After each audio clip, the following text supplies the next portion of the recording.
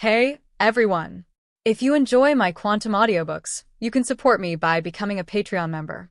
Your support helps me keep creating, and you'll get exclusive perks. You can also access my audiobooks directly through Google Drive. Check out the link in the description. Now, let's get started. Inside Celadon Gym, both sides found themselves in a brief standoff. Dragonair circled above, searching for an opening, while Vile Plume stood firmly on the ground, its small eyes fixed on Dragonair in a defensive stance. For the past 30 seconds, Vile Plume's massive petals have been steadily quivering, creating a soft, rhythmic whoosh-whoosh sound as they trembled. Just as when it first entered, Vile Plume continued releasing poison powder, clouding the air around it with a dense, toxic mist. Using these spores as a deterrent, Vile Plume seemed intent on creating a poisonous barrier to keep Dragonair at bay. A strategy to stop Dragonair from getting close, huh?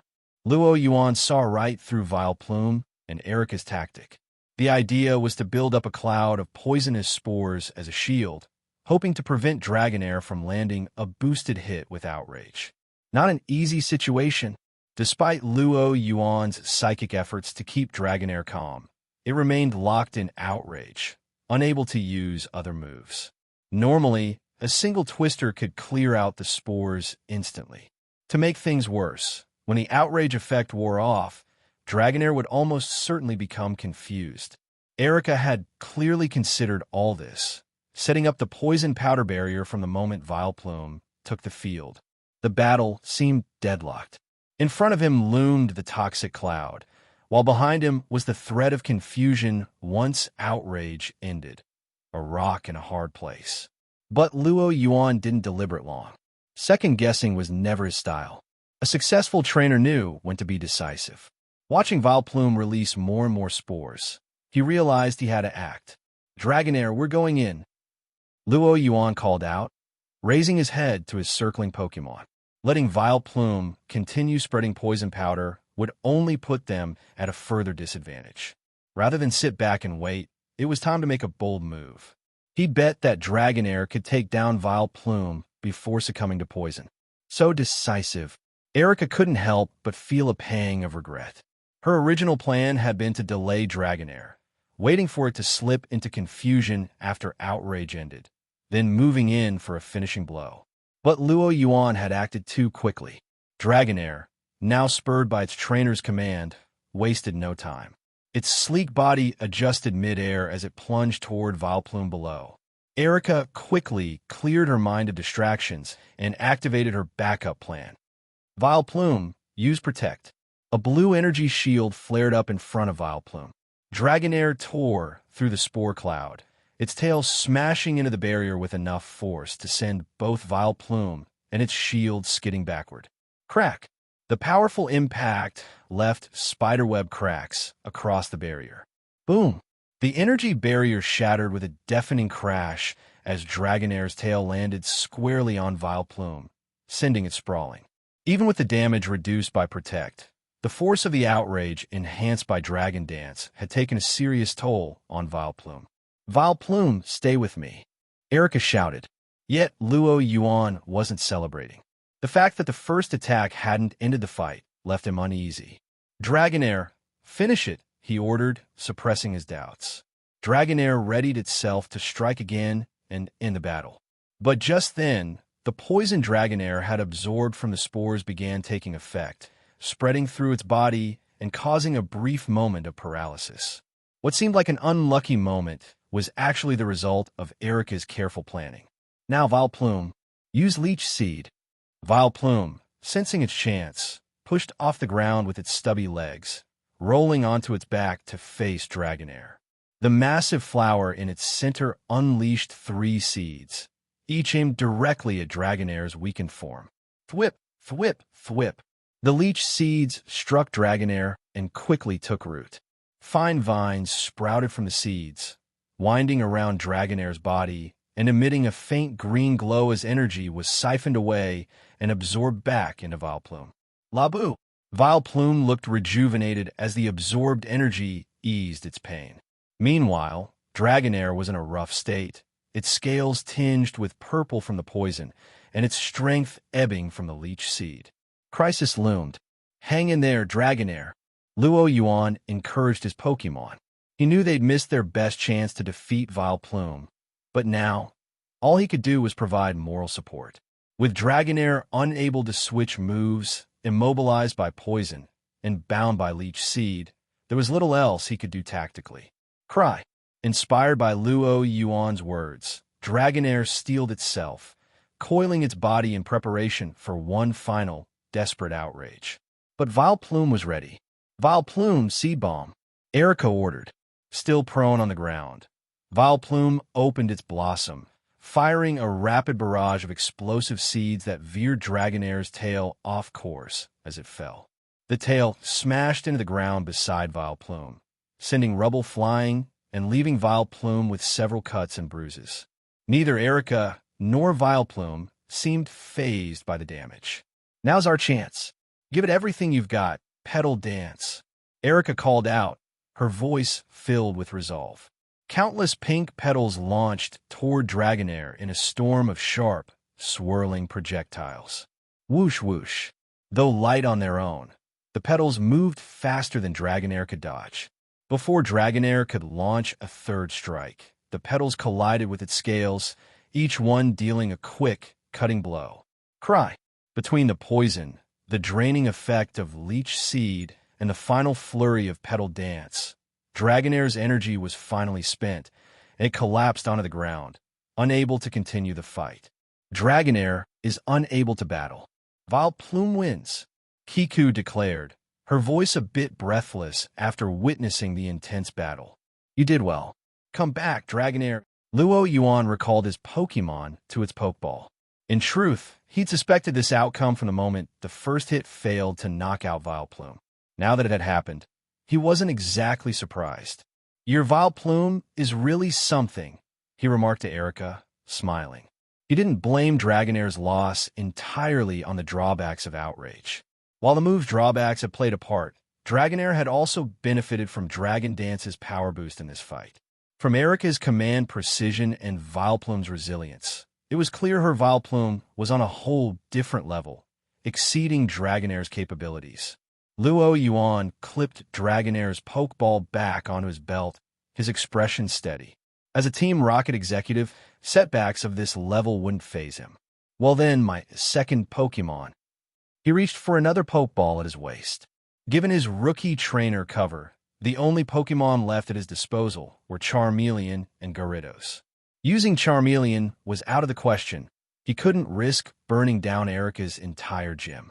Go, Gyarados! With a toss of his hand, the Pokeball hit the ground, and with a heavy thud, Gyarados appeared. Normally, a Gyarados weighed around 200 kilograms, but after Luo Yuan's intensive feeding, his Gyarados weighed over 300 kilograms. Roar! Gyarados let out a fierce bellow, sending tremors through the leaves of nearby plants. Facing an opponent several times its size, with a body exuding raw power and aggression, even Vileplume trembled slightly, a flicker of fear flashing through its eyes. Gyarados' intimidatability had taken effect. Erica was visibly surprised. She'd expected Luo Yuan's second Pokemon to be one of the usual starters, but she hadn't anticipated Gyarados. A water and flying type Gyarados? From a type perspective, that's a good choice. Vileplume's moves were mostly grass and poison type. Gyarados, being water and flying, wouldn't be at a disadvantage. In fact, grass and poison types were weak against flying moves.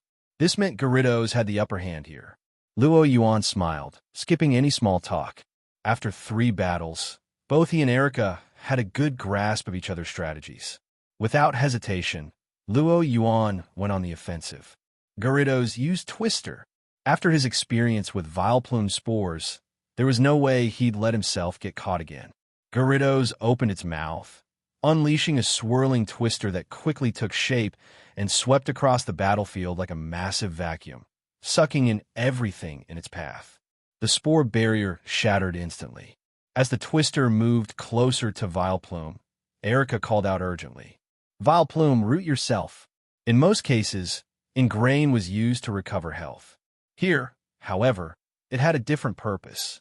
Vileplume complied, digging its short legs into the ground and rooting itself firmly. With its roots anchoring it, Vileplume held steady.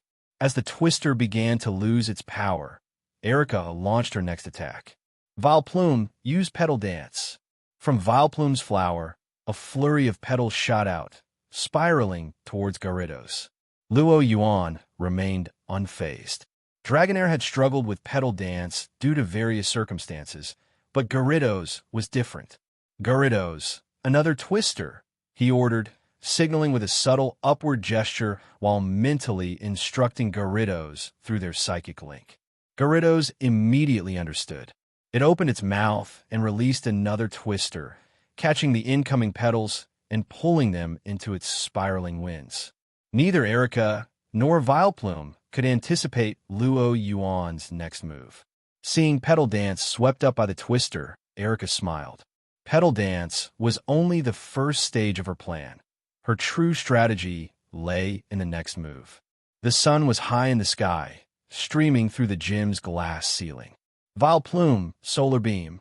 Erica commanded with a graceful wave. Vileplume clenched its small fists as its enormous flower absorbed sunlight, radiating a brilliant glow. The charge time for Solar Beam was remarkably quick, completing just as Twister dissipated. But as Vileplume prepared to unleash it, it realized its target had vanished. Vileplume looked around in confusion. Unbeknownst to it, a dark shadow was plummeting down from above, right in its blind spot. Vileplume, look out above you, Erica called out, but it was too late by the time Vileplume raised its gaze. Bounce, Yuan declared with a smile. Taking advantage of Twister's cover, Gyarados had launched itself skyward, now descending rapidly under the force of gravity. In a last-ditch effort, Vileplume released its fully charged solar beam. However, due to the awkward angle, Vileplume struggled to aim accurately. The beam shot past Gyarados, smashing through the glass ceiling of the gym instead. Then Gyarados came crashing down. Boom! Dust and debris filled the air. Having already been worn down from battling Dragonair and facing a flying-type's super-effective hit, Vileplume lay on the ground when the dust settled, unable to continue. Vileplume is unable to battle. Gyarados wins. The final victor is the challenger, Yuan. Erica looked at her defeated Vileplume and sighed. I lost. I guess I've been too absorbed in making perfumes lately and neglected my Pokemon training. You're actually really strong, Yuan replied. Surge wouldn't be much stronger than Erica, after all. Erica took his words as polite flattery and pulled out a badge from her pocket, offering it to him with a smile. Thank you for indulging me with this battle, Yuan. Here's your rainbow badge. Also, she signaled to a nearby gym employee who brought over a box. This is a new perfume I recently created. It's not on the market yet, so consider it a gift for your girlfriend.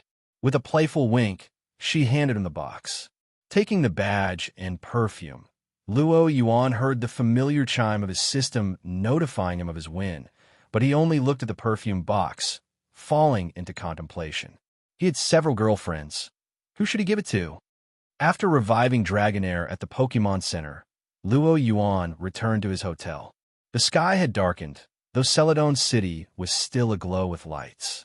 He pulled his gaze from the bustling streets below.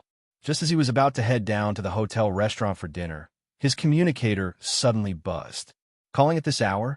Could it be Misty?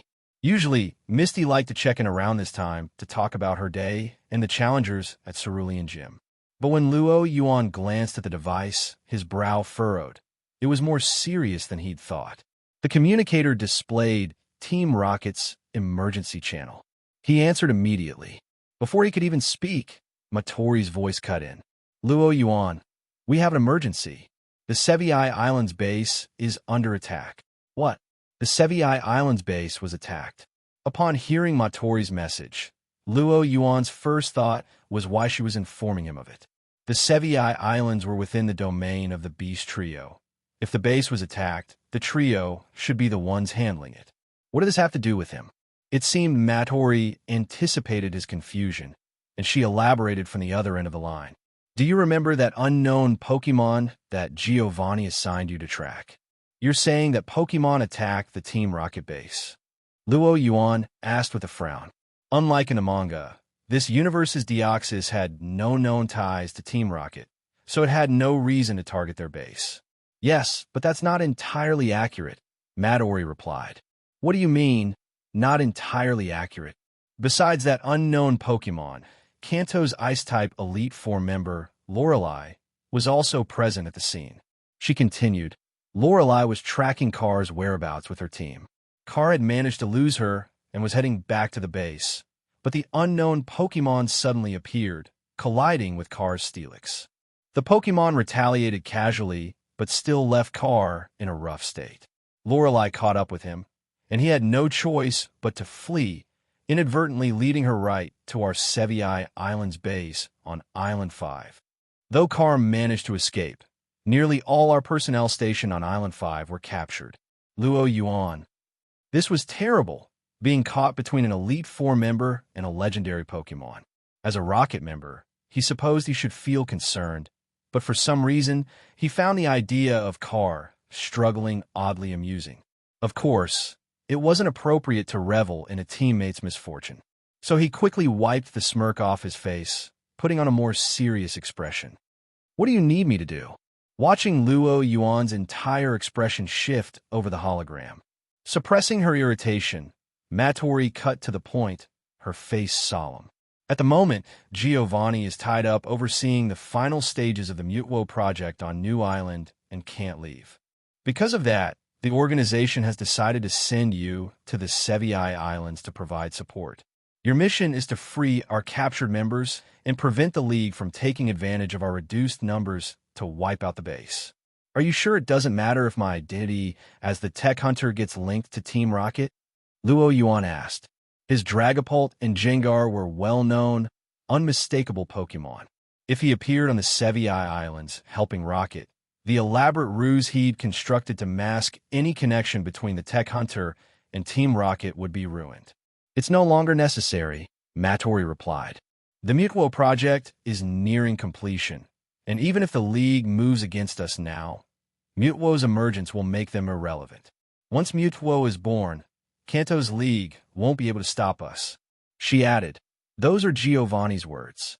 Though Luo Yuan knew the Mutwo project was ultimately doomed, he could still feel Giovanni's determination through Midori's words. Understand. I'll head to the Sevi Islands. If Giovanni didn't care about exposure, then Luo Yuan had no reason to either. Besides, he planned on visiting the islands anyway. Good. You're still in Celadon, right? I'll come and pick you up, and we'll head there together.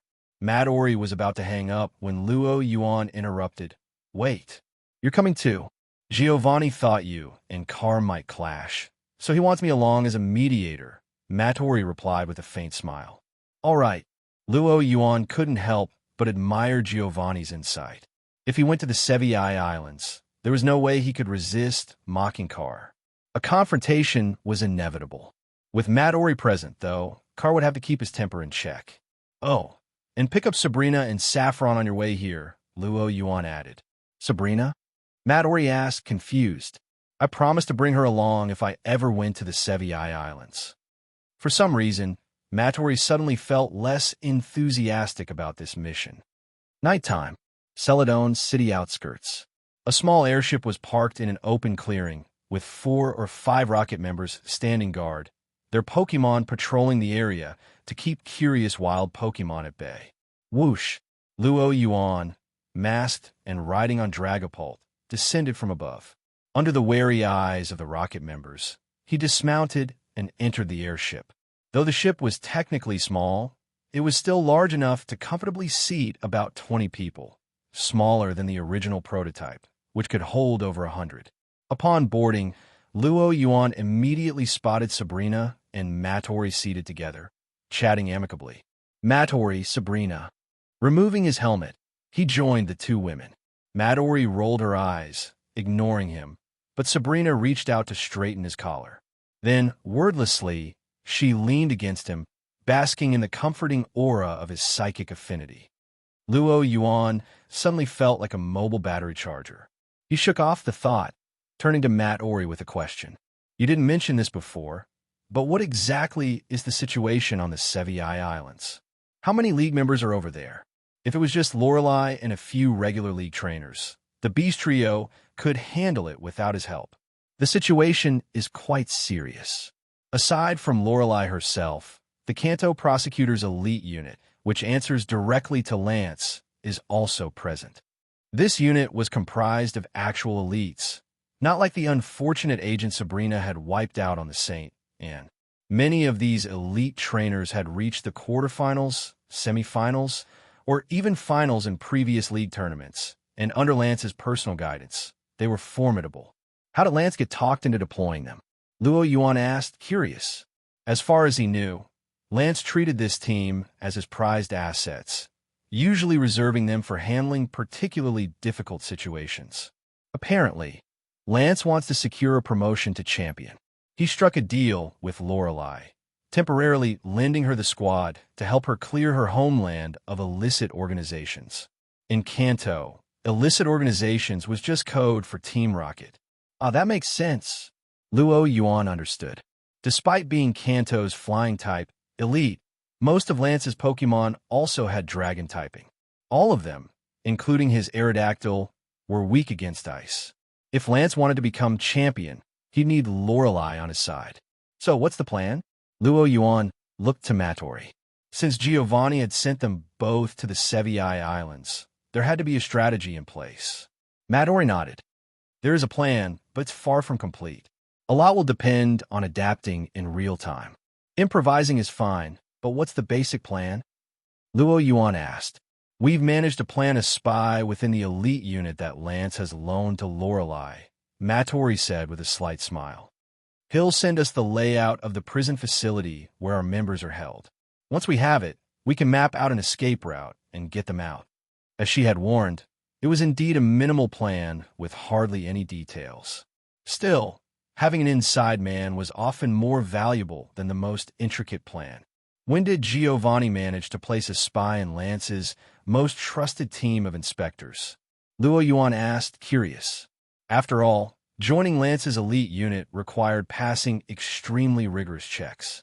Getting a mole into such a unit was no small feat. He started years ago, 7, to be precise, Mattori replied. Then with both an insider and a map, why not send the Beast Trio? As I recall, Surd is great at this kind of thing, Luo Yuan said. As someone familiar with the Team Rocket storyline, Luo Yuan knew that Surd was actually an undercover agent for Team Galactic. Though he had no proof to reveal her to Giovanni, that didn't mean he couldn't find ways to keep her occupied. Car Steelix was heavily injured and is still recovering. He and ORM need to hold off Lorelei, Mattori explained. Got it, poor Car. Luo Yuan's eyes sparkled with amusement. His grudge with Car went back to his early days as a rocket recruit. A passing remark about Car's height had been enough to earn Luo Yuan a lifelong enemy in Car, and the two have been on bad terms ever since. You're definitely enjoying this, Mattori thought, watching his expression shift. While she was silently complaining, Sabrina suddenly spoke up. What about me? Should I be going with you, Luo Yuan? Luo Yuan shook his head. Alakazam's presence would be too noticeable. We already took a risk with the Saint and Incident. If a powerful rocket trainer with an Alakazam appears again, the League may start connecting the dots. Sabrina nodded in agreement. Luo Yuan was right. If she stepped in again, it would only raise suspicion. This was not the right time. Once we've rescued our team, we can look into tracking down that unknown Pokemon together, Luo Yuan assured her. Sabrina smiled and leaned closer, giving his arm a gentle squeeze. Mattori, seated nearby, shuddered slightly, feeling a chill at the sight. With the airship's rotors spinning up, the vehicle lifted off with a soft hum and set a course for the Sevi Islands. The Sevi Islands were located directly south of the Kanto mainland. Despite their name, the 7 islands were actually made up of 9 major islands and several smaller ones. On Island 1, within Team Rocket's empty Ember outpost, Carr sat in the base's main hall, frustration evident on his face. This entire mission had been a disaster. Not only had he lost control of Island 5's base, but he'd also lost Giovanni's trust. To top it off, he'd heard the infuriating news that a certain someone was being sent to clean up after him. Damn him, why couldn't he just stay in Hoenn instead of sticking his nose back in Kanto? He slammed his wrench onto the table in anger, ignoring the nervous looks from nearby grunts. Just then, the metallic creak of the base's door echoed through the hall. Well, Carr. Long time no see. I heard you got beaten up by a wild Pokemon the other day. Luo Yuan's voice cut through the room as he strolled in. Carr froze, then looked up, his face livid. You looking for a fight? Relax, Luo Yuan replied with a smirk. Your Steelix is still out of commission. I wouldn't want to take advantage. What a cutting remark. It implied that Carr couldn't even protect his own Pokemon. Carr was seething. His fortress, sensing its trainer's anger, glared at Luo Yuan, its body brimming with tension, ready to strike. But when Carr caught sight of Mattori standing next to Luo Yuan, he forced himself to hold back. Mattori represented Giovanni's authority. Ignoring Luo Yuan's taunts was one thing, but disrespecting Giovanni's was another matter entirely. Then his gaze shifted to the person on Luo Yuan's other side, and his face froze. Sabrina. Carr had never forgotten his encounters with Sabrina. In fact, no Team Rocket executive who'd ever met her could easily forget. With her powerful psychic abilities, she could turn people into puppets at will. She was practically a human-shaped Pokemon, and everyone in Team Rocket knew about her connection to Luo Yuan. Not wanting to risk becoming Sabrina's next doll, Carr swallowed his anger and asked, What do you want here, Luo Yuan? Surd and ORM are already holding off Lorelei on Island 3. If you're looking for them, that's where you should be. He'd come to Island 1 specifically to avoid Luo Yuan, yet here he was. I'm actually here to talk to you, Luo Yuan replied. With half his main Pokemon knocked out from the previous battle, Carr couldn't imagine what Luo Yuan wanted from him. I need intel on Lorelei's Pokemon and that unknown Pokemon. Know your enemy, and victory is guaranteed, Luo Yuan added with a slight smile. After a thorough inquiry, Luo Yuan left the Island 1 base armed with valuable intel. He now understood why Carr, despite his strength, had been chased around by Lorelei. Slowking Jinx, Cloyster, Lapras, Dugong, and a Frostless. It seemed Lorelei had brought her entire main team along. No wonder Carr had been left running for his life. Where to next? Mattori asked. Have the prison blueprints arrived? Where are people being held? Luo Yuan replied. They're on Island 4, in the police precinct. They're under the guard of 20 Elite League inspectors and the local officer Jenny. Then let's head to Island 4 and get our people out, Luo Yuan said, a confident smile spreading across his face, his self-assured aura drawing an admiring glance from Mattori. The airship made its way to Island 4. Luo Yuan sat back on the sofa, his mind slipping into focus. System, initiate the draw. He was cashing in on the lottery chance he'd earned from defeating Erica. Drawing, please wait. The system's familiar voice chimed. I hope this isn't another type of affinity. Luo Yuan muttered, thinking back to the psychic affinity he'd drawn before. Useful, sure, but a grass affinity? That'd be practically useless without a grass-type Pokemon on his team. Draw complete. Congratulations. Host has obtained Viridian Power. Viridian Power grants the ability to communicate with Pokemon and heal their injuries. Instead of a type affinity, it was the power of Viridian. This was the second special ability he'd acquired, following his psychic powers. Viridian Power. Luo Yuan knew this ability well. In the Pokemon Adventures manga, it was a rare gift found only in a select few, enabling them to communicate with and heal Pokemon. Trainers like Lance, Yellow, and even Giovanni himself possessed this gift in the manga. Though, in reality, I've never heard of Lance or Giovanni possessing any special abilities, Luo Yuan pondered. As one of Kanto's Elite Four, Lance's every action was under scrutiny. If he'd had this ability, Rocket would surely have gathered information on it. As far as Luo Yuan knew, there was no trace of Viridian Power within Team Rocket or among any prominent trainers in this world, which meant he might be the sole person in this world with such a power.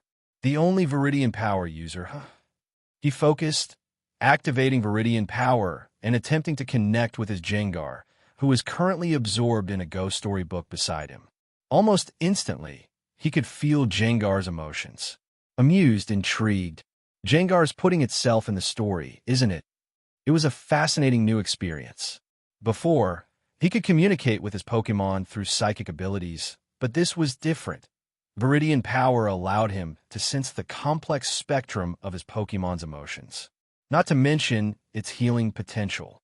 This draw was a win. Luo Yuan was pleased. With Viridian power, earning 3D's trust would be a breeze. And with its healing capabilities, he could treat minor injuries himself without needing a Pokémon Center. Luo Yuan, we're approaching Island 4. Matori's voice snapped him back to the present. Through the airship's windows, he could see Island 4 emerging beneath the clouds. How do you want to proceed? Should we land first? Or? Matori asked. No need. I can handle this alone. Just cover for me. If things go sideways, then you step in, Luo Yuan replied, strapping on his mask and tucking Jengar, still clutching its book, back into his shadow. He handed the memorized prison blueprint to Sabrina. Opening the hatch, he leaned into the wind and stepped forward, letting gravity take over as he jumped. Luo Yuan, Matori called out, startled. She rushed to the hatch and poked her head out, only to see Luo Yuan falling, his arm raised in a confident thumbs up. Matori's worry hadn't even begun to set in before a flash of light appeared. Luo Yuan's Dragapult materialized above him, catching his shoulders in its claws and descending gracefully towards the police station below. Phew! Matori exhaled, her concerns easing. This guy, he'll give me a heart attack one of these days. She glanced over at Sabrina, who looked entirely unfazed. You weren't worried about Luo Yuan at all, were you? Matori asked. Sabrina looked puzzled. Worried? Why would I be? Luo Yuan wouldn't jump unless he was confident. Besides, his psychic power is nearly on par with mine. He could easily hover midair if he had to. Matori, right. How could I forget that these two are playing by a different rulebook? Island 4 Police Station. Inspectors from the Kanto League were stationed at the police precinct, guarding the captured rocket members from Island 5. The League inspectors were in high spirits. Under the command of elite 4-member Lorelei, they'd achieved a significant victory. They'd completely dismantled a rocket base. After years of lackluster efforts against Team Rocket, this was a morale boost for the inspectors. Now, with Lorelei pressing the attack, hopes were high. If we keep this up, we might be able to drive Team Rocket out of the Sevi Islands entirely. For years, the inspectors had faced criticism for their inefficacy in dealing with Rocket's growing influence in Kanto. Now, at last, they had a chance to turn the tables. Just as visions of glory danced in their heads, a thunderous explosion shattered the silence. The blast from outside the precinct left the inspectors momentarily stunned, ears ringing from the force of the shockwave. What happened? Even with their training, the inspectors were briefly disoriented. Stay calm. We're under attack. Follow the emergency protocol, a senior inspector barked. At his command, the inspectors quickly regained their composure, releasing their Pokémon and splitting into groups, one to guard the cells, the rest to secure the precinct's perimeter. Outside, the inspectors emerged to see their unconscious guards sprawled across the ground, and a figure they recognized all too well. Clad head to toe in black armor and a dark mask, standing atop a floating Dragapult, he hovered menacingly in midair. That outfit, it's the Tech Hunter. What's he doing here? After the Saint and incident, the League had circulated the Tech Hunter's profile to every inspector in Kanto, so they recognized him immediately. The powerful hunter who had recently crossed from Hoenn to Kanto, and someone capable of going toe-to-toe with the Elite Four. But why was he here? Last they heard, he was in Vermilion City. How had he suddenly shown up in the Sevi Islands? Luo Yuan surveyed the inspectors below, noting their unease with satisfaction. Beneath his mask, he smirked as his voice, deepened by a voice modulator, rang out. Release the rocket members you're holding. Hearing this, the inspectors froze, an unsettling realization dawning on them. Could it be that the tech hunter was working with Team Rocket? A chilling thought crossed the League officers' minds. The tech hunter had displayed elite 4-level power during the SS and incident. If the tech hunter truly joined forces with Team Rocket, things could get ugly fast. These officers had prepared only for dealing with regular Rocket members, not a trainer on par with the Elite Four. They looked at Luo Yuan warily, a sense of dread building. But Luo Yuan didn't say anything more. In truth, he'd only mentioned that possibility to draw the League officers' attention, getting them to focus on him, so they wouldn't notice what was happening right under their noses. Now the time had come. Go! Luo Yuan smiled slightly and snapped his fingers. Swoosh! A dark figure emerged from the shadow of the last person in line. A silent, eerie chuckle. Round and mischievous, Jengar extended its tongue and gave the officer in front of it a swift lick. Slick! The officer's eyes widened in horror as Jengar's red tongue brushed over her, a paralyzing wave spreading through her body. Thud! She collapsed, trembling, unable even to toss out the pokeball she held. She could barely force out 2 words. Sonum! The officers ahead weren't deaf. They instantly heard the commotion from behind. What's going on? That's the tech hunter's Jengar. Damn it, we're under attack. Quick, get ready. Seeing their colleague paralyzed by Jengar's tongue, the League officers hastily threw out their pokeballs. Blinding flashes of light filled the area. An array of Pokemon appeared on the scene. Many were the Kanto starters, and the rest were mostly final evolutions. Each Pokemon had its task. One group kept a close eye on Dragapult, wary of a sudden attack. The rest surrounded Jengar, with a Blastoise and a Golem closing in from either side. Their plan was clear: deal with Jengar first, then tackle Luo Yuan. But Jengar showed no fear, even in the face of so many enemies. Until their numbers reached a critical mass, weaklings were still weaklings. Jengar, Jengar! Jengar grinned, letting out a chuckle straight from a ghost story. With a flick of its left hand, it summoned a Shadow Claw to swipe at Blastoise's feet, effortlessly tripping the charging Blastoise and sending it sprawling, legs in the air. Swoosh! A shadowy blur darted across the sky. Jengar floated upward, avoiding a rock throw from Golem. With its other hand, it formed a shadow ball and hurled it toward Golem. Whoosh! The shadow ball streaked through the air, crashing directly into Golem. Boom! It exploded on impact with Golem's chest. Rock fragments flew as Golem was sent rolling backward, bowling over several other Pokemon in its path. Taking advantage of this opening, Jengar unleashed Double Team in midair, creating decoys to dodge the incoming Thunderbolts, Magical Leafs, and other attacks. Jengar, Jengar! Jengar floated around mockingly, drawing attention and aggro. At the same time, Luo Yuan seized his chance to launch an attack. Dragapult, Dragon Pulse. Roar! Seeing Jengar wreaking havoc, Dragapult had been itching to join in.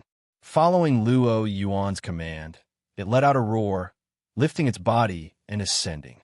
From high above, it angled downward, bypassing the Pokemon blocking its path, and aimed a blast of purple energy at a Tyranitar in the rear. Focused on Jengar, Tyranitar had trusted its allies to guard its back. It was completely unprepared for Dragapult's attack. Only as the Dragon Pulse neared did Tyranitar sense the danger. But by then it was too late to dodge. Boom! The Dragon Pulse blasted Tyranitar backward, sending it crashing into an unfortunate Scyther. Both were instantly knocked out cold. Tyranitar might only weigh 120 kilograms, but flying at that speed, it landed with a painful thud on top of Scyther. The scene was complete chaos. Though these League officers were elite, they were outmatched by Luo Yuan's power and had lost the initiative to his Jengar, who had struck first and with precision. Now, sandwiched between Jengar and Dragapult, they struggled to organize a coherent counterattack. It wasn't that the League officers didn't realize that. They were all too aware. But Luo Yuan gave them no chance. Jengar harassed and immobilized trainers, ambushing them from the shadows, while Dragapult picked off any Pokemon daring enough to show themselves. Any Pokemon that dared target Gengar or Dragapult faced Dragapult's relentless Dragon Pulse. And with only about 10 officers, they simply didn't have enough Pokemon to keep up. With Gengar and Dragapult's relentless coordination, the League officers found themselves pinned down. Seeing the scales tipping in Luo Yuan's favor, the lead officer finally couldn't hold back and shouted, "Call for reinforcements now." They had no choice but to call the officers guarding Team Rocket members back from the station, though this would leave their defenses weakened. If they were wiped out here, those remaining at the station would be doomed anyway. Luo Yuan didn't stop them. Or rather, this was exactly what he'd hoped for. Watching as more League officers poured out from the police station, he subtly signaled Gengar, who nodded, then cackled and vanished into the shadows. A moment later, Gengar reappeared. Everything seemed unchanged. No one noticed a shadow slipping along the wall, stealthily making its way deeper into the station. Minute by minute, time passed. Suddenly, the lead trainers noticed the tech hunter's attacks growing weaker. His tactics had also shifted. Instead of maintaining an offensive, he switched to a more defensive approach. The change left the officers confused. They'd managed to bring in reinforcements, but the tech hunter's initial advantage hadn't been so easily overcome. Dragapult's swift, evasive maneuvers dodged almost every attack. And Gengar was even trickier. If things went south, it would slip away with Phantom Force, only to launch another sneak attack moments later.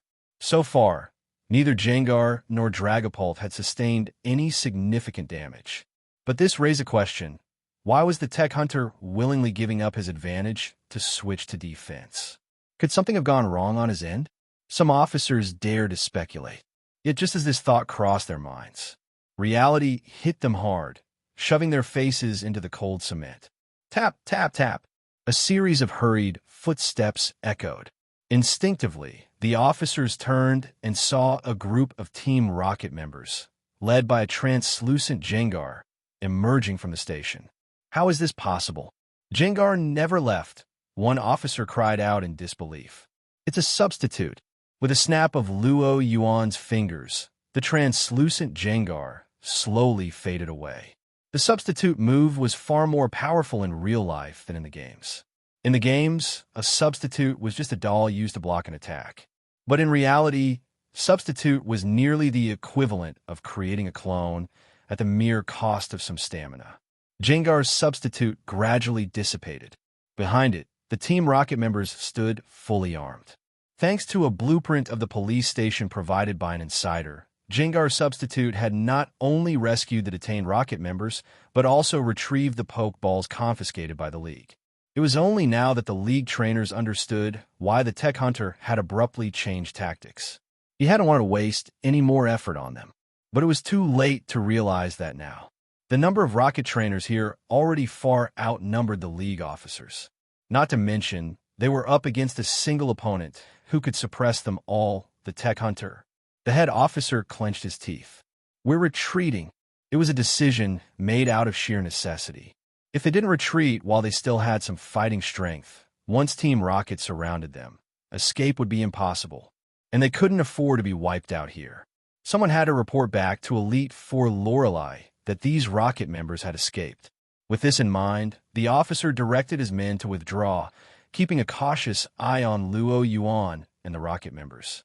Watching the League officers decisively retreat, Luo Yuan was a bit surprised. He'd thought these guys would fight to the bitter end, holding out until reinforcements arrived, but he hadn't expected them to retreat so quickly. As for whether he should pursue them and take out every last officer, Luo Yuan had considered this. But ultimately, he decided there was no need. Taking them down would gain him nothing. For one thing, nearly all of their Pokemon were injured, meaning capturing them served little purpose. Moreover, rescuing these Rocket members was already enough to stabilize Team Rocket's foothold on the Sevi Islands.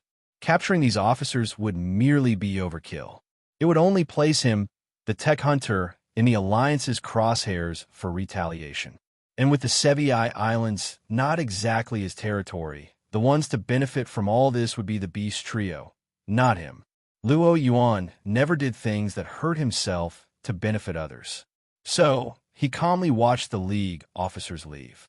Several Team Rocket members nearby glanced at the armored Luo Yuan, opening their mouths as if to ask something but closing them again, hesitant. Luo Yuan didn't bother asking. He had a pretty good idea what they wanted to know. The rocket members from the Sevi Islands didn't know that the tech hunter was actually a high-ranking rocket officer. Their questions were likely along the lines of who he was, why he'd saved them, or why he hadn't finished off the League officers. Luo Yuan wasn't interested in explaining. Casually, he tossed a Team Rocket communicator to them. Head southwest along the coast. The boat waiting to pick you up will be there. With that, he took off, soaring into the sky atop Dragapult, heading back to the airship. On board, Matori and Sabrina were already waiting. As soon as Matori saw Luo Yuan, she asked, "How did it go?" "I got them out," Luo Yuan replied. "And I made sure those League officers backed off." Hearing that the mission was a success, Matori let out a relieved sigh. Well, if that's settled, then next up. Before she could finish, Luo Yuan quickly interrupted. "Wait, next up? Don't tell me you wanted to deal with Lorelei, too. Just so you know, I'm not available for that." Taking on Lorelei, the Ice-type elite, was no small feat. And his trump card, Dragapult, was especially vulnerable to Ice types. Not to mention, Jengar would be at a disadvantage against Jinx's Ice/Psychic typing and Sloking's Water/Psychic combination. "Then where are you headed?" Matori caught the implication in his words. "Of course, I'm going with Sabrina to locate that mysterious Pokemon. That's my main goal in coming to the Sevi Islands." Now that he was here, and having received valuable intel from Chakler earlier, he couldn't pass up the chance to track down Deoxys. "You should come with us," Luo Yuan invited Matori. "The more people, the better." Even with Dragapult and Jengar, both well-suited to counter Deoxys, a meteorite on hand, and a psychic ally like Sabrina, Luo Yuan still wasn't entirely confident. Matori was tempted. Part of her wanted to accept Luo Yuan's invitation, but she had responsibilities. While Luo Yuan's part of the mission was complete, hers was not.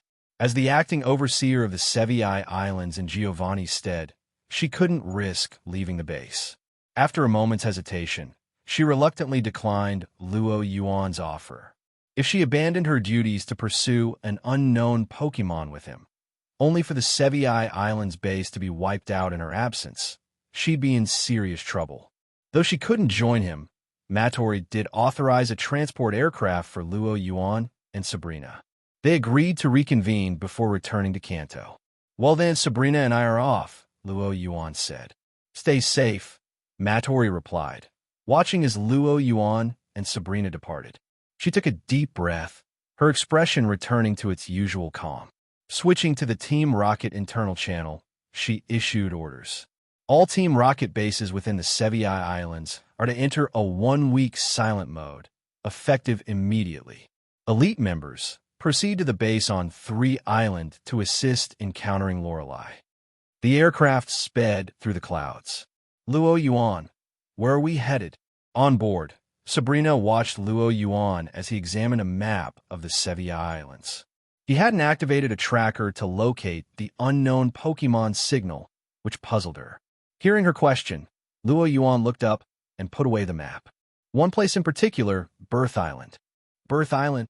Sabrina echoed, unsure why Luo Yuan would go there.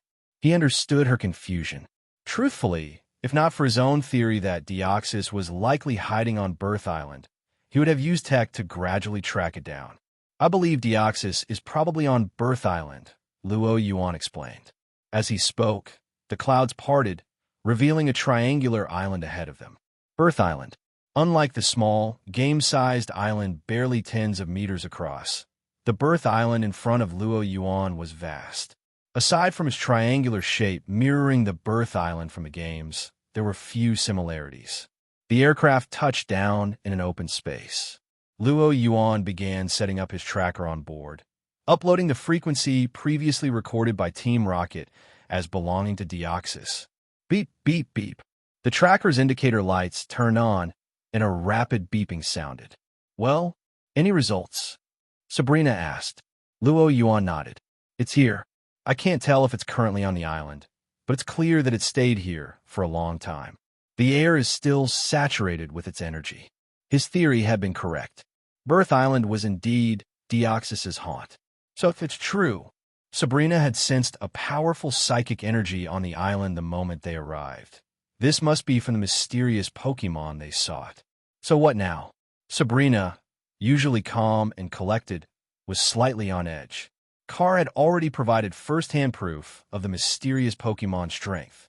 According to Carr's account, his Steelix's head had been flattened in the fight, with one of its steel fangs snapped clean in half, leaving it still in recovery in the medical ward. That Steelix's defeat, while partly due to an ambush by Lorelei, was still a testament to the Pokemon's overwhelming power. Sabrina had no desire to share Carr's fate. First we find it, Yuan said. They'd come this far. There was no turning back now. Whether it was the Master Ball, his psychic connection with Pokemon, or the power of Viridian to communicate, all these tools required locating Deoxys first. Yuan was determined to face Deoxys. With that, he released all his Pokemon, save for Porygon. Dragapult, Dragonair, Gyarados, Charmeleon, and Jengar. All 5 Pokemon appeared on the open ground. Sabrina released her own Alakazam, equipping it with a Mega Evolution Stone and fastening her Keystone Bracelet. Together, they ventured deeper into Birth Island with their 6 Pokemon. While Yuan and Sabrina explored Birth Island for signs of Deoxys, 3 Island, Lorelei and her squad of officers, while searching through Berry Forest for Team Rocket's hideout, encountered fierce resistance from Team Rocket. Rocket members had gathered from across the Sevi Islands, appearing ready for a full-blown showdown. Not good. As more Rocket members assembled, Lorelei's League manpower began to look insufficient. She had to divide her 6 Pokemon, sending 3 of them to support her officers in fending off Rocket's assault. She just received word from one of her scouts, too. The Rocket members detained on 4 Island had been rescued by the Tech Hunter, placing her at a significant disadvantage. We have to take one of them out. Lorelei's gaze narrowed in on the duo in front of her. Surd and ORM, 2 of the 3 beasts of Team Rocket. Defeating even one of the beasts would turn the tide. With that thought, Lorelei wasted no time. Cloyster, Spike Cannon. In an instant, Cloyster clamped its shell shut, launching a barrage of white spikes from its shell toward Surd. She'd chosen her target, Surd, a fellow woman. Oh, targeting me as the weak point. Surd sneered. Banette Shadow Ball. A glint of gray flashed as Banette, its mouth sealed with a zipper, leapt from Surd's shoulder into the air. Lifting its arms high above its head, it flung a shadow ball forward with the motion of a shot-put throw, hurling it at the incoming Spike Cannon. Boom! The shadow ball collided with Spike Cannon mid-air, detonating in an explosion. The blast wave engulfed the spike barrage. At the same moment, Surd's Persian lunged towards Slowking, swiping it aside before springing forward, claws outstretched as it aimed at Cloyster. But Lorelei, who'd kept a close eye on the battlefield, reacted instantly. Cloyster withdraw. Clang! Cloyster's shell clamped shut in a flash. Persian's claws scratched across the hardened shell, creating an ear-piercing screech. In the end, not only did it fail to damage Cloyster, but the recoil fractured several of Persian's claws. Tough shell. Surd frowned. It wasn't Lorelei's first time using Cloyster's shell armor ability to block her attacks. In the games, Pokemon with shell armor were immune to critical hits. In reality, it greatly enhanced the Pokemon's physical defense. Cloyster was already an exceptionally durable Pokemon, and with shell armor, it was nearly unbreakable. To take down Cloyster, we'll need to get past that shell first. Surd called out to ORM beside her. ORM. At her call, ORM, watching the battle closely, immediately understood her intention. Got it. With a solid thump, ORM tapped the forehead of his Shuckle. Shuckle let out a cry, and the ground trembled violently. Pop, pop, pop. A series of small pops came as a swarm of miniature, mole-like Shuckle emerged from the ground in droves. It was a sight to unsettle anyone with a fear of clusters, and Lorelei, ready to attack, hesitated at the sight. That moment of hesitation provided Team Rocket with an opening. ORM's second command rang out. Gastro acid. Gurgle, gurgle. In unison, the entire swarm of Shuckle spat streams of green, stomach acid-like liquid toward Cloyster. The mass of gastro acid rained down, with Cloyster retreating into its shell once again. The acid landed on the shell with a faint sizzling sound, barely making a dent. But causing damage hadn't been ORM's aim. Got it. Gastro acid had a secondary effect. It nullified the opponent's ability. Now, ORM flashed a grin at Lorelei's stunned face. Shuckle rock slide. Crash. The ground quaked. Hidden Shuckle channeled their power, causing the earth to crumble and fragment into rocks. Cloyster took the first hit. With shell armor neutralized, Rockslide's super-effective rock-type move struck Cloyster, causing it to recoil in pain. Lorelei, positioned beside Cloyster, couldn't escape unscathed. Both trainer and Pokémon plummeted into the newly formed pit below. Slowking. Lorelei called to her nearby Slowking for help. Slowking quickly extended its psychic powers, attempting to lift Lorelei and Cloyster out. But Surd was prepared. Her Starmie blocked Slowking's path, sending out a pulse of its own psychic power to interfere with Slowking's attempt. As the ground collapsed beneath them, Lorelei and Cloyster plummeted toward the Shuckle pit, where numerous Shuckle awaited, ready to seize them with their many tiny limbs. Just as Lorelei was about to give in to despair, a voice called out from above. "Aerodactyl, get her!" The words had barely faded when a gray form dove down from the sky, snatching Lorelei and Cloyster before they could fall into the Shuckle swarm. Just as Lorelei was about to be captured, she soared away. The smile on Surd's face froze. She looked up, recognizing the figure in the sky, and slowly uttered the name of the newcomer. Lance the Dragon Master. Luo Yuan wasn't aware that Surd and ORM were currently facing Lance on 3 Island. But even if he did, he wouldn't have the time to care. Right now, he and Sabrina were deep within Birth Island. They moved swiftly through the dense jungle, unbothered by branches or obstacles. With their psychic abilities, the forest's complex terrain was no hindrance, almost as easy to traverse as open ground. However, Luo Yuan's Gyarados and Dragonair, due to their massive size, struggled to move forward and had to be returned to their Pokeballs. Luo Yuan, have you noticed it? Yeah, I've noticed. Luo Yuan nodded. Sky, land, sea. The Pokemon world was teeming with creatures everywhere.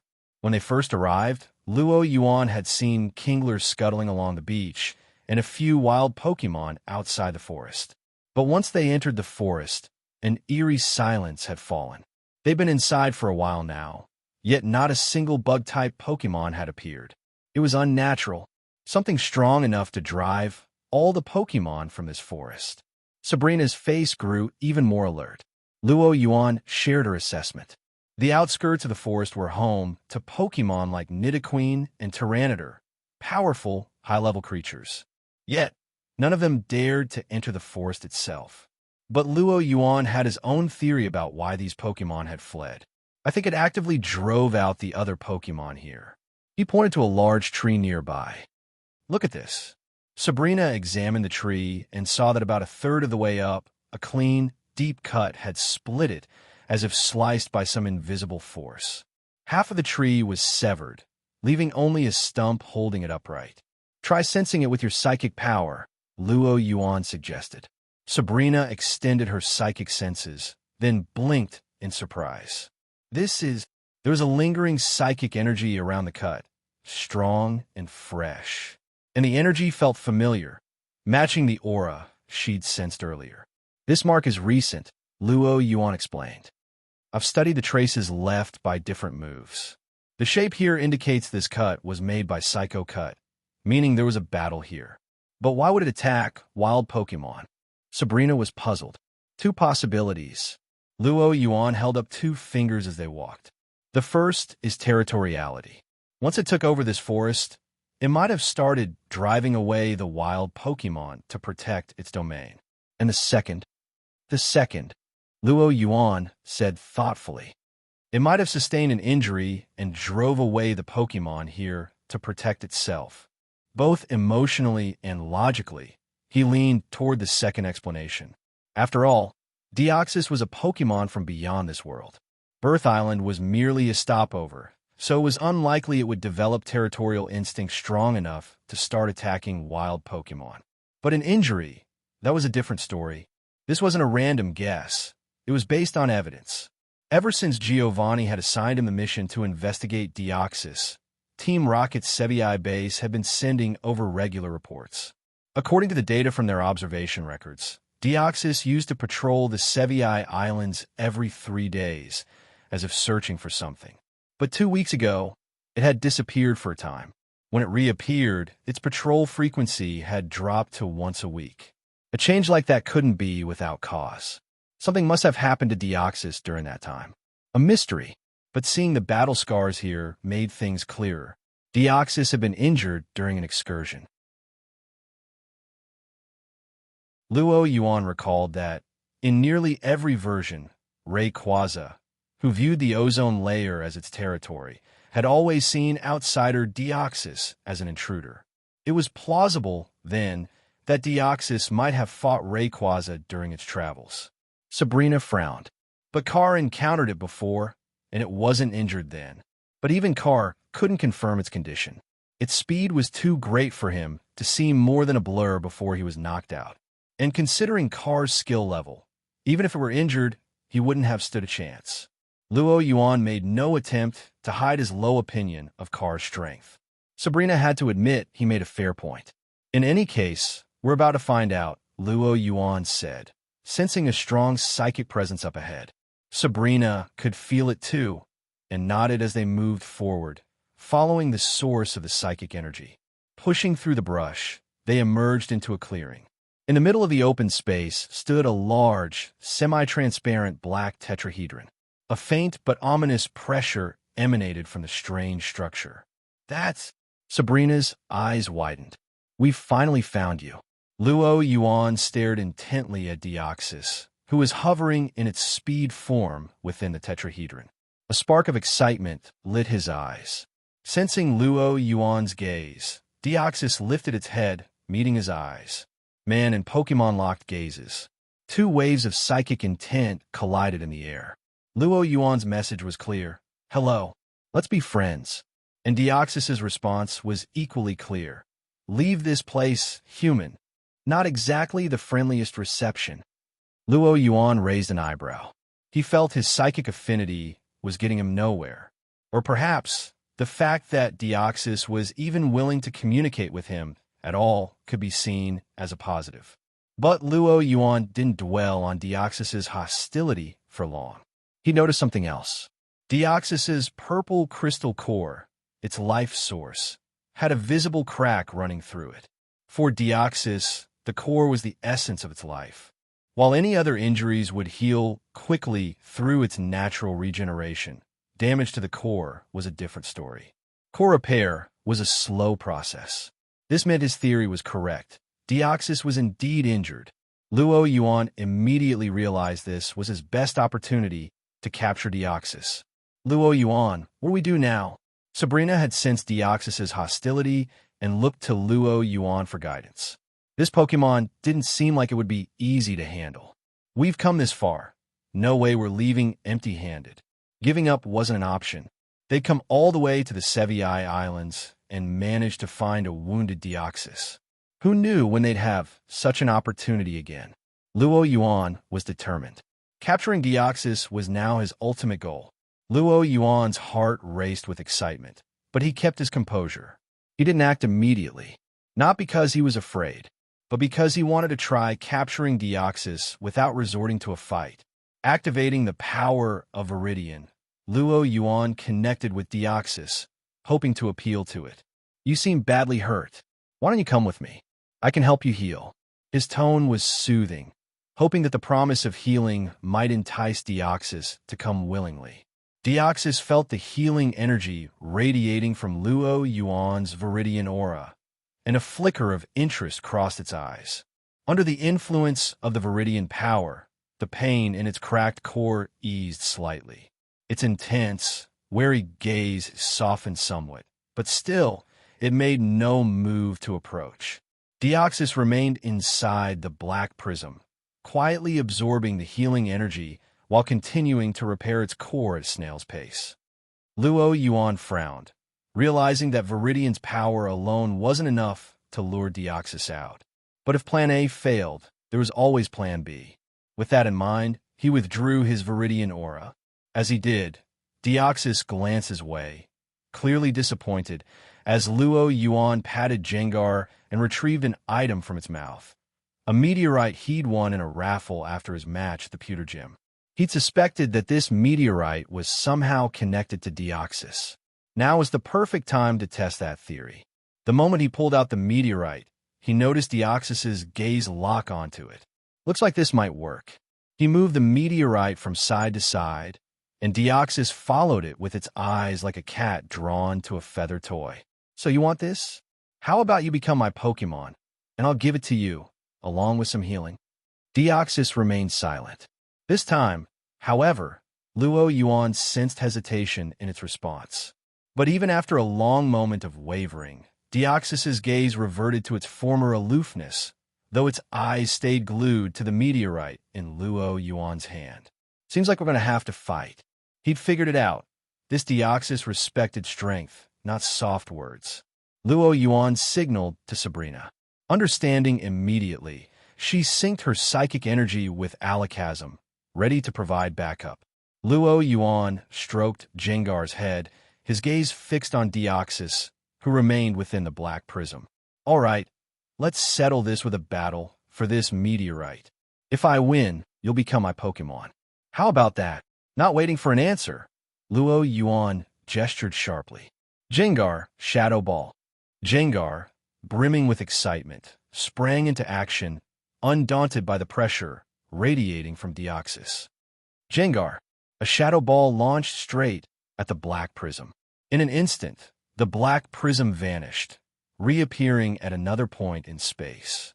Yuan, it's using teleport. I can't track its movement, Sabrina called out from behind. Yuan didn't need the reminder. As a traveler from another world, he knew Deoxys's moveset all too well. The prism surrounding Deoxys was a defense mechanism that allowed it to recover its strength and teleport along with it. A typical trainer might be overwhelmed here, but Yuan knew Deoxys's teleportation patterns inside and out. Jengar, keep up the pressure. As Jengar forced Deoxys to move again, Yuan commanded Dragapult. Dragapult, 9 o'clock. Use Shadow Ball. He aimed the attack at an empty space. Sabrina didn't immediately understand the tactic, but as Deoxys teleported again to evade Jengar, it appeared precisely where Dragapult's Shadow Ball was heading. Sabrina's confusion turned to amazement. Boom! The Shadow Ball struck the black prism directly, causing it to shudder. A faint red glow flickered within. Deoxys couldn't understand how it had been hit, but there was no time to ponder as Jengar charged in again. Swish! Its Shadow Claw descended. Deoxys teleported once more. Dragapult, 3 o'clock. Another Shadow Ball launched, hitting the prism as Deoxys reappeared. The prism shook even more violently, with red light pulsing from within. Keep up the chase. After several more hits, the black prism around Deoxys was worn down, glowing a bright, unstable red.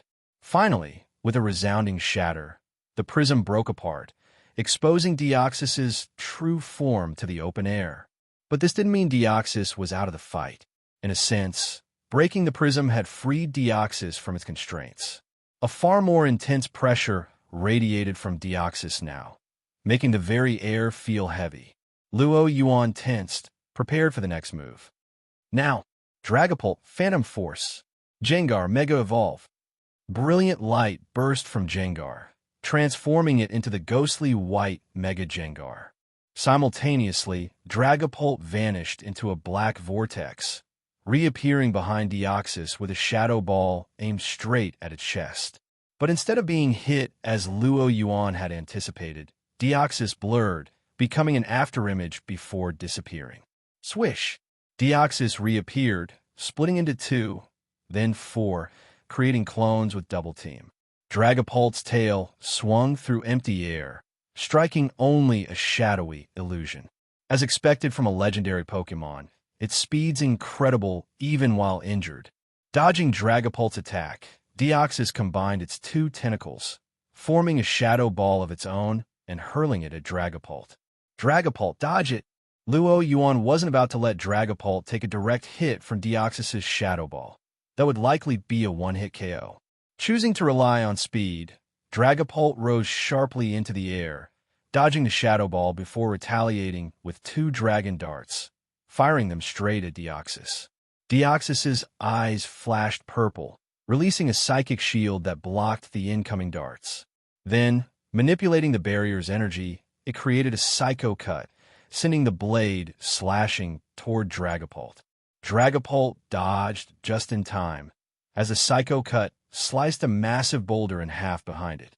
While Dragapult engaged Deoxys, Mega Gengar slipped into the shadows, stealthily closing the distance.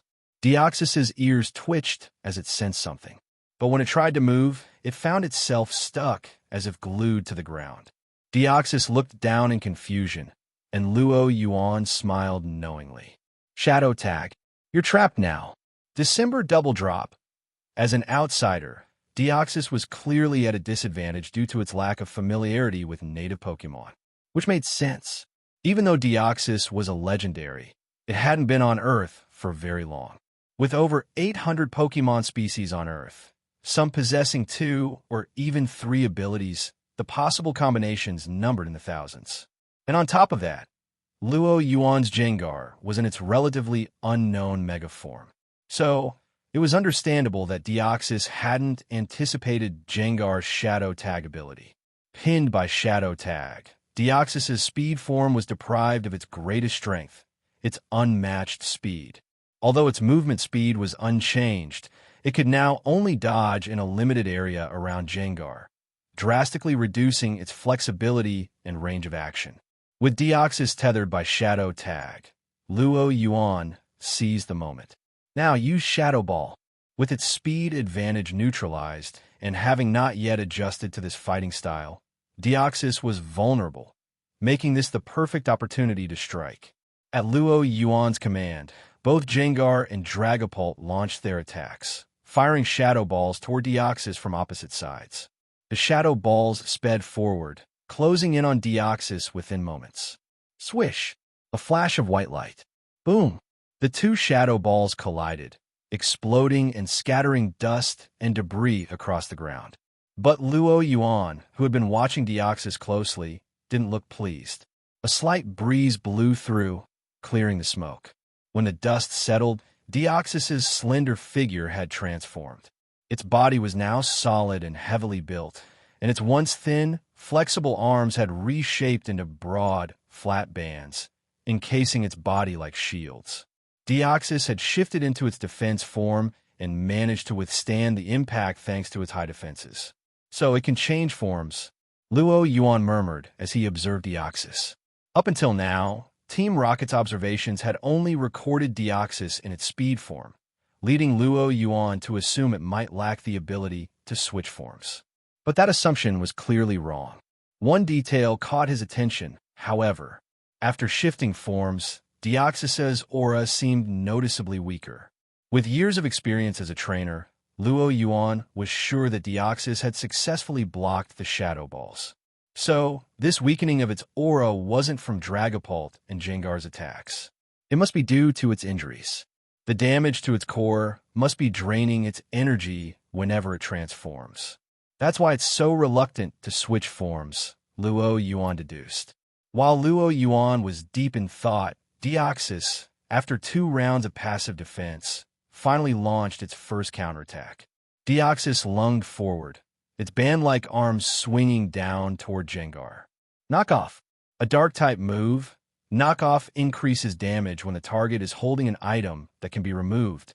While Gengar's Mega Stone was immune to being knocked off, Yuan wasn't interested in testing that theory. With its shift to defense form, Deoxys' speed had dropped dramatically, practically handing Yuan an opening. If he didn't exploit Dragapult and Jengar's speed to wear Deoxys down, it'd be a wasted opportunity. Dragapult cover Jengar. Jengar used Phantom Force to dodge. At his command, Dragapult let out a low growl. Swish! A reflect shield materialized in front of Jengar. Deoxys's band-like arm crashed into the barrier.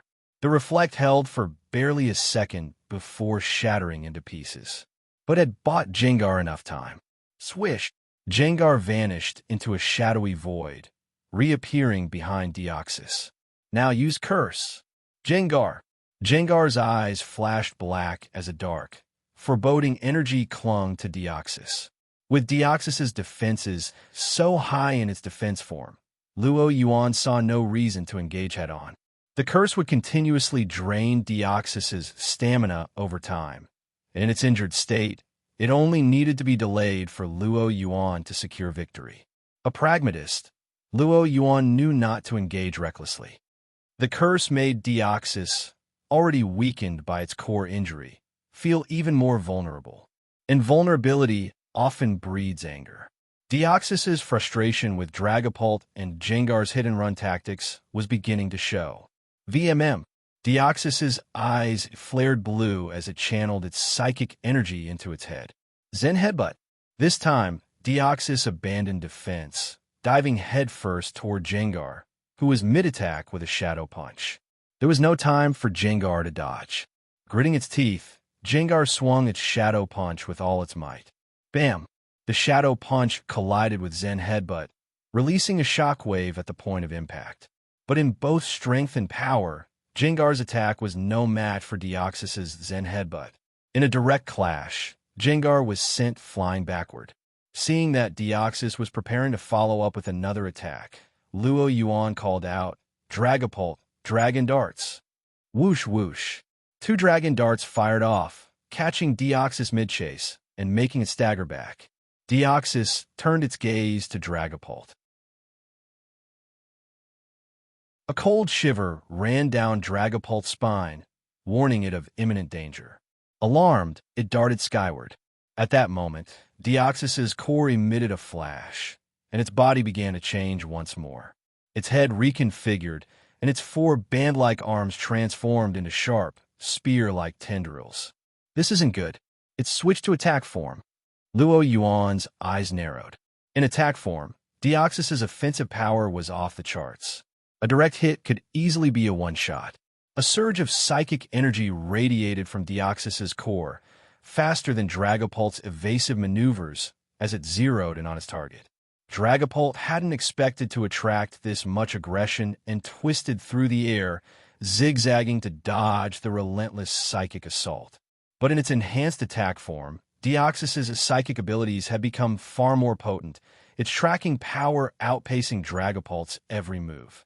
Just as Dragapult was on the verge of being hit, Luo Yuan, observing from the sidelines, intervened. His eyes glowed blue, and a psychic barrier materialized behind Dragapult. Creak! The barrier strained and warped under the pressure of Deoxys's psychic assault, emitting an unbearable screech. Moments later, the barrier shattered under the strain, and Luo Yuan grimaced, feeling a brief wave of dizziness. Good thing my psychic affinity protects me somewhat, otherwise I wouldn't dare pull a stunt like that. Luo Yuan exhaled in relief. But his goal was achieved. Having flown hundreds of meters to escape the attack, Dragapult glared down at Deoxys with renewed resolve. It was furious at having to evade like a coward, rely on its trainer for protection, and even seeing Luo Yuan hurt in the process. Without waiting for Luo Yuan's command, Dragapult began charging energy in its mouth, golden light gathering in a powerful orb. Then, with a fierce roar, it fired upward. The golden orb shot high into the sky before detonating with a blinding flash. A shrill whistle filled the air as a shower of meteors began to descend. Draco Meteor. 20 minutes earlier, 3 Island. Lance had suddenly appeared on the battlefield. Releasing his Aerodactyl, he rescued Lorelei from her perilous fall. But his arrival did more than save Lorelei. It also provided a surge of morale to the League trainers, who had all but resigned themselves to defeat. "Lance? Why are you here?" Lorelei, who had nearly fallen into Shuckle's trap, breathed a sigh of relief at her last-minute rescue, though a hint of confusion remained. As far as she knew, Lance was supposed to be back in Kanto, so what was he doing on the Sevi Islands? Seeing her questioning look, Lance quickly explained. "I was actually just passing through. I planned to head to the Orange Archipelago, but then I received an urgent report from my team." Lorelei immediately understood. Lance must have received word about the tech hunters' possible alliance with Team Rocket, and concerned about the situation, had diverted to the Sevi Islands. Lance chuckled. "Looks like my timing couldn't have been better." He turned to face Serd and ORM, who were eyeing him with cautious hostility. Serd, in particular, narrowed her eyes further as she felt the weight of Lance's gaze. Luck was clearly not on her side. As Team Galactic's mole, she'd infiltrated Team Rocket perfectly, even rising to the rank of one of the three beasts. Everything had been proceeding smoothly. But then, crisis after crisis erupted on the Sevi Islands. First, Lorelei's operation had closed in on Team Rocket's Sevi base, and then Chackler had encountered that unknown Pokemon on 5 Island, resulting in the base's complete destruction. Just when they managed to regroup with reinforcements to stabilize the situation, here came Lance. Her luck couldn't have been worse. Serd felt her unflappable demeanor starting to slip. Before she could gather her thoughts, Lance took action. Seeing the league trainers struggling under Rocket's assault, he tossed out a Pokeball. "Let's go, my friends!" Roar! Screech! Two powerful cries echoed across the battlefield. In addition to his ever-present Dragonite and the Aerodactyl that had saved Lorelei, a Dragonair and Charizard now joined the fray. Lance hadn't come fully equipped, bringing only 4 Pokemon, but even so, Serd and ORM felt the immense pressure he exerted. It had already been said that trainers of the Elite Four level wielded enormous influence on the battlefield. And here was Lance, who wasn't just any Elite Four member. His aspirations to claim the champion title were no secret in Kanto. While there were some weaker regions, like the Orange Archipelago, where Champion Drake's strength was widely questioned, Kanto was a powerhouse among the leagues. Lance's determination to pursue the champion seat was backed by undeniable power. Standing beside him was his ace, a champion-level Dragonite. Against the combined forces of Lance and Lorelei, Serd and ORM realized that, realistically speaking, they'd be lucky if they alone managed to escape. But abandoning Team Rocket's Sevi personnel wasn't an option. As Lance's Pokemon charged into battle, Serd commanded her Starmie and Banette to buy some time, then turned to ORM. ORM, send a distress signal, now. ORM, busy directing his Shuckle to block Dragonite with its immense defensive power, immediately dialed the internal Team Rocket communicator, sending an urgent SOS to Mattori. As members of the three beasts, Serd and ORM both knew that Luo Yuan had recently arrived on the Sevi Islands. They placed their hopes on him, believing that if anyone could help them escape, it would be him. Seeing them call for reinforcements, Lance made no effort to intervene. Not because he was some double agent, but because he welcomed this strategy from Team Rocket, where they were calling their forces to a single location. His thoughts echoed Lorelei's. Perfect opportunity to round up Team Rocket's Sevi base in one sweep. With that in mind, he commanded Aerodactyl to unleash a Hyper Beam, targeting Serd's Persian to intensify the pressure on Team Rocket. Persian, use Protect. Boom! The Hyper Beam hit the protective shield, leaving cracks across it. Persian barely held its ground under the force of the Hyper Beam, and Charizard, taking advantage of the moment, broke free from Starmie's psychic hold and released a stream of flames. Serd was forced to redirect Banette to counter Charizard with a Shadow Ball. But with Banette now occupied with Charizard, Dragonair was free to join Dragonite in overwhelming the Shuckle squad on the ground. Shuckle held on with its exceptional defense, but even so, many were beginning to falter under the dual assault. With Lance's help, Lorelei's pressure lightened considerably. She now had the freedom to focus on Team Rocket's regular grunts, unleashing a chain reaction across the battlefield. What had looked like an imminent league defeat quickly turned around, with the League trainers gaining the upper hand and Team Rocket being forced back. Especially troublesome for Team Rocket was Lorelei's Cloister, which, even without its shell armor ability, proved a constant headache for them. Victory seemed within reach. As Team Rocket's forces started to crumble, the scales tipped heavily toward the League's side. And then, what's that? A League trainer suddenly pointed to the distant sky with a shout. At first, both sides assumed it was a distraction tactic and ignored it, until a streak of golden light flashed across the sky. Both League and Rocket trainers paused mid-battle, turning their heads to see what the commotion was about. In the distance, a brilliant golden light had exploded in the sky, scattering into countless golden fragments falling from above. Watching the spectacle, Lance's brow furrowed. Is that Draco Meteor? Even from this distance, Lance could tell it was Draco Meteor, one of the most powerful Dragon-type moves. To unleash a Draco Meteor of such magnitude required a Pokémon with power far beyond that of the average Elite Four level. Lance was well acquainted with Kanto's elite trainers, and none on the Sevi Islands should have possessed such power. Thinking back to his team's report, the one about a tech hunter from Hoenn rumored to have allied with Team Rocket. Could that be the tech hunter's Dragapult? But who could he be fighting? As Team Rocket teetered on the brink of collapse, the tech hunter, supposedly their ally, hadn't come to the battlefield but was instead engaged in a mysterious battle. A flicker of caution crossed Lance's eyes, a sense that the Sevi Islands held even more mysteries than he'd anticipated.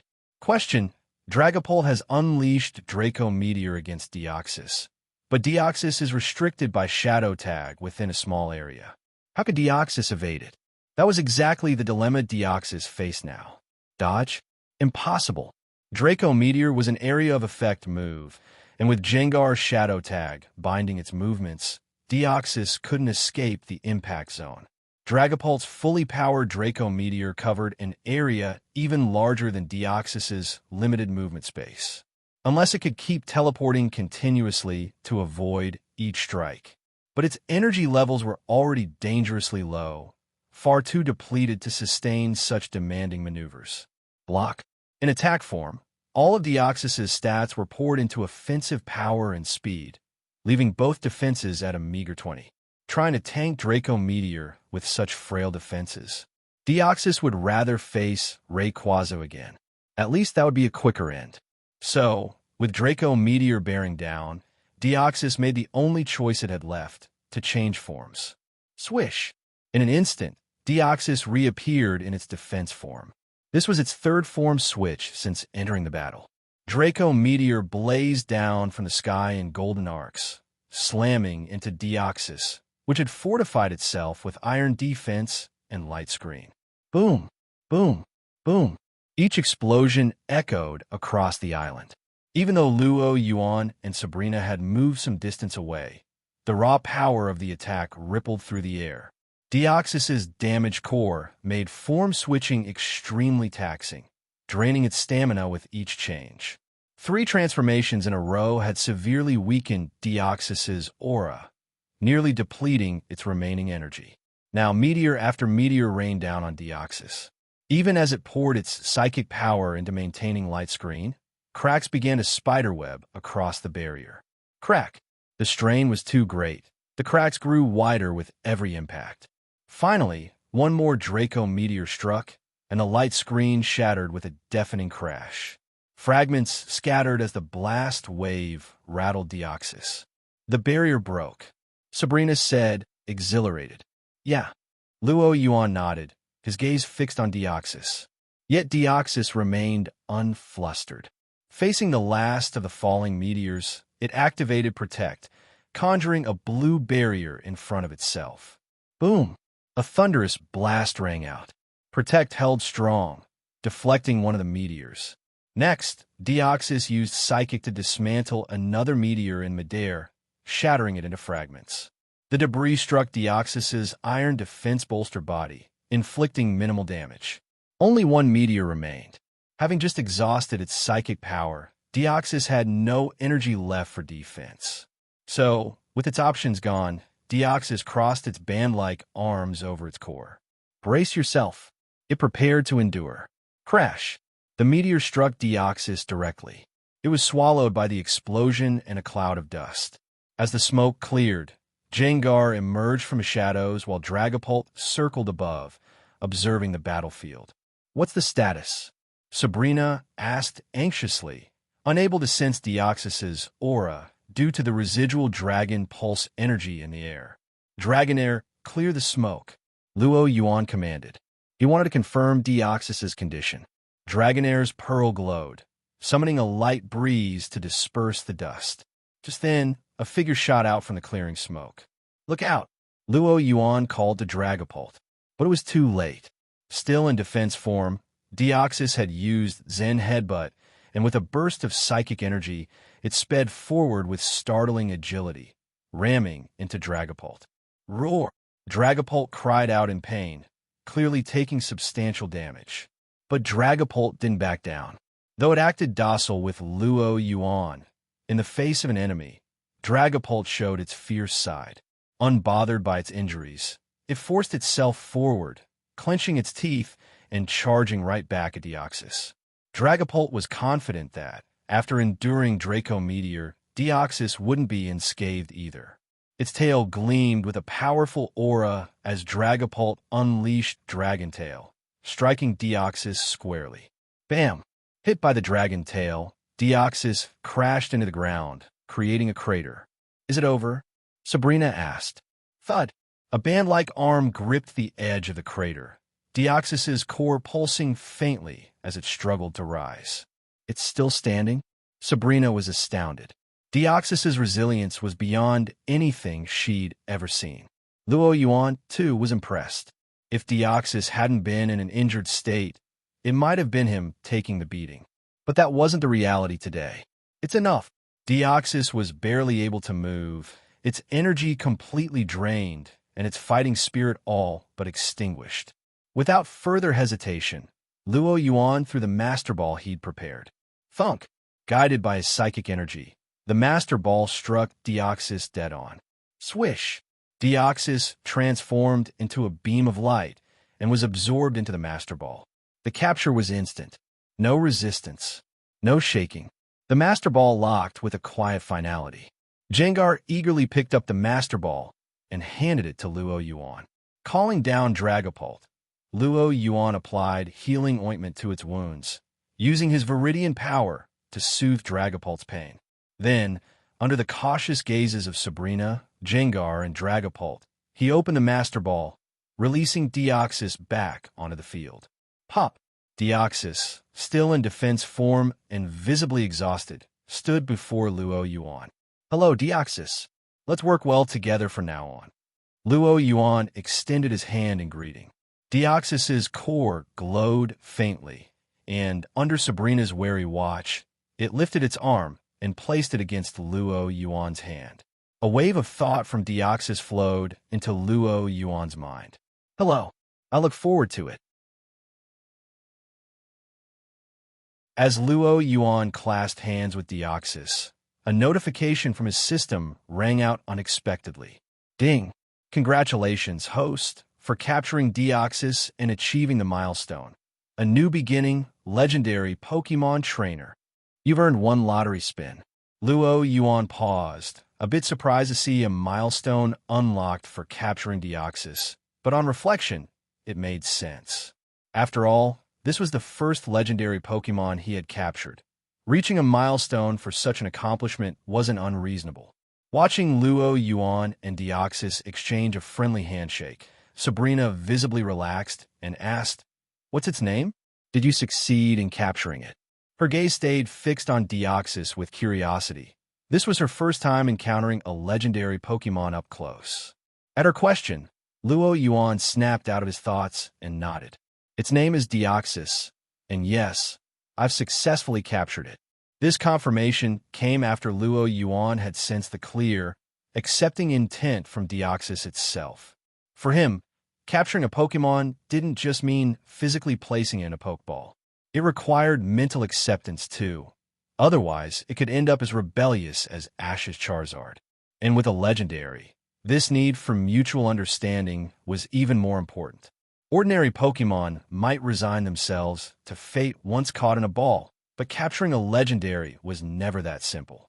Countless organizations had tried to capture legendaries, only to fail in the end. Why? One major reason was that they'd failed to win the legendary's recognition. Take the soon-to-be-born Mutwo, for example. Giovanni had neglected Mutwo's mental conditioning, never building any real bond with it, and, in the end, that failure led to disaster. While Luo Yuan had managed to capture Deoxys in its weakened state, he couldn't say there was a deep bond between them yet. But Deoxys had conveyed an unmistakable recognition, which marked a successful start. Moreover, Deoxys was notably different from Earth's native legendaries. Other legendaries like Kyogre and Groudon were notoriously difficult to handle. Gaining their acknowledgement was close to impossible. But Deoxys was different. Luo Yuan remembered its personality description from the Hoenn files. No distinct emotions, but it is both loyal and dislikes conflict, attacking only when absolutely necessary. Loyalty meant that as long as Luo Yuan didn't mistreat it, Deoxys would never betray him. It was hardwired into its DNA. At this thought, Luo Yuan couldn't help but smile. Deoxys couldn't quite interpret his expression, but it quickly stopped trying to figure it out as Luo Yuan placed a hand on it, channeling the healing power of Viridian. A warm energy surged through Deoxys, its injuries mending and its strength returning. Even the fractures in its core began to show signs of healing. Its energy quickly rose to a safe level, and just as Deoxys was savoring the relief of its healing wounds, Luo Yuan suddenly paused. Question mark. Though Deoxys's face showed no expression, Luo Yuan could tell what it was thinking. He sighed, shrugging. Sorry, I'm out of energy for now. We'll finish next time. The Viridian power provided by the system was generous, but not infinite. He had already used some to help Dragapult, and for a legendary like Deoxys, still suffering from severe wounds, the energy required was even greater. Luo Yuan's remaining power wasn't enough for a complete healing. To finish the job, he'd have to wait until his Viridian power recharged. Hearing his explanation, Deoxys nodded and stood quietly by his side, not saying a word. Silent and loyal, a reassuring partner to have around, Luo Yuan thought. Much less complicated than the existentially minded Mutwo. Satisfied, he recalled Deoxys into its Pokeball, ready to check out the lottery reward he'd just unlocked. Suddenly, his communicator beeped. Matori's urgent voice came through. Luo Yuan, where are you? I couldn't reach you earlier. Oh, it was probably interference from the psychic energy here. I'm on Birth Island. What's going on? Luo Yuan asked, frowning slightly. Matori sounded tense, which was unusual. He'd already rescued the rocket grunts before setting out to find Deoxys, so the situation should have been stable. Had the League sent another Elite Four member? Luo Yuan, come to 3 Island, quick. Matori said. Lance is there, and he's teamed up with Lorelei. Surd and ORM are barely holding on. Luo Yuan. He had only been making an idle guess. The League really had sent another Elite Four member, and it was Lance of all people. Matori's message that Surd and ORM were struggling made perfect sense. Even together, the 3 beasts were no match for a combined assault by Lorelei and Lance. Rocket's hold over the Sevi Islands had always relied on Giovanni's presence in Kanto, which kept Lance, Agatha, and Bruno occupied. But now that Giovanni was tied up elsewhere, the 3 beasts were out of luck. On the other end of the line, Matori, interpreting Luo Yuan's silence as reluctance, added in a strained tone, Luo Yuan, I know you don't get along with the 3 beasts, but I need your help. Her words made Luo Yuan realize she'd misunderstood. While he wasn't exactly friends with the 3 beasts, he wasn't one to let personal feelings get in the way of an emergency. But he didn't bother explaining. Understood. Don't worry, I'm on my way. After ending the call, Sabrina brushed her hair aside and asked, Want me to come with you? Against Lance. She feared Luo Yuan might have a tough time alone. No need. If you show up, you might risk exposure. Besides, Luo Yuan shook the Master Ball containing Deoxys. After the brief Viridian treatment, Deoxys was now back to the strength it had when they'd first encountered it. Paired with Dragapult and Jengar, Luo Yuan was confident. "Head back for now. Let's meet at the airship," he said, mounting Dragapult's back. "All right," Sabrina nodded, silently resolving to catch a few more Pokemon of her own so she wouldn't be left behind in situations like this. She watched as Dragapult shot upward with Luo Yuan, soaring in the direction of 3 Island.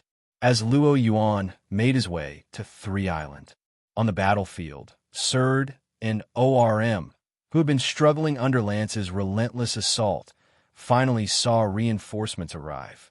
Matori entered the fray alongside her Roserade and Xatu. Carr, still smarting from his prior defeat by Lorelei and the loss of his Steelix, joined in as well with his Skarmory and a small squad of remaining Fortress. Together, they managed to ease some of the pressure on Team Rocket. "Is this all we've got for reinforcements?" ORM asked, glancing around, his words laced with an unspoken question about Luo Yuan's absence. On 7 Island, it was an unspoken fact that Luo Yuan was their strongest fighter. "Just wait a little longer. He'll be here soon," Matori replied while directing Roserade to intercept Dragonair and having Zata distract Lorelei's Slowking. But Carr, overhearing this, couldn't help feeling irritated. His main Pokemon, Steelix, was still in critical condition, and he'd taken a risk coming here to help. Yet, ORM's first thought was to question Luo Yuan's absence. Sure, his defeat to Lorelei had been humiliating, but there were extenuating circumstances. Determined to prove his worth, Carr grinned to himself, ready to make an impact. Releasing a Fortress into the heart of the battlefield, he ordered, "Watch this, Fortress, explosion." Fortress began to tremble, its entire body radiating a dangerous light. Seeing this, both League trainers and Team Rocket members alike paled. Carr's Fortress squad was trained to execute these self-destruct moves with precision, and with no damp ability Pokemon around, the explosion was inevitable. A flash of light erupted. Boom! A massive explosion rocked the battlefield. A blast of fire and wind tore through the air, scattering debris in all directions.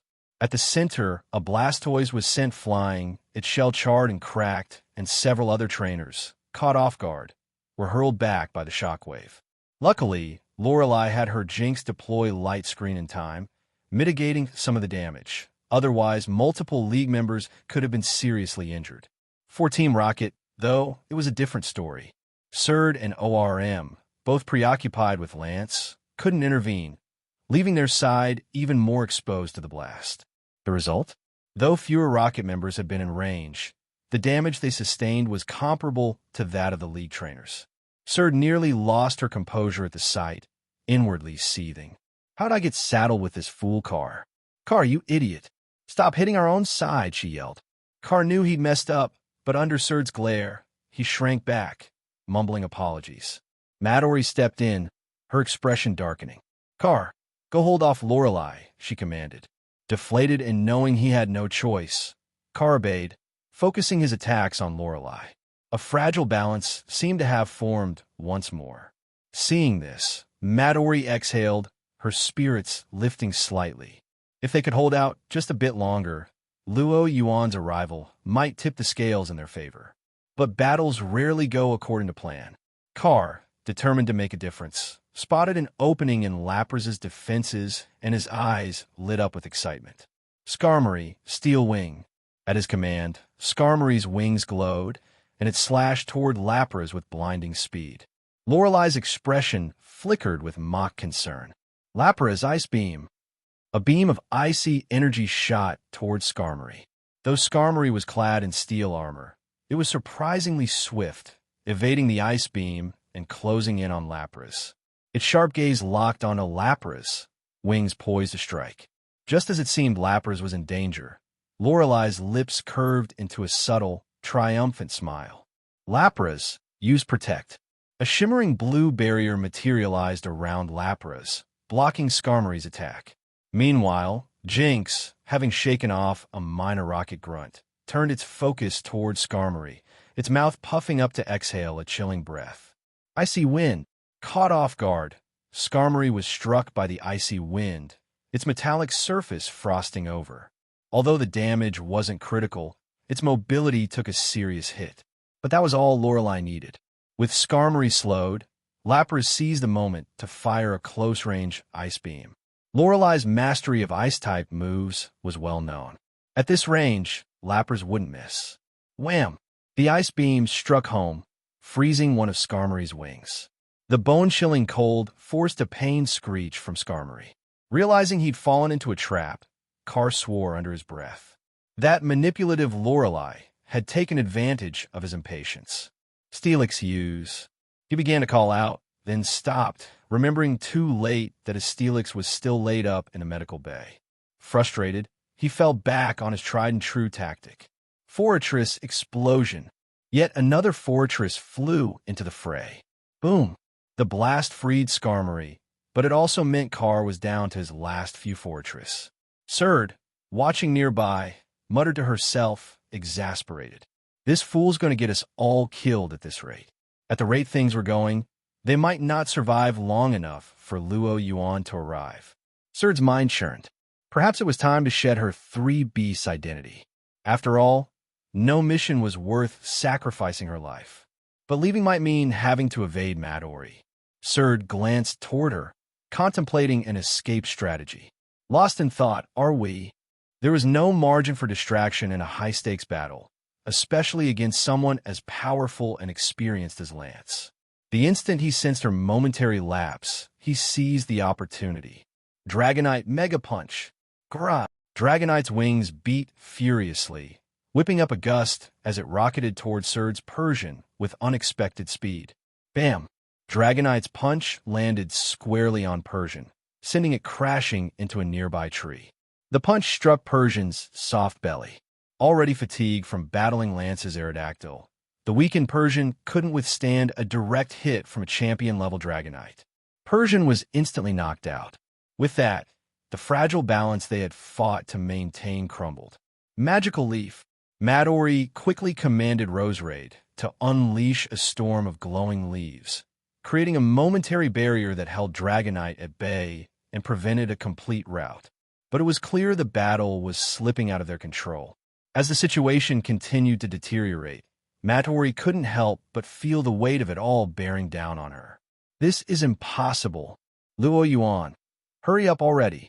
Matori's reinforcements may have given Team Rocket a temporary boost, but no matter how much they regroup, it's hard to hold ground when your teammates are reckless. With Carr stirring up trouble on one side and Sachi harboring ulterior motives on the other, the slim advantage Team Rocket had regained was instantly lost. Lorelei continued to pursue Carr, using her Lapras and Jinx to keep him on the run. Lance's Dragonite shattered the magical leaves Matori had summoned to block its way with a single fire punch. ORM took advantage of the opening, directing his Shuckle army to press forward. Dragonite Dragon Pulse. Lance commanded. Ruawar. Dragonite took a deep breath and unleashed a Dragon Pulse towards the swarm of Shuckles. ORM patted the Shuckle on his shoulder and gave the command, dig, then withdraw. In an instant, the Shuckles burrowed underground, pulling into their shells. Dragon Pulse blasted over the ground, tearing it apart. However, as the attack was absorbed by the layers of soil, its impact was drastically reduced, barely scratching the Shuckles' durable shells. Poking their heads out of the ground, they appeared almost unscathed. ORM ordered Toxic. When it comes to a tanky Pokemon like Shuckle, poisoning the opponent is always the ideal tactic. Lance directed Dragonite to evade. From ORM's movements, Lance noticed a peculiar detail. Each time ORM issued a command, he had to tap the Shuckle on his head. So he's using that Shuckle on his shoulder to command the others? It made sense. Human abilities have limits. It's nearly impossible to command so many Pokemon with perfect coordination alone. However, despite realizing this, Lance had no intention of bypassing the Shuckles to directly attack ORM. Too much hassle. Dragonite, get airborne. Seeing the horde of Shuckles closing in again, Dragonite scrunched up its adorable face and, following Lance's orders, flapped its wings and soared skyward, vanishing into the heavens. What is he planning? ORM muttered, puzzled. Before he could fully process Lance's strategy, the sky erupted in a series of sonic booms. A streak of yellow flashed, moving even faster than shockwaves. Dragonite descended like a meteor from above. Mega punch. Boom. In a breathtaking dive, Dragonite struck the ground at the center of the Shuckle swarm with a mighty punch.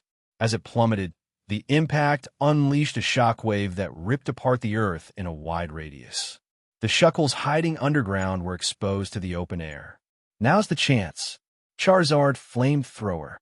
With a swift motion, Charizard swept its tail to fend off a Banette, slightly tilted its head, then unleashed a fierce jet of flame. The Shuckles, still dazed from Dragonite's powerful blow, barely had time to withdraw into their shells before being hit directly by the flamethrower. The flames scorched the battlefield. Even with Shuckle's impressive defenses, Charizard's strength was several levels beyond theirs. Those unable to withdraw quickly enough lost the ability to fight in seconds. Shuckle, curse it all. ORM's face contorted with anguish. Unlike Carr, he viewed his Shuckles as family. Seeing so many of them injured was genuinely painful for him. The other Team Rocket members were also witnessing this scene. Though they couldn't match an Elite Four in strength, the Elite Team Rocket members could still gauge the tide of battle. With more than half of ORM's Shuckles out of commission and the rest severely injured, relying on them to stall Dragonite was no longer feasible. Realizing this, the League trainers were reinvigorated, their morale soaring. The shift in momentum was obvious. Team Rocket's ranks began to crumble under the pressure. The Sevi Islands division is finished. Every Team Rocket member present understood this grim reality, and Matori did too. For those who lost their fighting spirit, staying any longer would only lead to being gradually overwhelmed by the League's forces.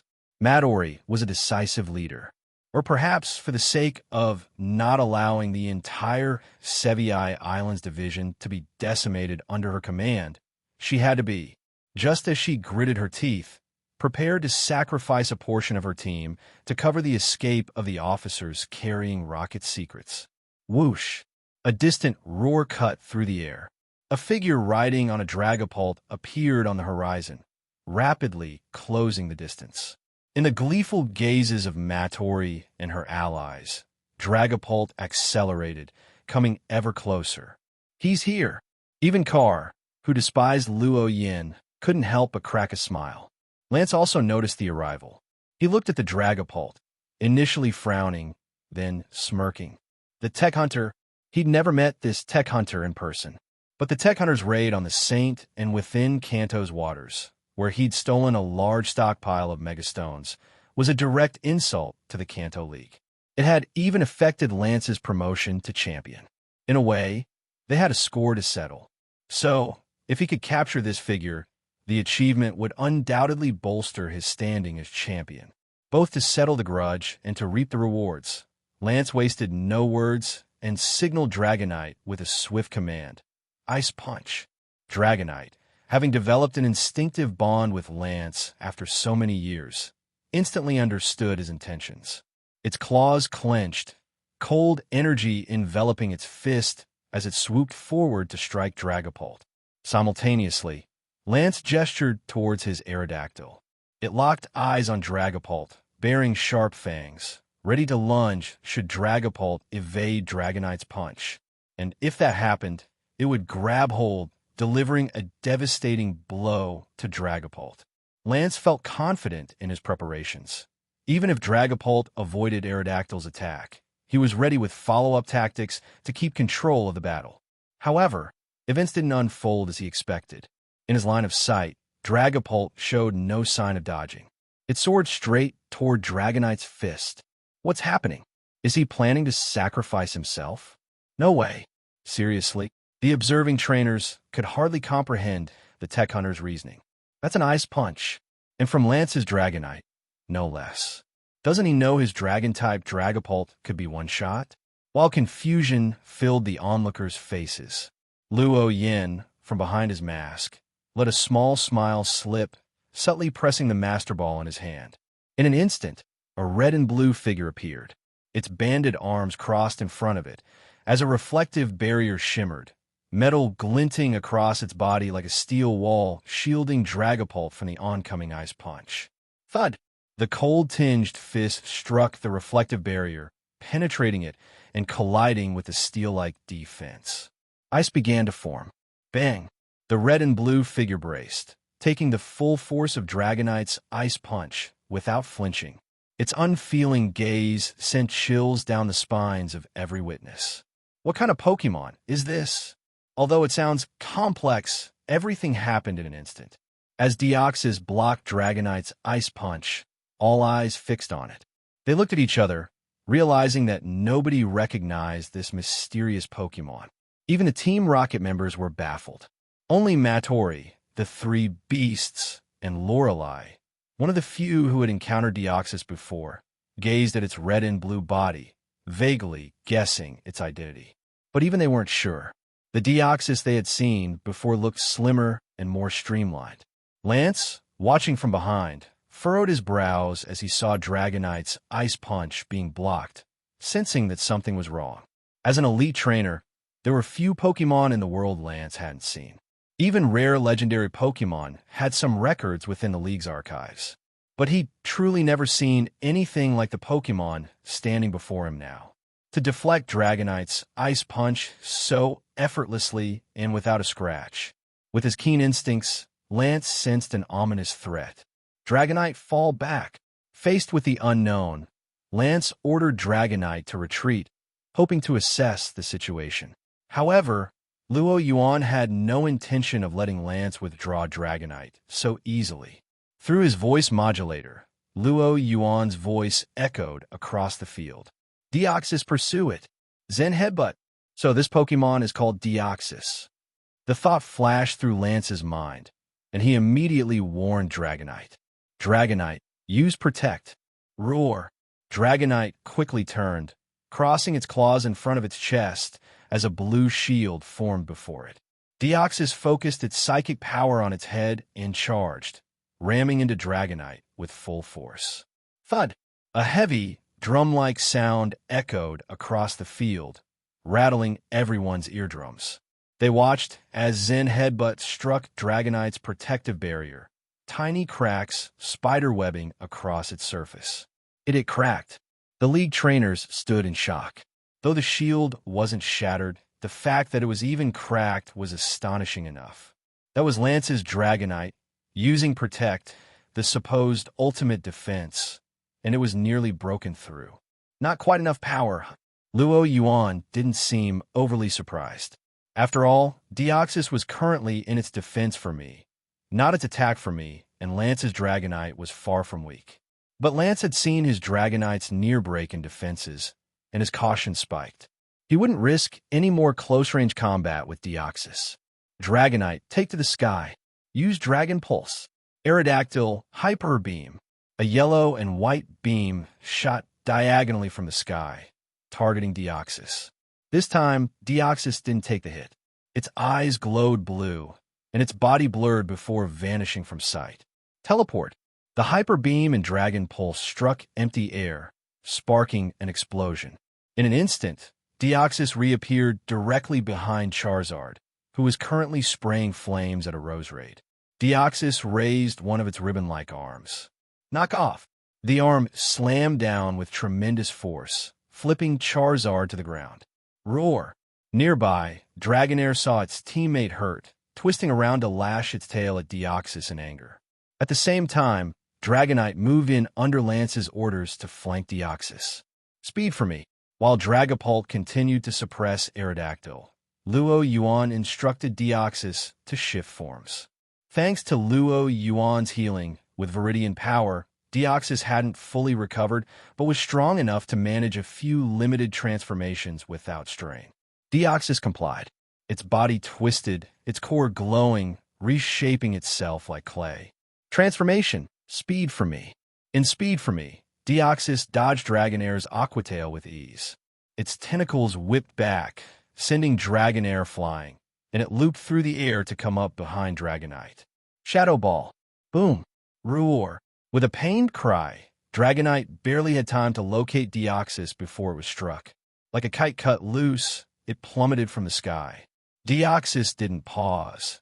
It instantly became a blur, vanishing and reappearing in front of Lorelei's cloister. Exclamation point. Cloister had just witnessed Dragonites fall from the sky, trembling slightly. Seeing Deoxys materialize right in front of it, beads of nervous sweat formed on its forehead, and it prepared to withdraw into its shell for safety. Unfortunately for Cloister, Deoxys was faster. At Luo Yuan's command, Deoxys formed a shadow ball, shoving it into Cloister's shell just before it could close up. Thud! A muted explosion sounded from within Cloister's shell, a thin plume of smoke rising as the shell slowly opened, revealing a fainted Cloister. All of this unfolded within a matter of seconds. In the eyes of the others, Deoxys had suddenly changed forms. Then, in a flash, both Dragonite and Dragonair were down. By the time Cloister fainted, Dragonite was only just hitting the ground. It's him. Yes, it's really him. Carr, pointing wildly at Deoxys, exclaimed, "That's the Pokemon that smashed up my Steelix." The implication was clear. See? This thing is that strong. I lost because it's powerful, not because I'm weak. But there was one thing Carr hadn't considered. Sure, he'd proven he wasn't a failure. But by confirming Deoxys' strength, he was also indirectly admitting that anyone capable of capturing it, namely Luo Yuan, was on a level far beyond his. Unwittingly, he ended up complimenting his rival, reinforcing the notion that perhaps Carr wasn't the sharpest. Meanwhile, Cert ignored Carr's rant. As an undercover agent for Team Galactic, she was always observing Team Rocket's executives closely. Watching Luo Yuan and Deoxys, her suspicions solidified. Luo Yuan was the most dangerous person within Team Rocket after Giovanni. In the future, she'd need to handle him with extreme caution. On the League side, Lorelei recalled her fainted Pokemon. Jinx, Frostless, Slowking, Lapras, and Dugong all grouped closely around her, prepared to prevent any more of her Pokemon from being picked off by Deoxys. Lance also withdrew his injured Dragonair, Dragonite, and Charizard, his eyes locked on the Deoxys floating ominously in midair. Seeing the League cease their attacks, Team Rocket didn't advance, not wanting to provoke them either. Not knowing Luo Yuan's true allegiance, they held back for the moment. For the first time since the battle began, a mutual pause settled over the field. Everyone had their own thoughts swirling. Only Matori's eyes shone with a spark as she looked at Luo Yuan. He really did it. Matori never expected Luo Yin would actually succeed. After all, Giovanni's original orders were merely to investigate, not capture. There had been enough evidence to suggest that this was a legendary Pokemon. Now that Luo Yin had managed to capture this Pokemon, known as Deoxys, did that mean he was outpacing Giovanni in his quest for legendary Pokemon? The thought echoed in Matori's mind. The power Deoxys displayed had the League trainers on high alert, especially Lance. The sheer speed Deoxys had shown was unlike anything he'd ever encountered. Combined with its unique appearance and overwhelming presence, Lance suspected it might be a legendary Pokemon. Yet, he didn't feel fear. To reach the rank of Elite Four, a trainer's resolve had to be rock solid. And Lance, one of the strongest of them, embodied that determination fully. He fixed his gaze on Deoxys, carefully analyzing what he knew so far. Based on its previous transformations, it's clear this Pokemon has the ability to switch forms. So far, it's shown a defense form that withstood Dragonite's Ice Punch and a speed form that moves with unprecedented swiftness. If it has to change forms, that means it can't access abilities from multiple forms at once.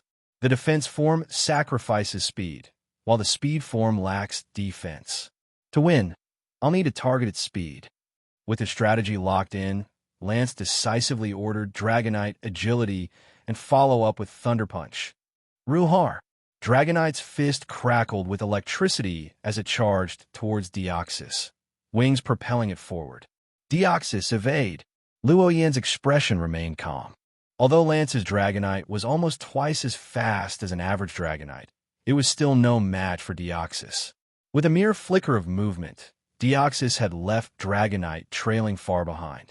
Its streamlined body traced an arc in midair, effortlessly slipping behind Dragonite to repeat its earlier tactic.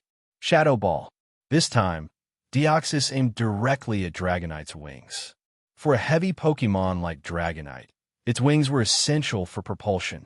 Once those were injured, keeping up with Deoxys would be nearly impossible. It would be left at Deoxys's mercy. But Dragonite was Lance's ace for a reason.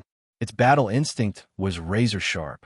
Having been ambushed by Deoxys once before, it had kept a sliver of its focus on its blind spot. The instant the Shadow Ball was released, Dragonite sensed the danger. The Shadow Ball sped toward it. With an impressive display of agility, Dragonite spun its rotund body in a full 360-degree barrel roll, narrowly dodging the attack. Well done, Dragonite. Use Thunder Wave. Taking advantage of the close range, Lance ordered Dragonite to release an electric pulse. Meanwhile, Dragonair and Charizard closed in, limiting Deoxys's escape routes.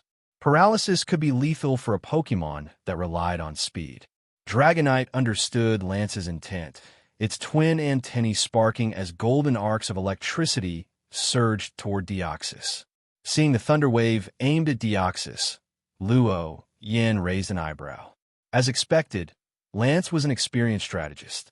Just like Jengar's Shadow Tag, Lance's use of Thunder Wave was a clever way to limit Deoxys's speed. But, having captured Deoxys using a similar tactic, how could Yuan not be prepared for it? With a thought, he conveyed his command to Deoxys via telepathy. Deoxys, dodge and use extreme speed. Defying the laws of physics, Deoxys executed an abrupt halt, then glided gracefully between Flamethrower and Dragon Pulse, pulling back to evade the Thunder Wave entirely. After gaining distance, it activated extreme speed, accelerating in a sharp, Z-shaped maneuver before ramming into Dragonite's side. The high-speed impact sent Dragonite tumbling backward, crashing into Aerodactyl, which had been struggling against Dragapult nearby. The three beasts observed this turn of events with a mix of awe and frustration. Was this really the same Lance who had them gasping for air earlier? Under Yuan's relentless assault, he didn't seem nearly as invincible. Seeing Lance falter, Lorelei couldn't afford to wait any longer. She quickly joined the battle. Slowking Psychic. The ruby on Slowking's head glowed, releasing a powerful psychic force toward Deoxys. You want to match psychic strength with Deoxys? How bold! Yuan smirked, snapping his fingers. Deoxys Psycho Cut. A psychic blade formed, sharp and tangible. Swish! The others only saw a flash of white light and felt a razor-sharp aura sweep past them. In the next instant, Slowking's psychic attack was sliced in two. The blade continued on, clipping one of the spiked shells atop Slowking's head, grazing Lorelei, and slicing a nearby tree cleanly in half. Psycho Cut warning. A clear message to Lorelei. Stay out of others' battles. Lorelei's face paled as she stared at the polished stump of the severed tree, realizing how close she'd come to death. Slowking nervously touched the broken spike on its shell, beads of cold sweat forming as it dared not even glance at Deoxys. At this point, the league trainers could no longer hide their shock. That was terrifying. How did Drake from the Hoenn Elite Four survive for an hour against this? After the incident on the Saint, they'd heard rumors that Drake had been defeated by the Tech Hunter. Many had quietly mocked Drake, believing he'd tarnished the reputation of elite trainers. But now, seeing the Tech Hunter's strength firsthand, they realized just how wrong they had been. For Drake to last an hour against the Tech Hunter, not only was he not weak, but he was exceptionally strong. Could he possibly be champion level, just overshadowed by Hoenn's current champion, Steven? Yuan, however, paid no attention to the ordinary trainer's speculations.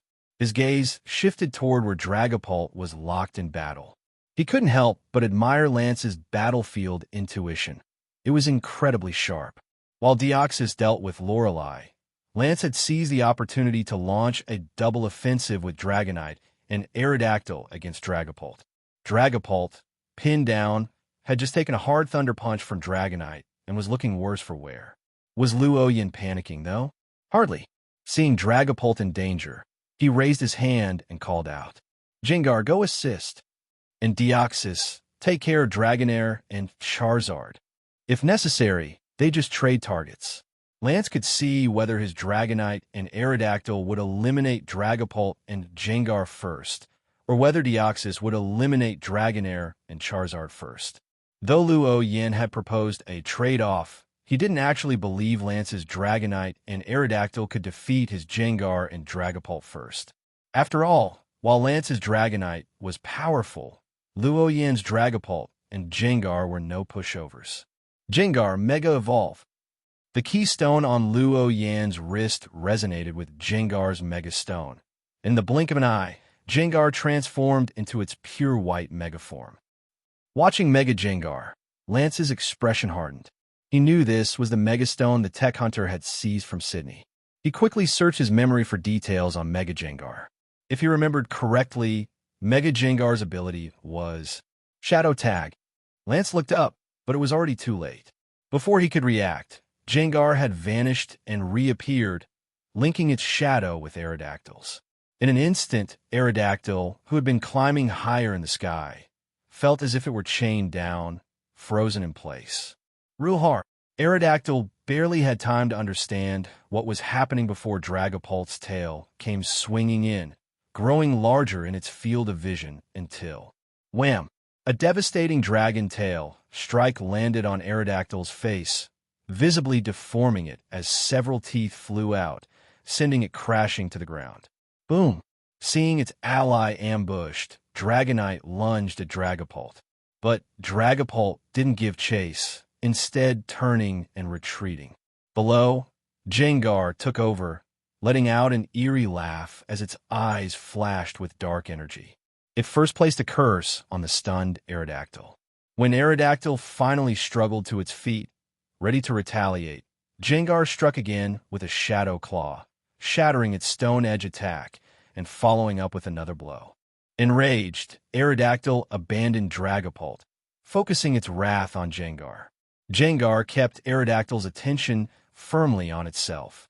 In the sky above, without Aerodactyl's support, Dragapult fully exploited its speed advantage, mastering Luoyin's hit-and-run tactics. Maintaining a precise distance just out of Dragonite's reach, Dragapult dangled a frustrating lure. The distance was so perfectly calculated that Dragonite felt it could almost close the gap with a bit more effort, but each time it tried, Dragapult would match its speed, keeping the same safe distance. In the sky, it looked as though Dragapult was leisurely leading Dragonite on a chase. Of course, Dragonite quickly realized this ploy after a few rounds. The reason Dragapult's strategy matched Luoyin's so well was clear. Each time Dragonite attempted to abandon the chase and go after Gengar, Dragapult would promptly fire off a pair of Dragon Darts, forcing Dragonite to keep up the pursuit. Even though Dragonite usually blocked the attacks, the threat was enough to keep it occupied. Ignoring the Dragon Darts could prove deadly if they hit their mark. The battlefield was split. Dragonite was unable to aid Aerodactyl below. A partnership that should have been unbeatable, Dragonite and Aerodactyl, was now being tied down by the duo of Gengar and Dragapult, who were technically at a disadvantage. But Lance had no other option. He had to trust that Dragonite and Aerodactyl could handle it on their own, because the battle between Dragonair, Charizard, and Deoxys was even more dire. Psychic. A blast of invisible psychic energy was hurled toward Dragonair. Dragonair Protect. Charizard Fire Blast. A blue shield materialized in front of Dragonair, but within seconds, the barrier was riddled with cracks and shattered. Ruhar! Dragonair cried out, racked with pain as the psychic attack overwhelmed it. But it wasn't over. Deoxys's eyes glowed blue, using its telekinesis to hurl Dragonair directly into Charizard's Fire Blast. Seeing this, Charizard quickly shifted its aim to avoid harming its teammate, though it ended up getting entangled as Dragonair slammed into it. Neither Deoxys nor Luoyin were inclined to grant their foes a moment's respite. Deoxys's body twisted, shifting into attack for me, with its four sharp appendages converging into a single point on its chest. A powerful beam of star-shaped energy shot toward Dragonair and Charizard. Swift, the starlit beam surged forward, detonating upon impact. Amid the flurry of explosions, the already injured Dragonair and Charizard collapsed, entirely spent. Lord Lance. The League trainers gasped at the sight, panic stirring among them. Rocket Grunts, who had been watching the League members closely, seized the opportunity to strike. The League forces began to fall back under pressure. The battlefield shifted again. The scales tipped fully in Team Rocket's favor. Seeing his fellow League trainers falter, Lorelei tangled up with the three beasts, and Aerodactyl struggling against Jengar's curses and relentless shadow balls, Lance felt a surge of tension. He shot one last glance at Deoxys, hovering ominously in the sky, looking back toward Dragonite. Lance gritted his teeth. Though he hated to admit it, he knew staying any longer would only increase the obstacles in his path to becoming champion. But they truly couldn't keep fighting. The Tech Hunter's legendary Pokémon was too powerful. If they continued, they faced total annihilation, and Lance couldn't bear the thought of becoming the first Elite Four member in Kanto to be captured by Team Rocket. Retreat. Everyone fall back. Lance's command echoed across the battlefield. Lord Lance. Many of the League trainers couldn't believe the order to retreat had come from Lance.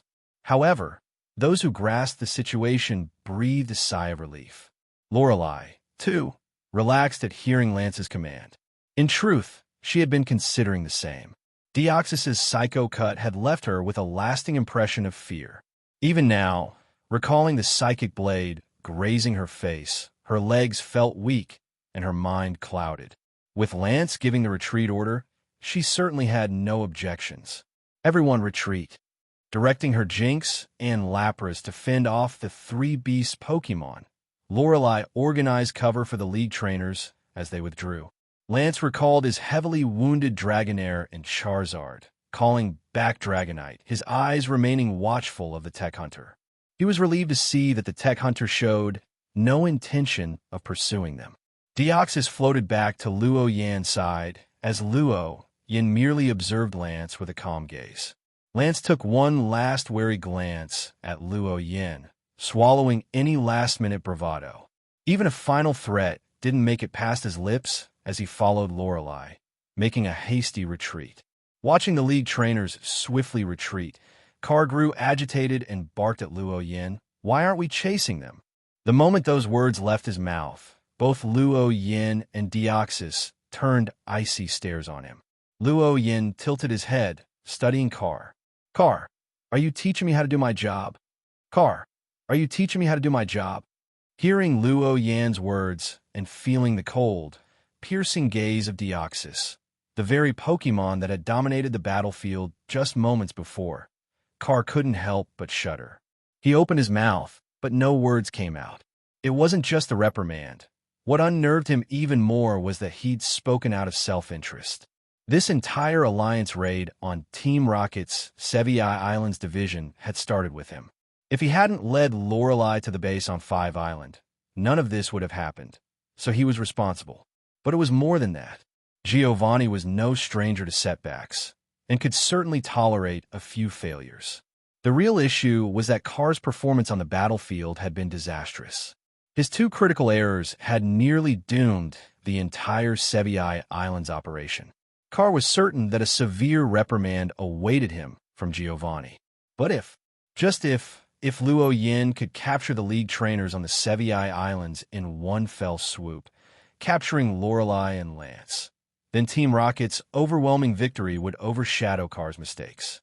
That was why he'd want to chase them. Now, with Deoxys's and Luo Yan's intense stares fixed on him, Carr quickly caved, nodding in silence. But Luo Yan knew Carr's character all too well.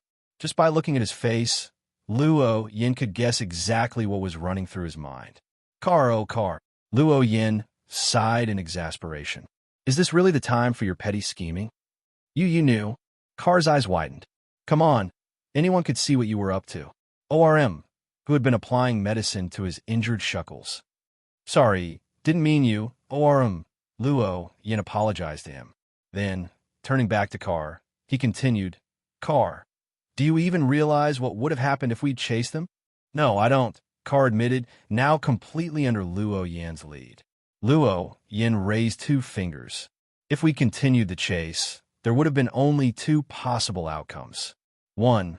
Lance and Lorelei would have fought back with all they had, escaped, and Team Rocket would be facing an even harsher retaliation from the League. 2. We'd capture Lance and Lorelei. Carr interjected excitedly. If we capture Lance and Lorelei. Luo Yin rolled his eyes. He used to think Carr only seemed stupid because he was agitated whenever they argued. Now, he realized it might be his default state. But since he'd started, he might as well explain it thoroughly. With a sigh, Luo Yin continued. It might sound simple, capture Lorelei and Lance, but have you considered the problem that poses? Can the League afford to let us capture 2 of its Elite 4, who represent the very face of the League? If you capture them, where would that leave the League's pride? If Team Rocket's unspoken agreement with the League were to shatter, we wouldn't just be facing the Kanto and Johto leagues. And then, Luo Yin left the sentence hanging, letting the implications sink in. Carr's face paled with the realization, and nearby, Midori and Surd nodded in agreement. Even ORM seemed to ponder it deeply. Luo Yin's respect for Giovanni only grew. There were many powerful trainers, and even those who could control legendary Pokemon. But to run an organization like Team Rocket across multiple regions without triggering a full-scale league crackdown, that took a rare kind of wisdom. It was Giovanni's years of work laying deep roots for Team Rocket that had made it possible. Today, Team Rocket's reach stretched across every sector in Kanto and Johto, not just the Underworld. In the open, Team Rocket had corporations involved in entertainment, real estate, pharmaceuticals, virtually every industry. This was why the League was unwilling to move against Team Rocket, even allowing members who were caught to be bailed out. It was an unspoken understanding between Team Rocket and the League. Even Lorelei, when targeting Team Rocket, had chosen a more isolated base in the Sevi Islands. Though vast, the Sevi Islands division was ultimately far less critical than Kanto and Johto. It could be rebuilt if destroyed. But if Giovanni knew how close Carr had come to shattering that balance, he would certainly be in deep trouble. So what should I? After hearing Luo Yan's explanation, Carr was more anxious than ever. In his usual duties, he'd only handle combat and maybe some equipment development. Never had he thought in such strategic terms. Now that Luo Yan had laid it all out, he realized the mess he was in. Desperate, he looked toward Luo Yan. Seeing his expression, Luo Yan waved a hand. All right, don't give me that look. Sure, we've had, well, a few disagreements. But I'm not going to go running to Giovanni about this. Besides, given that I captured Deoxys, I'll make sure to explain the 5-island incident to Giovanni on your behalf. Carr's eyes were filled with gratitude as he looked at Luo Yan. Without waiting for a response, Luo Yan turned to Surd and ORM. I'll leave the cleanup and the rest to you, he said, then walked with Midori toward the docked airship. Back aboard Team Rocket's airship, Luo Yan sat back on a couch, listening to the engines roar to life. Midori turned to him with a curious look. You're actually going to speak up for Carr? That's unusual for you. Question mark. Luo Yan pointed at himself. Am I really that petty in your eyes?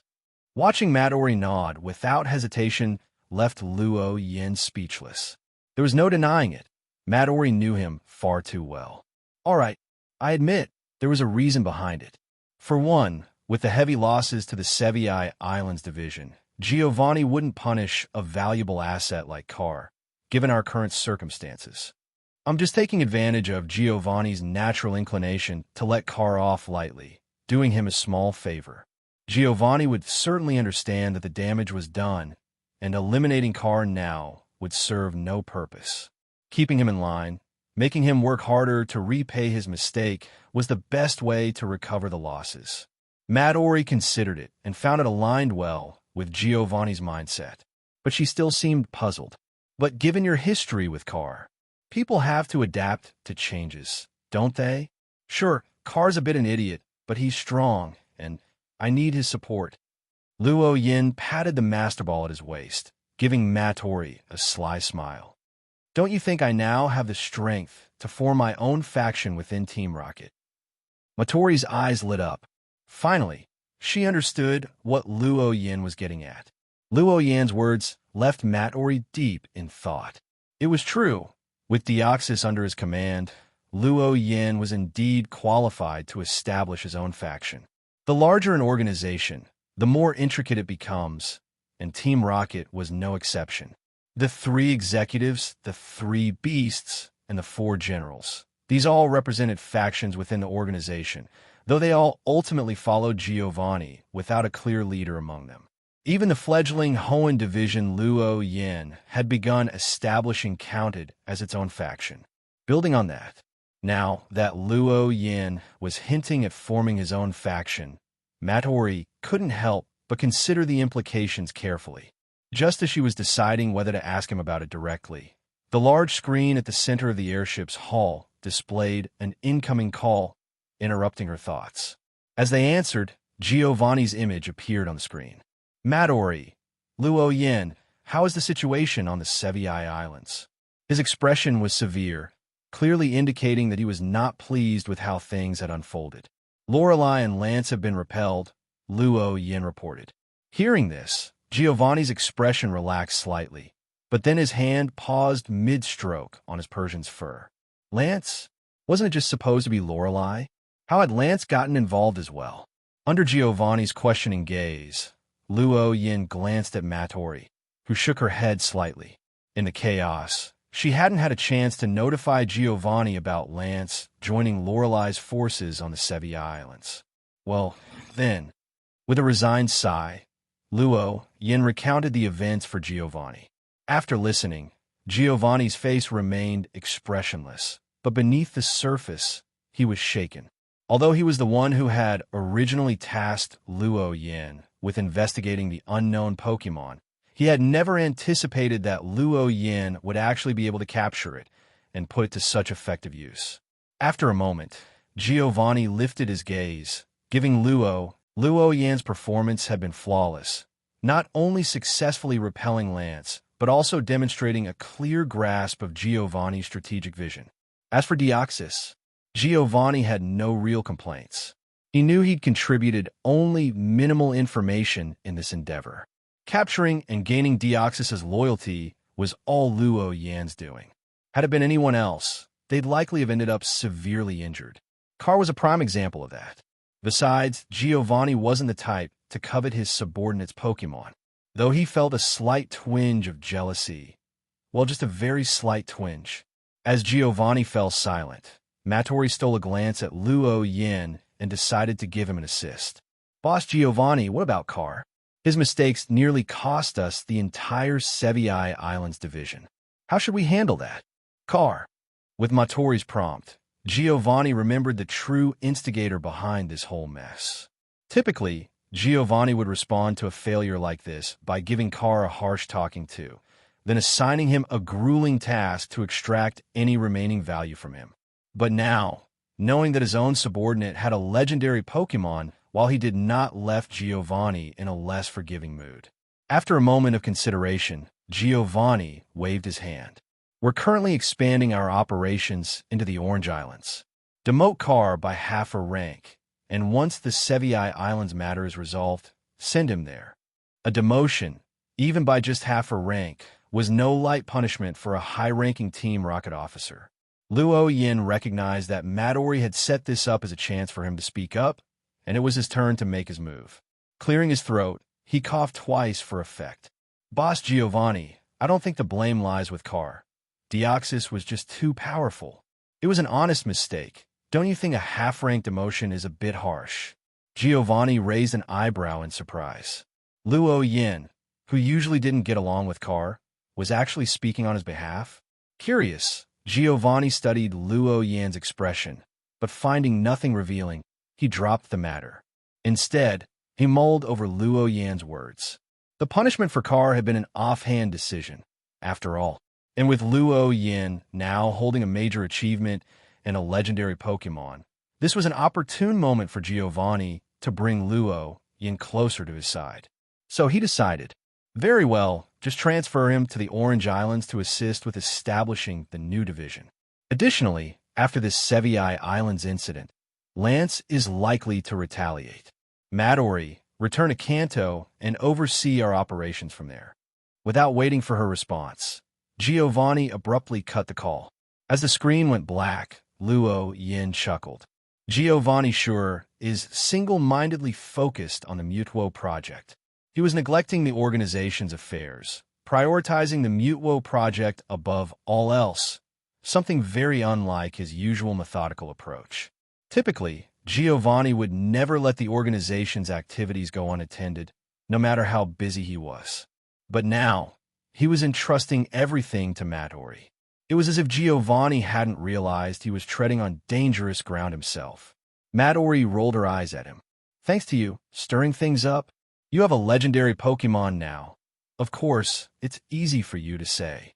From her experience with Giovanni, she knew that he would feel a lot of pressure seeing a subordinate holding a legendary Pokemon while he did not. Of course, it was only natural that he'd want to hasten Mutuo's creation. Luo Yin called Carr to inform him that he wouldn't be demoted, just reassigned to the Orange Islands, and received a flood of gratitude in response. I suddenly feel like I've tricked an idiot, Luo Yin muttered after hanging up, glancing at Midori. Midori? Luo Yin smirked. All right, jokes aside, let's go pick up Sabrina, and then head back to Kanto. Lance and Lorelei led the League forces in a rapid retreat from the battlefield. The group didn't stop until they reached their main base on 4 Island. In the safety of the base's conference room, a heavy silence settled over the League trainers. No one spoke. What had seemed like an impending victory had turned into a crushing defeat, a fact that was hard for everyone to accept. At last, it was Lorelei, the most level-headed, who broke the silence. Lance, what's the plan from here? The Alliance would undoubtedly demand an explanation for the failed operation. I'll handle it, Lance replied, bracing himself. Though we failed, the mission isn't over. We still need to ensure Team Rocket doesn't exploit this to expand their control over the Sevi Islands. That was the resolve he'd come to the moment he had ordered the retreat. As for the Tech Hunter, he's not an immediate threat. According to League Intel, he's primarily interested in megastones and valuable technology. This joint effort with Team Rocket seems to have been a one-off, so we don't need to be overly concerned. For now, we don't need to clash head-on with Team Rocket. Let's focus on our duty and ensure they don't get the upper hand. Understood. Yes, Lord Lance, came the collective response. Had Luo Yin been present, he'd have marveled at Lance's ability to inspire. In just a few words, he'd rekindled the spirits of the demoralized League trainers in the room. Though Lance managed to reignite the League trainers' morale, some things simply couldn't be fixed with spirit alone. The Sevi Islands incident had far-reaching repercussions. The first to feel the impact was the Kanto League. Since the anti-rocket operation had initially progressed smoothly, the League hadn't held back on publicizing the mission. They'd even promoted it in official settings, branding it as a significant breakthrough for the Kanto League against Team Rocket, hoping it would aid Lance's push toward champion. But now, everyone knew the truth. Lance and Lorelei, even together, had been driven back. The whole Kanto League's reputation had taken a major hit. Rumor had it that they were now planning a second offensive against Team Rocket to salvage their pride. Meanwhile, word of the Tech Hunter's capture of a legendary Pokemon known as Deoxys had spread through the Kanto League and beyond, reaching the ears of other regions as well. Given the nature of legendary Pokemon, this news caught the attention of many, particularly the Hoenn League. If the Tech Hunter had any history with the League, it was definitely Hoenn. Their conflicts alone could fill a novel. So, even though he was now more active in Kanto, Hoenn remained on alert, as no one could guarantee he wouldn't return. To preemptively counter the Tech Hunter's possible return to Hoenn, the League had invested heavily in bolstering its police forces, thanks to financial support from Devon Corporation and other tech companies. And, as it turned out, this was an excellent move. Though the Tech Hunter hadn't reappeared, Hoenn's criminal teams, Team Magma and Team Aqua, were running into trouble. Multiple operations of theirs were foiled by the League, forcing both teams to halt their plans to awaken Kyogre and Groudon and lie low. Now, Team Magma and Team Aqua were grinding their teeth at the mere thought of the Tech Hunter. Meanwhile, Hoenn's public safety had improved significantly, which was certainly an unexpected bonus for the Hoenn League. Of course, what other people thought of him was none of Luo Yan's concern for now. At this moment, he was on an airship headed back to mainland Kanto, back in a role of the promising young trainer he appeared to be. Fuchsia City. As they walked along the street, Luo Yan glanced at Sabrina beside him. "Aren't you going back to the gym?" he asked. To his surprise, after they'd returned to Kanto, Sabrina hadn't returned to Saffron City. Instead, she'd announced she'd be traveling with him for a while. "I left the gym in my father's care. There's nothing urgent," she replied, a hint of defiance in her tone. Luo Yan had no objections. Having Sabrina around wasn't a bad thing. "All right then, I have a little gift for you." He reached into his pocket and pulled out a small box. Sabrina looked at him curiously, then opened it. "This is perfume." Inside the box lay a bottle of perfume. She uncapped it, her delicate nose twitching as a refreshing, delicate fragrance wafted out, her eyes lighting up with interest. Luo Yan smiled. "This is a new release from Celadon Perfumes, not yet available to the public. Do you like it?" "It's lovely," Sabrina said, but then she frowned slightly. "How did you get an unreleased bottle? And why does it look smaller than usual?"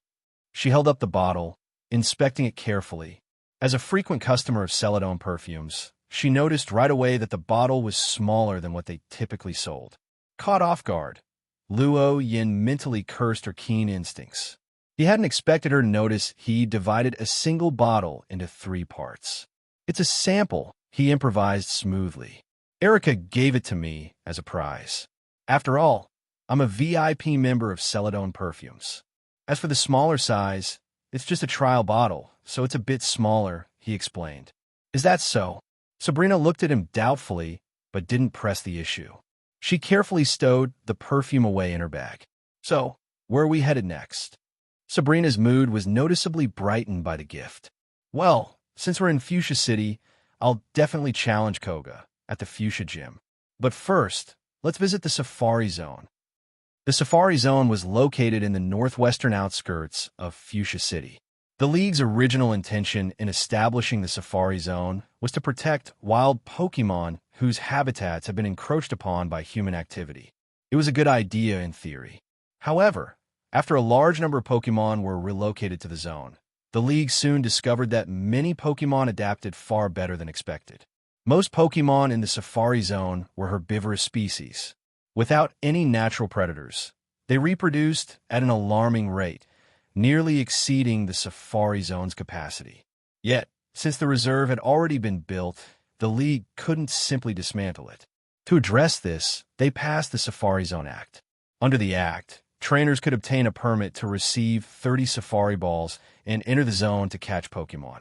This policy allowed the League to protect wild Pokémon, control their numbers within the Safari Zone, and help ordinary trainers acquire promising Pokémon. A win-win-win situation. Following the map, Luo Yan and Sabrina arrived at the ranger's cabin near the entrance. As they opened the door, Luo Yan immediately recognized a familiar figure. Gary. Gary stood with his back to them, his arms full of Safari Balls, looking somewhat comical in his clumsiness. Hearing someone call his name, Gary turned around instinctively, and in doing so, he lost his grip on the Safari Balls, which scattered across the floor.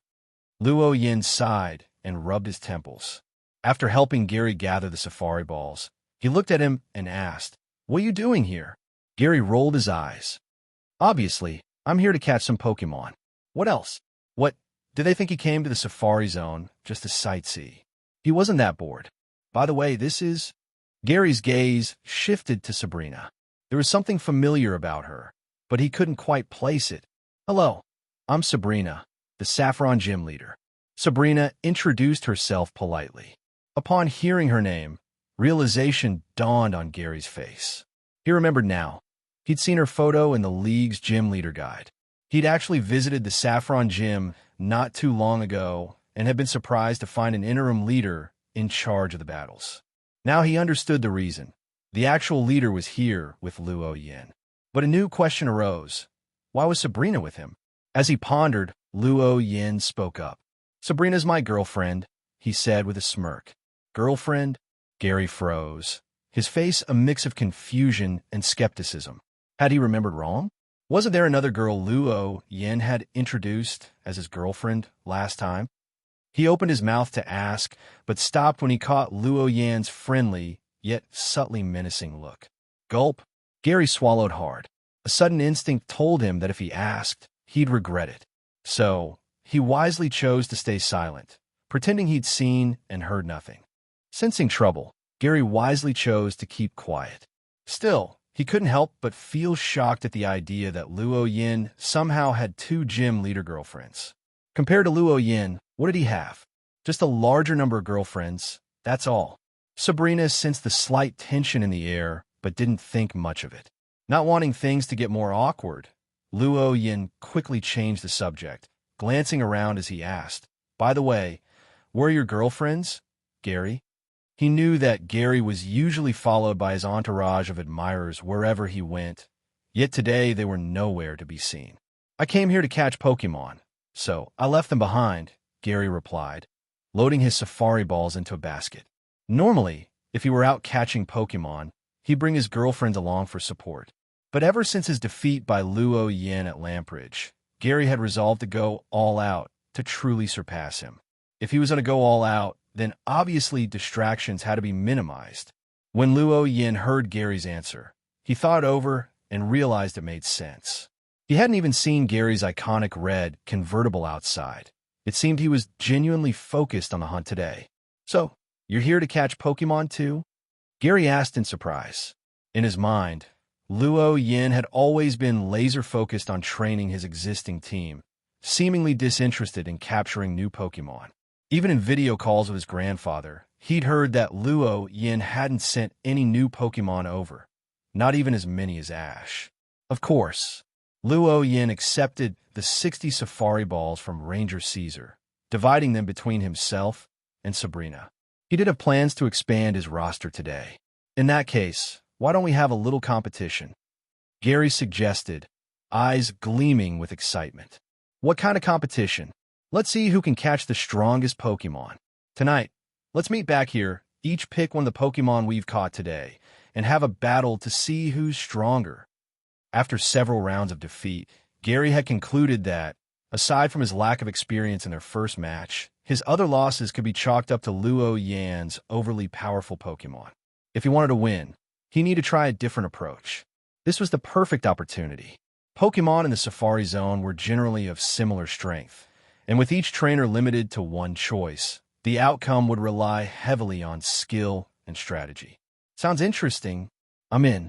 It was another chance to crush Gary, and with him practically handing himself over, how could Luo Yin refuse? As for Gary's plan, Luo Yin could see through it easily.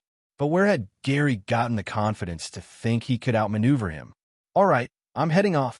Without waiting, Gary spun on his heel and bolted toward the forest, racing against the clock. Was there really a need to be so hasty? Didn't he know that rushing doesn't yield the best results?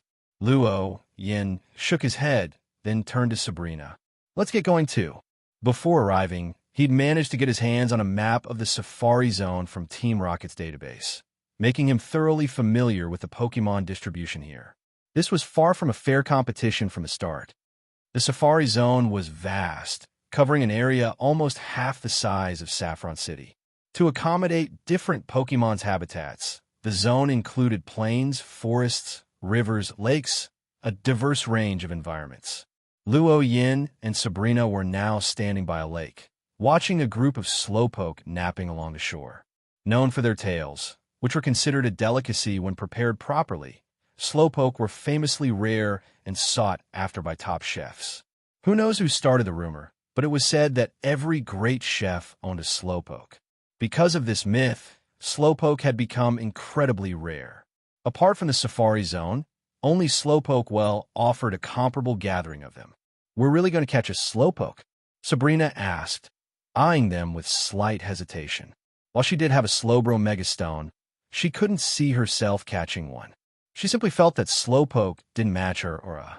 Just then, one of the Slowpoke fishing by the lake got a bite from a Magikarp on its tail. Its first reaction wasn't to pull its tail up immediately. Instead, it froze for several seconds before it began to move. By that time, the Magikarp had already vanished. The Slowpoke looked back at its tail in confusion, its face an expression of pure bewilderment. Yeah, okay, I see what you mean. They're slow, Yuan admitted. Thank goodness they were herbivores.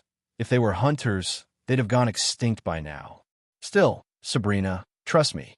When Slowpoke evolve into Slowbro, they're surprisingly strong. Sabrina considered it, but shook her head. I'd rather catch a Galarian Ponyta, Espion, or maybe a Gardevoir. With her Alakazam already on her team, and given her own abilities, she already had all the power she needed. Now, she was more concerned with whether her Pokémon match her aesthetic. Alright, fair enough. Since Sabrina wasn't interested in Slowpoke, he'd take care of it himself. Yuan scanned the group, focusing his psychic senses on finding the Slowpoke with the strongest psychic energy signature. With a mental push, he sent a Safari Ball flying precisely toward his target. Thud! The Safari Ball bonked the Slowpoke right on the head, leaving it looking dazed, a giant question mark practically visible over its head. Question mark. The Slowpoke's face twisted into an expression of utter confusion. Even as the Safari Ball absorbed it, Slowpoke still hadn't quite grasped what was happening. The other Slowpoke barely reacted. They glanced over, then went right back to their nap. Watching this display, Yuan couldn't help but second-guess his choice. Slowpoke didn't exactly look like they'd be bringing much to a fight. Even his Porygon, before he'd properly trained it, had shown more potential.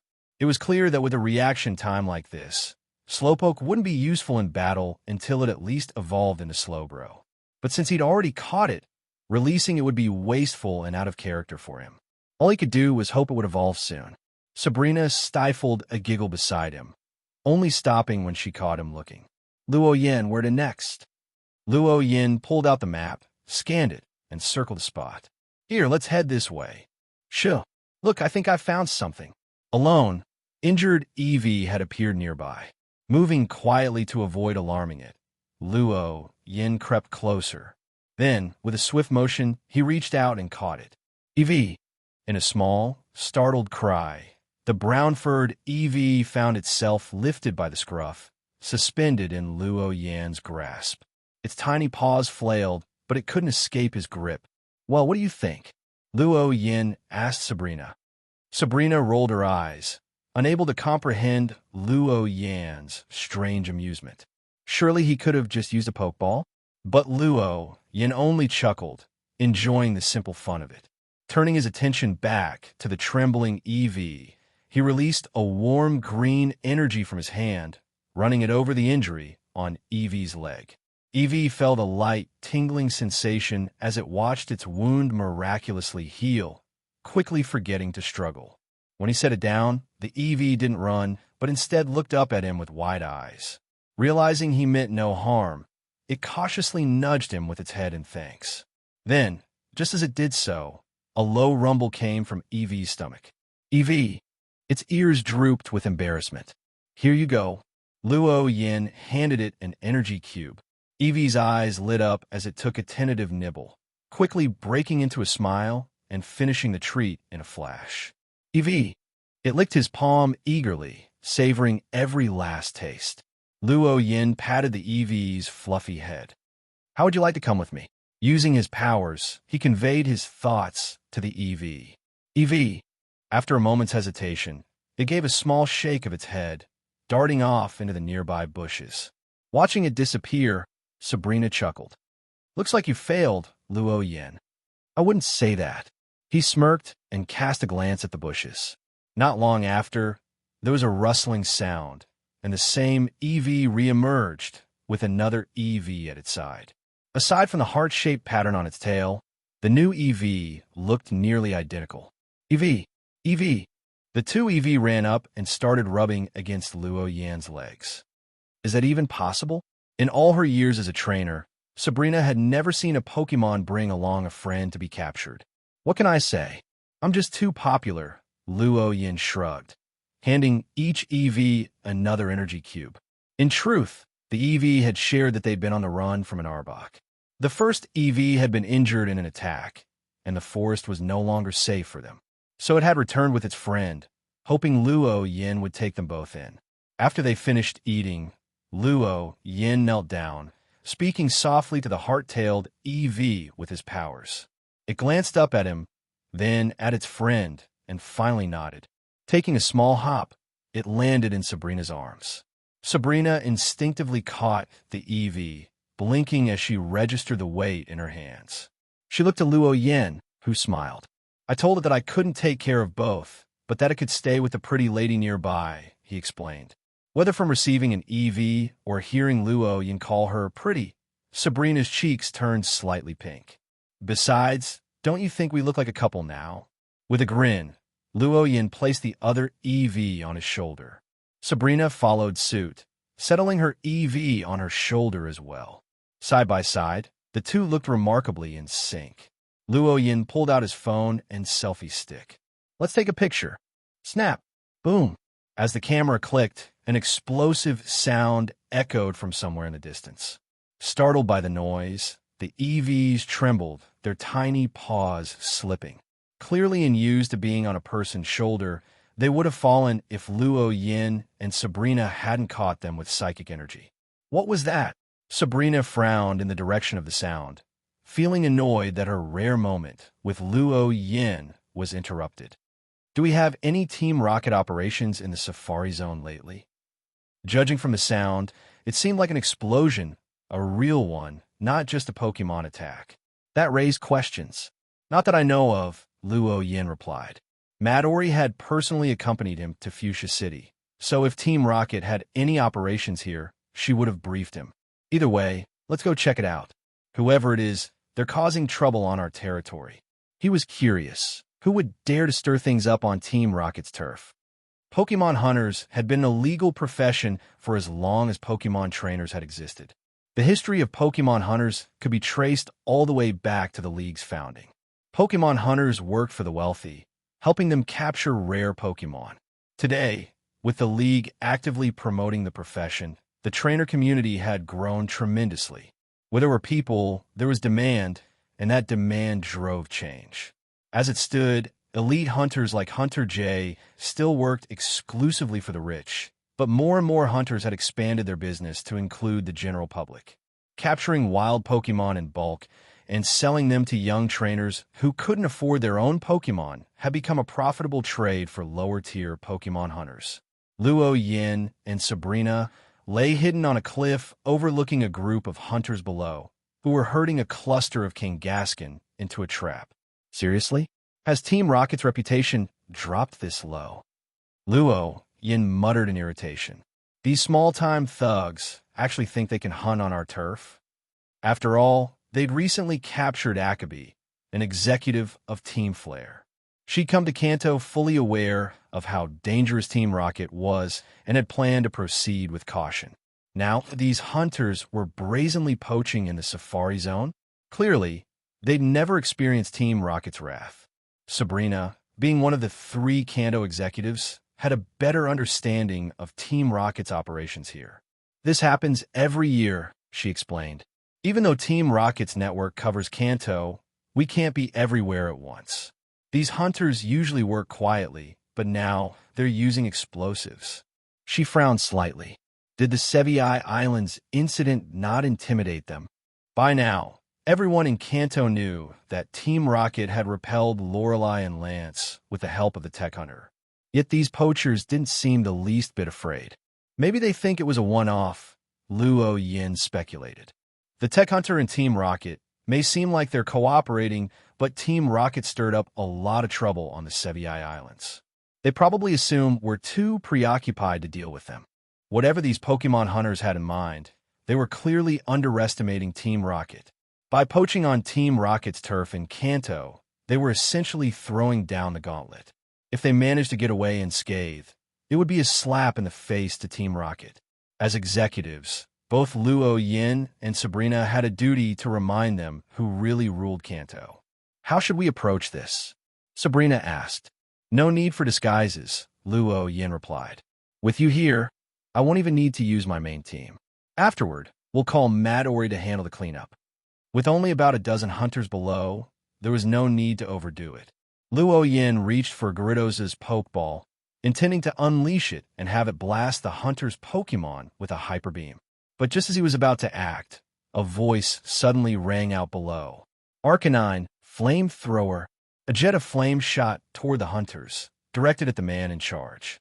Hearing the familiar voice, Luo Yin looked over and, as expected, saw Gary commanding his Arcanine in an attack against the poachers. Gary, Luo Yin hadn't expected him to arrive so quickly, let alone immediately engage the hunters. The hunters reacted just as fast. Seeing the approaching flames, they quickly issued a command to counter. Ursaring, protect. Whoosh! A strong gust swept through as a hulking, fierce-looking Ursaring stepped forward. Raising its arm, a blue protective shield appeared, blocking Arcanine's flames. Where'd this little brat come from? Did nobody teach you to mind your own business? The hunter sneered, but his eyes quickly turned from anger to greed when he noticed Gary's Arcanine. In the black market, an Arcanine could fetch a hefty price. Forget the Kangaskhan. Get that Arcanine. The Kangaskhan could wait. Taking out that Arcanine was now the priority. With a swipe of its paw, Ursaring extinguished the leftover flames and charged toward Gary's Arcanine. Arcanine, use agility. Aru. Arcanine dashed forward, its speed leaving Ursaring's swipes hitting only air. A small grin appeared on Gary's face. Ursaring was far too slow to catch up with Arcanine. But just as he was about to counterattack, a sudden glint flashed through the air. Arcanine let out a pained cry as one of its front legs buckled, sending it tumbling across the ground. Arcanine! Gary was caught off guard, unable to figure out what had happened. From his vantage point above, however, Luo Yin could see everything clearly. One of the hunters' Arbok had launched a poison sting, hitting Arcanine's front paw. At the same time, Ursaring, along with a Mitana and a Crawdaunt, charged at Gary, who barely managed to call out Executor and Wartortle in response. Mitana's relentless attacks had Executor backing up frantically, its usual dopey expression now replaced by one of panic. Wartortle was faring no better, retreating into its shell as it was sent rolling across the ground by Ursaring's powerful strike. Facing an overwhelming disadvantage, Gary was struggling. Just as he was beginning to regret his impulsiveness and was considering calling for help, a familiar voice rang out, as if it were a lifeline. Gyarados' Hyper Beam. A blinding beam of white light burst across the field. Boom! A massive explosion sounded, followed by a powerful shockwave. A Nidoking that had been charging toward the poison Arcanine was blown off its feet by the blast. Luo Yin. Gary turned and, seeing Gyarados, felt a surge of relief and excitement. Unbelievable! The hunters grumbled as they realized another trainer had arrived. Right when they were about to take down the kid, now he had backup. Their leader, Ruji, clenched his fists in frustration. Everyone, take out that Gyarados. Yes, boss. The hunters regrouped and commanded their Pokemon to swarm Gyarados. Their disorganized assault only highlighted their lack of coordination. Team Rocket and League trainers, even when outnumbered, usually formed tactical groups to support one another. This ragtag crew of hunters had no such order. Luo Yin released Charmeleon and Dragonair. Charmeleon used Fire Blast. Dragonair, Dragon Pulse. The combination of Fire Blast and Dragon Pulse erupted, throwing the charging Pokemon into disarray. Without discipline, they trampled over one another, turning the field into chaos. Their leader, Ruji, seemed more thrilled than upset as he caught sight of Dragonair. Huh, I'd heard rumors about Dratini being in the Safari Zone. Catching a Dragonair would be just as good, he yelled. He signaled for his Ursaring to launch an attack. Ursaring, Hyper Beam, bring that Dragonair down. With a fierce roar, Ursaring unleashed a Hyper Beam toward Dragonair. Dragonair, use agility. Dragonair deftly maneuvered, slipping through the air to dodge Ursaring's attack. Meanwhile, Gyarados and Charmeleon targeted the hunter's vehicles. Each fire blast from Charmeleon sent a vehicle up in flames, causing the hunter's eyes to blaze with fury. That was their money going up in smoke. Sensing their frustration boiling over, Luo Yin knew it was time. He exchanged a glance with Sabrina. Catching his cue, Sabrina's eyes glinted as she focused, psychic energy shimmering around her. Before the hunters could react, all of their pokeballs detached from their belts, floating upward in Sabrina's psychic grasp. What the hell, my pokeballs? It's a psychic attack. That woman, she's Sabrina, the Saffron City gym leader. One of the hunters finally recognized her. In an instant, their anger gave way to terror, as if they'd just been doused with ice water. Before coming to Kanto, they'd done their homework on its most dangerous figures, and Sabrina's name was high on that list. The rumors of her turning intruders into dolls weren't just urban legends. They were testimonies from those who'd once dared to challenge her gym and had lived to tell the tale. Now, seeing Sabrina, with all of their pokeballs held in her grasp, the hunters felt their courage evaporate. Their first instinct was to run. But, where do you think you're going? Freed from the pressure of their leader, Gary stepped forward, releasing all of his Pokémon to block the hunter's escape path. Seeing the panicked Pokémon hunters scrambling away, Luo Yuan was momentarily taken aback. Although he'd anticipated that the strategy he and Sabrina had devised, using her psychic powers to snatch away the Pokeballs from the hunters, would demoralize them, he hadn't expected Sabrina's mere reputation to send them fleeing without even attempting to reclaim their Pokémon. They didn't even struggle. They just took off running. Sabrina, are you really that scary? Signaling Gyarados and Charmeleon to assist Dragonair, Luo Yuan turned to Sabrina with a playful smirk. Sabrina didn't respond verbally, but instead gave him a smile he knew all too well, one that radiated danger. I was wrong. Quick to catch the hint, Luo Yuan raised his hands in surrender. On the opposite side, Pokemon hunter Ruji felt a surge of fury as he watched Luo Yuan and Sabrina banter so casually. He was a known figure in the Underworld, and here he was being completely ignored. Turning to his remaining lackeys, he bellowed, "Get back here, you idiots! No one leaves until we've defeated them." With that, Ruji directed his Pokémon to launch an all-out attack on Luo Yuan. Ursaring used Belly Drum. Ursaring slammed its paws into its belly rhythmically, creating a strange, pulsing sound. And then, its aura skyrocketed. Luo Yuan's sharp eyes noted the change immediately. Belly Drum was a technique that sacrificed the user's stamina to sharply boost its attack power. Feeling the intense aura radiating from Ursaring, Luo Yuan's expression grew serious. In that case, it'd be best to avoid dragging this out to give Charmeleon more experience. With this decision, Luo Yuan called out, "Gyarados, Hydro Pump." Gyarados leaned back, opened its jaws, and fired a powerful jet of water. Ruji sneered, "Witness my Ursaring's power." Ursaring used Slash. Roar! Ursaring let out a mighty growl, raising its arm to meet the incoming Hydro Pump head-on. Boom! Ursaring's paw cleaved through the torrent, splitting the water into two streams as it deflected the attack. Gary, who had already taken down several hunters nearby, couldn't help but stare in shock. Ursaring actually split the Hydro Pump with a slash. If his Wartortle had been hit by that, it might have been game over. Luo Yuan's eyebrows arched at the sight, only mildly surprised. Gyarados, keep up the Hydro Pump. Dragonair, ignore my Tenna and focus on Ursaring. Use Dragon Breath. Roar! Dragonair twisted its body mid-air, turned around, and unleashed a breath of purple mist at Ursaring.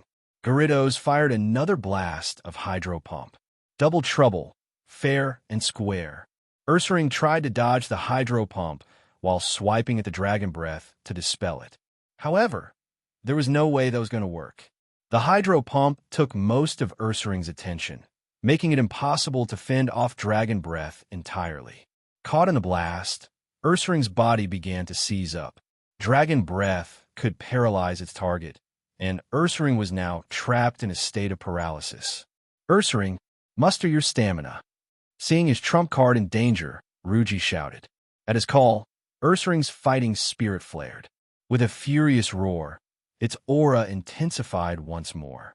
Unlike in the games, Belly Drum in reality couldn't instantly max out attack power, but Ursaring's Guts ability gave it another boost when under a status condition. Ignoring the paralysis, Ursaring grabbed a large rock nearby and hurled it at Dragonair. Rock Tomb. As the rock hurtled toward Dragonair, Luo Yuan quickly commanded, Dragonair, use Reflect and Dodge. Ursaring's attack was too powerful to block directly. The decision proved wise. Whoosh! The rock whizzed past, smashing through Dragonair's hastily erected Reflect barrier, barely missing Dragonair as it flew several hundred meters and crashed heavily into the ground. A belly drum-powered Ursaring with Guts was truly terrifying. But Luo Yuan, already fully immersed in battle, didn't miss a beat. Seizing the opportunity, he shouted, Now, Charmeleon, use Fire Blast. Roar! Charmeleon threw back its head, a crimson glow building in its belly before it unleashed a fiery blast at Ursaring. Ursaring tried to brace for impact, but Gyarados' hydro pump was already primed and waiting. The massive fire symbol burst in the air, slamming into Ursaring. Boom! The fire blast exploded against Ursaring's chest, sending it flying backward. After the strain from Belly Drum, the hit from Dragonair's Dragon Breath, Ursaring couldn't hold on any longer. Ursaring had fainted. Charmeleon, who had been trained by Luo Yuan as a living artillery, let out a triumphant roar to the sky. Meanwhile, Mytina and Crawdaunt had also fallen, unable to withstand even 2 rounds against Dragonair and Gyarados. Ruji was left with no Pokemon capable of fighting. Sabrina knocked him out cold with a single telekinetic strike. Seeing their boss defeated, the remaining hunters glanced at Sabrina with terror, exchanged a look, and quickly surrendered without further resistance. Gary collected their Pokeballs and used ropes to tie up the hunters. What's next? Gary asked. Sabrina's already contacted the League. They'll send a team shortly. As he spoke, Luo Yuan kicked a hunter who was trying to make a sneaky move. Gary sighed. I'd be done for if you hadn't shown up when you did. Well, actually, I'd been there for a while and was about to step in. Luo Yuan chuckled, but then you jumped out, so I figured I'd let you have your moment. Gary, give me my gratitude back. Not wanting to linger on that topic, Gary changed the subject abruptly. How many Pokemon have you caught, anyway? 2. Luo Yuan released Eevee and Slowpoke. As soon as Eevee appeared, it jumped into Luo Yuan's arms, snuggling up and nudging him with its head. Slowpoke, meanwhile, turned its head to stare blankly at Luo Yuan, greeted him with a slow then returned to gazing off into space. One lively and mischievous, the other adorably dopey, complete opposites in personality. Eevee, Slowpoke. Seeing Luo Yuan's new Pokemon, Gary's face first lit up with excitement, then showed some doubt. He was excited because he thought he might have a chance to beat Luo Yuan in their next match. Confused, though, because while Eevee and Slowpoke were rare, one was often kept as a pet, and the other was sometimes used as food. Neither was exactly battle material. Gary couldn't understand why Luo Yuan would capture them, until he noticed the other Eevee cradled in Sabrina's arms. So it was a pair of Pokemon, after all. All right then. Although he wasn't single anymore, Gary still felt as if he'd taken 1,000 emotional hits. He swore to himself that next time he saw Luo Yuan, he'd be sure to bring his own girlfriends along. Luo Yuan, noticing Gary's expression, gave a small smile. No point in being envious. Given Gary's number of girlfriends, even evolving Eevee wouldn't cover his bases for couple Pokemon, unless he went a Galar and caught an Alchemy. At that moment, the roar of an engine grew louder as a vehicle approached. Ranger Caesar stepped out, looking down at the bound Pokemon hunters on the ground, an expression of guilt crossing his face. As a ranger, it was his responsibility to patrol the area, and the fact that so many Pokemon hunters had infiltrated the reserve without him noticing was a clear failure on his part. Fortunately, Luo Yuan and Gary had stepped in. Otherwise, after thanking them both, Caesar was about to give the Pokemon hunters a stern talking to when two men dressed as League officers approached from behind him. They addressed Sabrina. Gym leader Sabrina, thank you for your bravery. Leave them with us. We'll escort them to the station. I'm not the one you should be thanking, Sabrina replied, nodding toward Luo Yuan. The two League officers followed Sabrina's gaze to Luo Yuan. Luo Yuan took a moment to scrutinize them. The two League officers had an air about them, one that seemed unmistakably familiar, almost as if they were Team Rocket operatives in disguise. It was clear they were allies. Earlier, he'd asked Sabrina to contact Midori, and it looked like these two were the people she'd sent. However, even knowing they were on his side, Luo Yuan kept his tone formal, wearing a look of righteous indignation as he said, "Cracking down on crime is the duty of every young trainer in our society.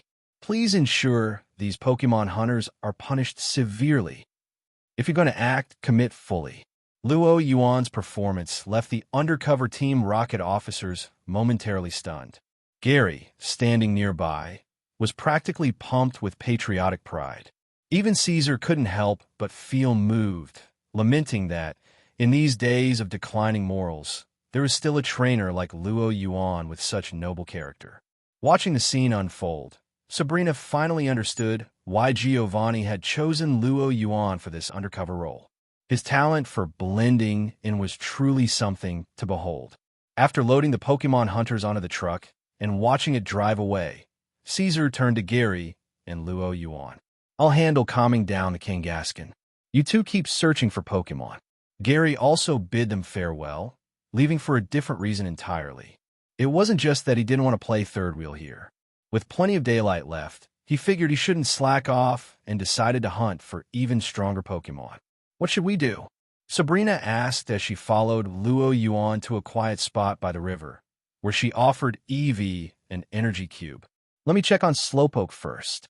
Luo Yuan handed his own Eevee an energy cube, letting it entertain itself while he focused on Slowpoke, who was staring off in a space nearby. Luo Yuan was certain his telepathic sense hadn't been wrong earlier. This Slowpoke possessed far stronger psychic energy than others of its kind, yet it behaved so sluggishly. Something wasn't adding up. So, Luo Yuan tried using his telepathy to connect with Slowpoke, employing his Viridian force to turn Slowpoke's foggy thoughts into coherent words. And he sensed Slowpoke's thoughts. "Put me back in the Pokeball already, so I don't have to walk, you jerk."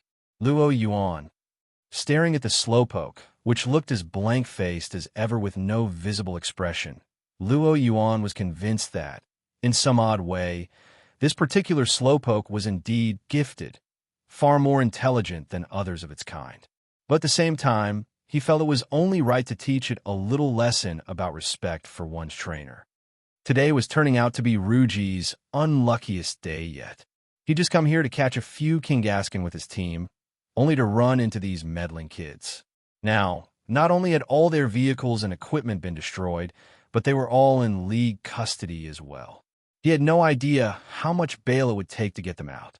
"Damn those meddling punks," he muttered, swearing that the moment he got out, he'd hunt down that guy named Luo Yuan and teach him a lesson about minding his own business. Just as he was contemplating revenge, one of his lackeys piped up with a concerned question. "Officer, where are we going?" "I'm from Fuchsia City, and this doesn't look like the way to the station." Looking out the window, he saw the trees around them thickening, leading deeper into the fuchsia forest rather than toward the city. "This isn't the way to Fuchsia," one of the officers replied calmly. "Wait, are we being taken to the League headquarters? But for a Kanto crime like ours, that's not really warranted, is it?" Ruji frowned. One of the basic requirements for a competent Pokemon hunter was knowing the law. Under Kanto law, the worst they'd done was illegally using explosives to catch wild Pokemon. It wasn't exactly a major crime. League headquarters? Ha! The two League officers up front both sneered at his suggestion. One of them even turned around, casting a look that made Ruji's gut drop. "You think you can mess around on Team Rocket's turf and just walk away unscathed?" Team Rocket. The name sent shivers through all the Pokemon hunters. But weren't they captured by League officers? How did they end up with Team Rocket? Seeing the officers smirking, it suddenly dawned on them how bad their situation was. "You're with Team Rocket?" one of the hunters asked. "Take a wild guess." One officer shot back, as if the answer were obvious. This was essentially an admission. Instantly, the Pokemon hunters, who had been behaving until now, began to struggle frantically. "Please, let us go. We'll never do it again." "Damn you, Team Rocket. Stop the car. Let me out." Some begged, some cursed, and others cried out for help. The sheer terror in their voices spoke volumes about their fear of Team Rocket. If they ended up in league custody, they'd serve a few months, pay a fine, and be done with it. But if they fell into Team Rocket's hands, these Pokemon hunters, who lived in the underground world, knew better than anyone what awaited them if they crossed Team Rocket. The Team Rocket member driving gave a cold chuckle. "Oh, you want to get out? The doors are locked tight. No one's leaving until we reach the base." With that, he stepped on the gas. The van, loaded with terrified Pokemon hunters, sped toward the Team Rocket base, their cries growing faint as the forest swallowed the sound. The League wouldn't notice a few missing Pokemon hunters who were supposed to be locked up, especially when the whole process from arrest to detainment was handled by Team Rocket. After all, officers, prosecutors, gym leaders, the entire Fuchsia City was practically crawling with Team Rocket operatives. Even if Lance showed up, he'd have no way to investigate. Wild Safari Zone, Ranger's Cabin. By now, dusk had fallen. Luo Yuan, along with Sabrina and his freshly trained Slowpoke, was barbecuing in the clearing outside the cabin. Gary caught the scent and arrived just as Luo Yuan fed Sabrina the last piece of grilled meat. "Finally decided to join us, huh?" Luo Yuan called out, spotting Gary's approach. "Where you guys?" Gary's gaze fell on the grill. "Barbecue. Too bad you're late." Luo Yuan shrugged with a hint of regret. "Gary, I'm not hungry at all, really." Trying to ignore the tantalizing smell of grilled food, Gary refocused. "Are you ready, Luo Yuan?" He couldn't care less about barbecue. His main goal was to settle the score by defeating Luo Yuan in their next battle. "Of course." Luo Yuan patted the Slowpoke beside him. "All right, meet my chosen Pokemon, Slowpoke." Gary looked at the slow, vacant expression on Slowpoke's face, its eyes unfocused, and felt a surge of confusion. Are you serious?" Gary had expected Luo Yuan to catch a new Pokemon for this. But Slowpoke? Really? He couldn't see any sign that Slowpoke had battle potential. "Absolutely." Luo Yuan nodded, giving Slowpoke a knowing look.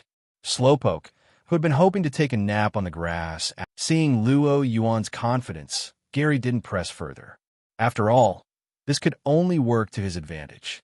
If Luo Yuan was using Slowpoke, today's victor was as good as decided. Thinking this, Gary confidently tossed his Pokeball. "Let's go, Golduck." Golduck materialized with its light blue body, yellow bill, webbed feet, and the red gem on its forehead glinting in the light. Quack! Golduck's call was bold and fierce.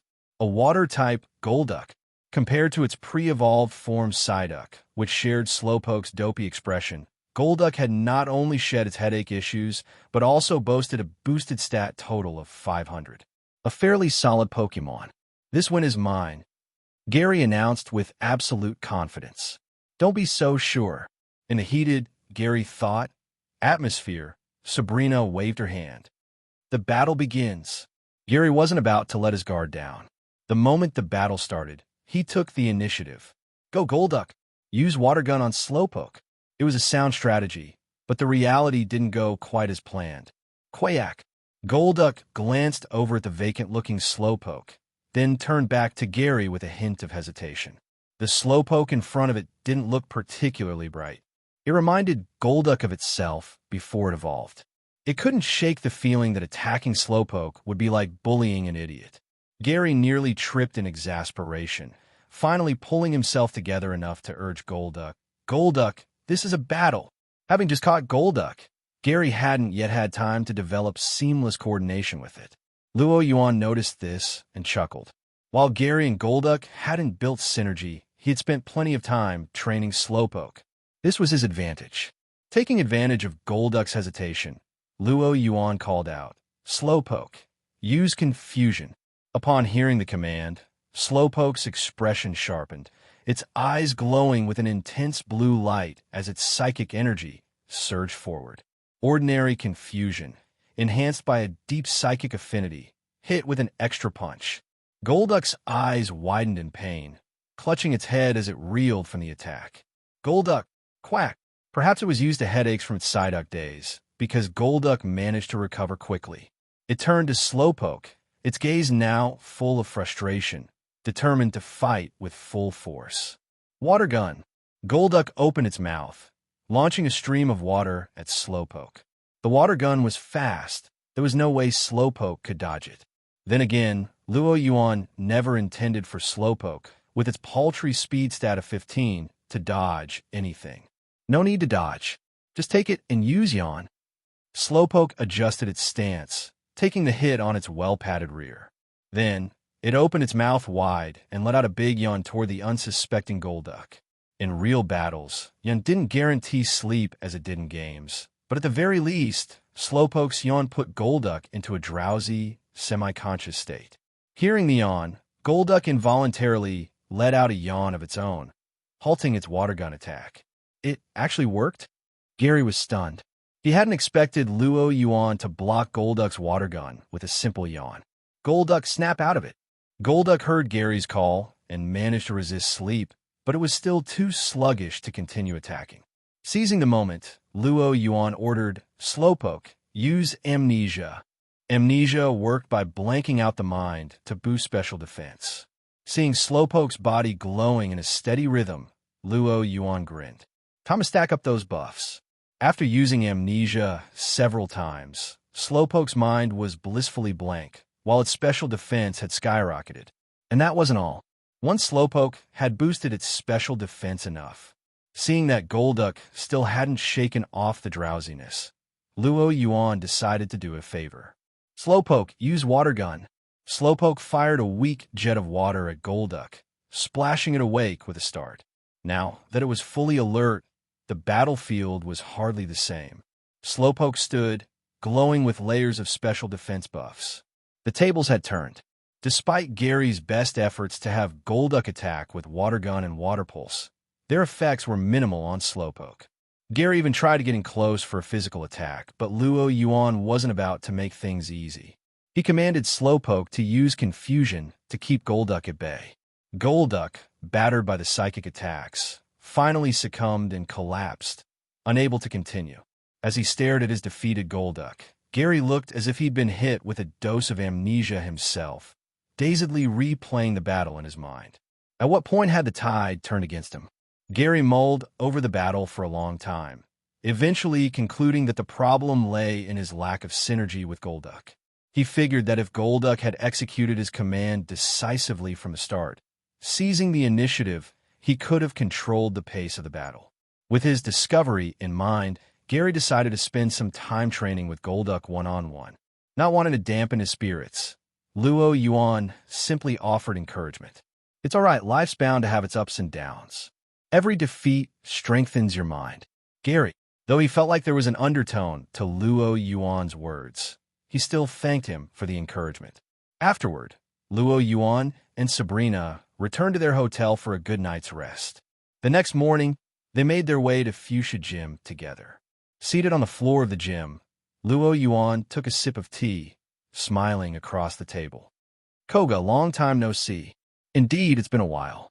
Koga regarded Yuan and Sabrina with a hint of intrigue. Although he was also an executive in Team Rocket, Koga led a secluded life, spending most of his time in rigorous training at the Fuchsia Gym. It had been nearly 2 years since he and Yuan had last crossed paths. I've heard about your feats in the Sevi Islands, capturing a legendary and fending off Lance and Lorelei. Your growth in the past 2 years is nothing short of astounding. As a Team Rocket executive, Koga was familiar with Lance and Lorelei's strength. He still remembered the last time he saw Yuan, who had only one Dragapult at the time. But now Yuan could actually hold his own against elite 4 members like Lance and Lorelei. His progress was frightening. It's mostly thanks to Deoxys, not really worth mentioning, Yuan replied humbly. Without Deoxys, it would have been him getting soundly beaten, even with Dragapult and Jengar. Koga shook his head. A legendary was part of one's strength, after all. And besides, the ability to capture a legendary was, in itself, proof of strength. So, what brings you here this time? Is it about those Pokemon hunters? Koga asked. Given his reclusive nature, Koga rarely got involved with Team Rocket matters outside Fuchsia City, and assumed Luo Yuan was here for the captured Pokemon hunters. That bunch isn't worth a special trip. Luo Yuan shrugged. You know, I'm undercover here in Kanto by Giovanni's orders. So, officially, I'm a rookie trainer, and I'm here to challenge the Fuchsia Gym. A rookie trainer. Koga gave Luo Yuan a skeptical look. Who'd believe a rookie trainer would have a legendary? But being a traditional ninja, he had exceptional self-control and managed to hold back his inner commentary. As for the challenge, Koga had actually been looking forward to a match with Luo Yuan. Though he'd heard through the grapevine that Luo Yuan's strength was formidable, he wanted to experience it firsthand. With this thought, he raised his head and said, "As it happens, I'd also like a spar to see just how far I still am from Lance and Lorelei." To Luo Yuan's ears, it sounded like Koga wanted to experience the fear of being dominated by a legendary. Of course, Luo Yuan wouldn't refuse. The Fuchsia Gym was vast and empty, with no staff in sight. Apart from the Team Rocket support staff who occasionally came to clean, the only residents were Koga, his sister, and his daughter. Currently, with his sister and daughter traveling in Gyaraidos, Koga was alone in the gym. Privacy wasn't an issue. Koga closed off the gym, putting up a closed sign. Once again, Sabrina was relegated to tool duty, standing by as the referee. The match will be a 3v3 with no specific rules. The first side to lose all 3 Pokemon will lose the match. Any questions? Having already agreed on the rules with Koga, neither had any objections. Then let the battle begin. At Sabrina's command, both trainers tossed their Pokeballs simultaneously. Go Dragapult! Go Crobat! Koga chose Crobat, one of his main Pokemon, while Luo Yuan opted not to send out Deoxys immediately, instead leading with Dragapult to warm up. Though it had been 2 years since they last met, both trainers knew each other well. There was no need for pleasantries. They dove straight into battle. Crobat cross-poison. Right out of the gate, Koga went with a powerful move. Crobat's forewings pulsed with a ghostly purple hue as it swooped toward Dragapult with sharpened wings slashing forward. While Poison-type moves were half as effective against Dragapult, the sheer power behind Crobat's strike made Luo Yuan wary. If I recall, Crobat's hidden ability is Infiltrator. Dragapult, use Protect. A Pokemon with Infiltrator could bypass moves like Reflect, Light Screen, and Substitute, but Protect wasn't affected by it. Bam! In an instant, Crobat's wings struck Dragapult's protective shield. The impact left a cross-shaped crack on the barrier, the edges faintly tinged with a corrosive purple hue. A champion-level Crobat? And it's not an ordinary champion level, either. To Luo Yuan, Crobat didn't quite match up to Lance and Lorelei's signature Pokemon, but it was close, a formidable opponent. He knew Koga had been working toward becoming a champion, but he hadn't realized how much progress he'd made. On the other side, having failed his initial strike, Koga's expression remained calm as he directed Crobat to dodge Dragapult's Shadow Ball and prepare for another counterattack. As a ninja, patience was Koga's strong suit. Waiting for the perfect opportunity and then striking with lethal precision was the ninja way. Crobat gained some distance. At Koga's command, Crobat's forewings flapped powerfully, swiftly rising higher to put space between itself and Dragapult. However, Luo Yuan, knowing Koga's intentions, wasn't about to let him get away so easily. To approach Dragapult so boldly without paying a price? Not happening. Signaling Dragapult with a hand gesture, Luo Yuan watched as Dragapult smirked and flicked its tail. Roar! With a fierce bellow, Dragapult accelerated rapidly in midair. Its impressive base speed stat of 142 was on full display as it closed the distance in an instant. Whoosh! In a flash, Dragapult was hot on Crobat's tail. With a higher level and a significant speed advantage of 22 points, Dragapult far outclassed Crobat in terms of pure speed. Thankfully, Crobat's small size allowed it to dodge and weave, buying some time against Dragapult's pursuit. Seeing Dragapult closing in, and with less room to maneuver, Koga's brow furrowed. Crobat, use Air Slash. Air Slash, a technique that creates sharp blades of compressed air through rapid wing flapping, sliced toward his target with deadly precision. Koga's Crobat was clearly well-practiced in this move. With a swift aerial roll, Crobat deftly repositioned itself, facing Dragapult head-on. Its wings beat rapidly.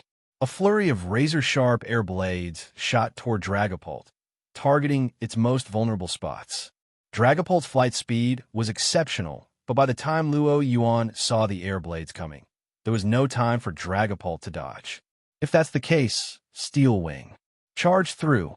Now, everyone knows that Dragapult doesn't have wings. So, when it used Steel Wing, its triangular head took on the roll, glowing brightly as it charged forward. The air blades came whirling in. With a fierce roar, Dragapult fixed its sharp gaze on Crobat, diving straight through. Clang! Clang! Clang! The air blades struck Dragapult's hardened head, emitting a metallic clash. In Steel Wing mode, Dragapult's head was at peak defense. Most of the air blades were either blocked or deflected, with only a few grazing its arms and tail. But Dragapult shook off the hits and plowed forward, crashing directly into Crobat. Bam! Crobat spiraled backward from the impact, tumbling through the air before steadying itself with a shaky hover several meters away. Though it was visibly in pain, Dragapult wore a triumphant smirk, hardly scratched. Crobat, are you okay? Crobat let out a sharp cry, signaling that it could continue, and shot Dragapult a defiant glare. Like many poison types, especially Crobat, it was naturally vindictive. Crobat was determined to give Dragapult a taste of its own medicine. Koga nodded, rapidly assessing Dragapult's abilities and developing a new strategy. But Luo Yuan's tactical thinking was clearly faster. With Dragapult holding the advantage, all Luo Yuan needed to do was keep up the pressure. Dragapult Shadow Ball. A familiar Shadow Ball shot forward, forcing Crobat to dodge, barely avoiding the dark projectile with a quick burst of speed. The Shadow Ball skimmed past Crobat, impacting the ground below with a boom, leaving a crater in the gym's floor. The blast startled Crobat, heightening its caution toward Dragapult's attacks. Realizing he couldn't let Luo Yuan dictate the battle's pace, Koga ordered, use Toxic. Poison was Koga's specialty. Over the years, he had meticulously trained his Pokémon with specialized food and exercises to enhance their venom's potency. Perhaps in other areas, Koga's skills might fall short, but when it came to poison, his confidence was absolute. Crobat opened its mouth and sprayed a stream of purple venom toward Dragapult. Luo Yuan didn't command Protect this time. Using it repeatedly in a short span risked failure. But taking a toxic attack directly would mean a slow, painful drain on Dragapult's health. The venom shot forward, but Dragapult swiftly sidestepped. Crobat, undeterred, kept spraying, filling the air with a toxic mist that expanded into a web-like trap. Seeing Dragapult's escape routes narrowing, Luo Yuan's eyes flashed with blue light. Using his psychic powers, he scanned the positions of the venom droplets and relayed this information to Dragapult, freeing it from the need to look around. Like a butterfly weaving through flowers, Dragapult performed high-speed evasive maneuvers, slipping through Crobat's poisonous web with ease. As Crobat paused to recover, Dragapult retaliated with a Shadow Ball, forcing Crobat back into evasive action. This cat-and-mouse chase continued, each side acutely aware of the cost of getting hit. But Luo Yuan was not entirely pleased. The Shadow Balls weren't landing. After some time, realizing Shadow Ball wasn't going to connect easily, Luo Yuan switched tactics and opted for Dragapult's signature move. Shadow Ball is too slow. Dragapult used Dragon Darts. While Shadow Ball was quick, its path was predictable. Experienced Pokémon with sharp instincts could dodge it. But Dragon Darts was a different story. With an excited screech, two Dreepy shot from Dragapult's launchers, whistling through the air as they homed in on Crobat. A sonic boom echoed as the darts closed in, and Crobat frantically flapped its wings, dodging the initial strike. But the thing about dragon darts? The launched Dreepy had a mind of their own, actively tracking their target. Crobat dodged the first dart, unaware that it had already turned back toward it. Just as Crobat aimed another toxic spray at Dragapult, Koga shouted, "Crobat, watch your back."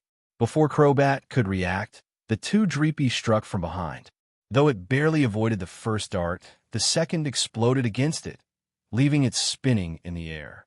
Crobat crashed to the ground, surrounded by a cloud of smoke and debris. Inside the smoke, all was silent. Did it faint already? Luo Yuan doubted it. He didn't think Koga's Crobat would go down so easily from just a dragon darts and steel wing. Using his psychic sense, Luo Yuan scanned the smoke to check. As expected, it's still active. Dragapult, get back. He quickly warned Dragapult, who had been ready to approach and investigate. In that moment, whoosh, a battered but furious Crobat burst from the smoke like a missile, baring its venomous fangs as it lunged at Dragapult. Poison Fang, a guaranteed hit move if Luo Yuan hadn't sensed it just in time. CRRK. Crobat's fangs snapped shut, barely missing Dragapult's tail as it slipped away. The Poison Fang missed. As the price for its failed ambush, Dragapult's tail whipped back around. Wham! Crobat was swatted back into the smoke cloud like a ragdoll. This time, Luo Yuan didn't even need to check. He knew Koga's Crobat was down for good. Koga, he was feeling a bit disheartened. The poison attacks he prided himself on were like a joke against Dragapult's sheer speed, finding no purchase at all. For a moment, Koga began to question whether his steadfast faith in the poison strategy was truly the right path. Seeing Koga's expression, Luo Yuan offered a few words of comfort. Don't think too much of it. Not every Pokemon can be as strong as my Dragapult. Dragapult had won this fight through sheer speed. In terms of raw speed, even Lance's Dragonite would be left in the dust compared to Dragapult. There weren't many Pokemon out there that could dodge Crobat's toxic assaults so effortlessly. Besides, even with Dragapult's speed, if it hadn't been for Luo Yuan's telepathic guidance, it would have been hard-pressed to avoid that surprise Poison Fang. In other words, Crobat's defeat wasn't all on Koga. Koga, I'll take that as you try to make me feel better. He took a deep breath, centering himself. Crobat wasn't his strongest Pokemon. After that battle, he gained some insight into Dragapult's moves and was ready to deploy his second Pokemon and turn the tide. But just as he reached for his next Pokeball, he noticed Luo Yuan recalling Dragapult. Dragapult wasn't injured. Why switch it out? Koga asked, puzzled. Well, you did say you wanted to understand the gap between yourself and Lance and Lorelei, right? Yes, but switching out Dragapult will give you a clearer sense of what they faced. With a smile, Luo Yuan pressed the button on his Master Ball. A flash of white light illuminated the battlefield. A moment later, Deoxys stood in battle form, its sleek body lined with red and blue, for tentacle-like arms hanging at its sides. At Luo Yuan's signal, Deoxys released its suppressed aura. Immediately, Koga felt an intense, almost overwhelming presence emanating from Deoxys. That pressure! This is Deoxys? Facing a legendary Pokemon, even Koga's training as a ninja couldn't fully mask the shock in his eyes. His face grew serious as he ran through his mental notes on Deoxys, a Psychic-type Pokemon capable of switching between multiple forms. Psychic-type, a direct counter to his Poison-type. After a moment's consideration, Koga's hand landed on a Pokeball at his belt. Among his team, only his Ghost/Poison-type Gengar could stand up to a Psychic Pokemon. Go, Gengar! A deep purple Gengar materialized on the battlefield, its mischievous grin spreading across its face. Hee hee. But Gengar's laugh abruptly died when it spotted Deoxys. Feeling the full force of Deoxys's aura, Gengar froze, its grin stiffening mid-laugh. Behind Luo Yuan, his own Gengar peeked out of the shadows, letting out a hearty chuckle at the other Gengar's shock. Blushing slightly from the laughter, Koga's Gengar quickly gathered itself, shaking off its nerves and preparing for the battle. Seeing his Gengar finally steady, Koga focused intently on the battle ahead. He was determined to see for himself just how powerful this legendary, which had fought off both Lance and Lorelei, truly was. Jengar, strike first. Use Shadow Ball. Jengar formed a dark, pulsating Shadow Ball and hurled it at Deoxys. Luo Yuan didn't give Deoxys any commands. Issuing instructions would be overkill here. Unfazed, Deoxys watched the Shadow Ball approach, its eyes flashing blue as a light screen materialized in front of it. Boom! The Shadow Ball exploded against the barrier, leaving cracks and dark scorch marks, but the light screen held firm. Koga's gaze lingered on the unbroken light screen, a complicated look crossing his face. He was beginning to get a sense of what Lance and Lorelei must have felt. But Deoxys wasn't just a passive target. After absorbing Jengar's attack, Deoxys's eyes glowed again, and a wave of psychic energy surged toward Jengar. Koga swiftly regrouped. Jengar, dodge it. Then use Shadow Sneak. Grinning again, Jengar sank into the shadows, slipping into another dimension. When it reappeared, it was directly behind Deoxys. Now use Toxic. Jengar exhaled a thick purple fog, attempting to envelop Deoxys in its poisonous haze. But Deoxys, having battled Jengars before on Birth Island, was more than prepared for Shadow Sneak. Hum. With a subtle psychic hum, the air around Deoxys shimmered as it activated a spherical protective shield, laced with tiny points of light. Safeguard. The toxic gas dissipated harmlessly upon contact with the safeguard, vanishing like frost and sunlight. Unfazed, Jengar lashed out with Shadow Claw, its claws raking against the protective sphere. Screech. The sound of the claw scraping against the shield was ear-piercing. Safeguard wasn't meant to block direct attacks, so it shattered under the force of Shadow Claw. Seeing his chance, Jengar lunged, Shadow Claw poised to strike Deoxys. But Deoxys didn't flinch, using its psychic powers with blinding speed. Psycho Boost. A torrent of psychic energy burst forth from Deoxys's core, washing over Jengar like an unstoppable wave. Barely able to react, Jengar was blasted back as if hit by a speeding train. Its round body flew across the battlefield, slamming hard against the gym wall. And it didn't end there. Before Jengar could recover, Deoxys extended a tentacle, forming a shadow ball with alarming speed, and launched it straight at the battered ghost type. Boom! The shadow ball exploded on impact, leaving Jengar sprawled on the ground, unable to continue. Watching all this, having only issued 2 commands from start to finish, Koga was finally starting to understand what Lance and Lorelei had gone through. I'm done here. Koga sighed, glancing at Deoxys, which stood calmly, waiting for him to send out another Pokemon. This battle wasn't feasible. If he could use 6 Pokemon to surround Deoxys, then perhaps there'd be a sliver of hope. But in a one-on-one fight, it was nothing but a hopeless struggle. Recalling his fainted Jengar, Koga turned to Luo Yuan. If you were to rate my strength against the champions you faced, where do you think I stand? Among Team Rocket's executives, Luo Yuan had probably fought more champions than anyone. With Crobat, Jengar, and the rest of your main team, I'd say you're not quite on par with Lance or Lorelei, but you definitely hold your own among the champions. If you notice anything that feels off, just let me know. I don't mind fixing things up. Oh, and don't forget to sit up, grab some water, and take it easy while you're here. No rush, right? If you're into this, consider checking out /WiseTL. Your support helps me keep going, and I'm grateful for every bit of it. Big announcement below, please read. It's the same announcement posted on Patreon, so if you read that already, you can skip it.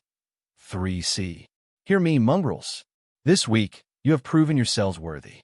Through your steadfast dedication, the Mystic Code deployment, bonus chapters has been unlocked thanks to one story reaching 400 Power Stones 3 times. By your hands, the Power Stone progression has evolved. 30/40/50/100/200, and now, a mighty new goal of 400 Power Stones stands ready to reward your efforts. But do not mistake this as the pinnacle of glory. No, what lies ahead is a treasure more magnificent than any before, the unveiling of a noble phantasm. Tapisserie Eternelle now awaits the worthy. What is Tapisserie Eternelle? It is a noble phantasm of unparalleled grandeur, woven from the threads of your support. When a story reaches 800 Power Stones, 4 extra chapters will be bestowed upon it on a single day, bringing the total to a staggering 12 chapters in one day. Yet, this tapestry is vast, encompassing all stories.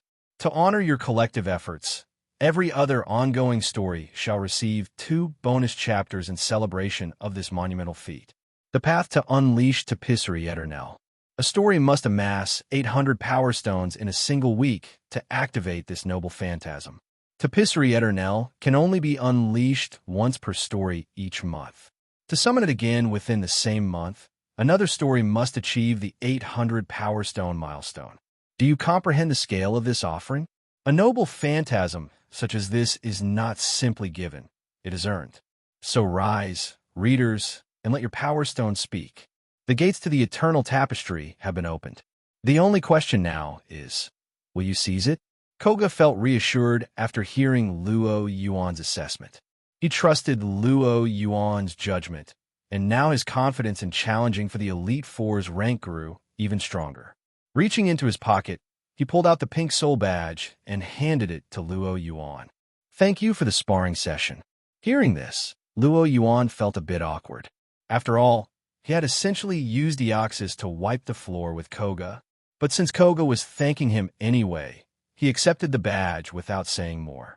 A familiar system notification chimed in his head. Ding! Congratulations, host! You have achieved the milestone, defeated the Poison Gym, and received 1 free draw. Including the draw he'd earned from capturing Deoxys, Luo Yuan now had 2 spins saved up. But he wasn't in any rush. Instead, he turned to Koga and asked, So, when do you plan to go for the Elite Four title? Well, Koga thought for a moment before answering. I'm planning to wait until the Mutuo project is completed. That way, the organization can provide me with more resources. Sounds like you're almost ready, Luo Yuan remarked. Koga sighed. I'd say I'm close. According to inside information, Agatha might be stepping down soon due to her age. Plus, Lance is likely to push for the champion spot again. If he succeeds, that'll leave 2 vacant positions. So you're going for an open slot. Luo Yuan understood Koga's plan. In the Pokemon world, there were 2 paths to becoming an Elite Four. One was to compete as an ordinary trainer in the league tournament, fighting through several rounds of qualifiers and elimination matches to become the reigning league champion. A league champion earned the right to challenge the Elite Four and the current champion. If they won and were approved by the league, they could replace one of the Elite Four. But this path was almost impossible for the average trainer. Even if someone won the tournament, there was usually a considerable gap between their strength and that of an Elite Four member. And that qualification to challenge was only valid for 6 months. Few trainers ever became Elite Fours this way. History was full of trainers who'd tried, only to prove that it was easier said than done. The other path was for those who already held a league position, like a gym leader. Koga, as a gym leader, could apply to challenge the Elite Four at any time, or, as he planned, vie for an open position when a spot was vacated by a retiring member. This was the route Koga intended to take. Well, best of luck. Not lingering long at Fuchsia Gym, Luo Yuan bid farewell to Koga and returned to his hotel in Fuchsia City. Lying on his bed, he decided it was time to use his spins. Use both draw opportunities. Drawing? Please wait. Drawing complete. Congratulations. You have received Shiny Ditto. Shiny Ditto, a rare Ditto with a refreshing light blue hue. It can transform by restructuring its cells to perfectly copy the appearance and composition of any target it sees. Congratulations. You have received the skill Poison-type Affinity. Poison-type Affinity boosts the host's affinity with Poison-type Pokemon, grants immunity to poison, and increases the power of Poison-type moves when commanding them. Luo Yuan reviewed the draw results. The Poison-type Affinity was an obvious reward for earning the Soul Badge. As for the Shiny Ditto, well, was it just meant for breeding? With a mental shrug, he went through the motions of retrieving Ditto from the hotel's Pokeball transporter. What's that? Fresh from a shower and wearing her robe, Sabrina glanced at the Pokeball in his hand, curious. It's a Ditto I recently acquired, Luo Yuan explained. Ditto. Sabrina was familiar with Ditto. It was a Pokemon known for its versatility, but also notoriously hard to train. Many trainers love Ditto for its unique ability to transform. But aside from Ditto's rarity, the real challenge lay in training it to use its transformation ability effectively. I heard training a Ditto's transformations is tricky. Is that why you haven't used it yet? Sabrina asked. She hadn't seen Luo Yuan use Ditto before, so she figured it might still be in training. See for yourself. Luo Yuan smiled as he released Ditto from its ball. Poof! A pale blue Ditto appeared on the ground. A shiny Dit. Sabrina's words trailed off. In the blink of an eye, the Ditto glanced at her, its body rippling as it reconfigured. Within a second, before Luo Yuan could react, an identical Sabrina stood before them. The real Sabrina stared at her duplicate in silence. She'd assumed Luo Yuan's Ditto had trouble transforming, but it had just perfectly replicated her down to the smallest detail. Meanwhile, Luo Yuan had buried his face in his hands. Great! He hadn't expected this Ditto to have the imposter ability. In the real Pokemon world, Dittos with the imposter hidden ability were rare, transforming instantly and accurately. The problem here was the speed. This Ditto had transformed so quickly that, by the time it came out, Luo Yuan hadn't even had a chance to give a command before it had already become Sabrina. Anyone watching would probably think he'd been training it specifically to impersonate her. Sabrina, let me explain. 30 minutes later, after finishing his explanation to Sabrina, Luo Yuan gave Ditto a stern talking to, instructing it not to transform into human forms without permission. Now back in its soft blue state, Ditto sprawled on Luo Yuan's shoulder, munching on an energy cube, using its gelatinous body to squish and chew. With the tension easing, Luo Yuan finally had time to examine Ditto's abilities. This Ditto was surprisingly versatile. Not only could it transform into other Pokemon for battle, but could also mimic objects and even disguise Luo Yuan himself. For instance, Ditto could cover his face, allowing him to adopt the appearance of anyone it had seen before.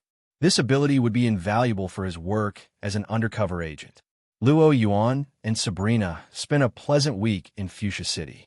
Sabrina had intended to stay longer, but word came from the Sylph Company president, asking for assistance from the Saffron Gym to help defend against Team Rocket. Upon hearing this, Luo Yuan and Sabrina exchanged a knowing look. As Rocket executives, they could certainly ensure Team Rocket wouldn't trouble Sylph Company, but that wasn't exactly something they could tell the president.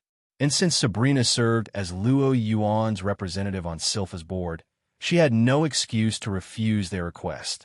With a sigh, she made plans to return to Saffron City and oversee the Saffron Gym. After seeing Sabrina off at the airport, Luo Yuan decided not to leave Fuchsia City immediately. There was still plenty of time before the court's conference, so there was no need to rush. Plus, he had just captured Porygon, Eevee, and Slowpoke, all of whom could use some training. At a private training field he'd rented in Fuchsia, the Pokemon were hard at work.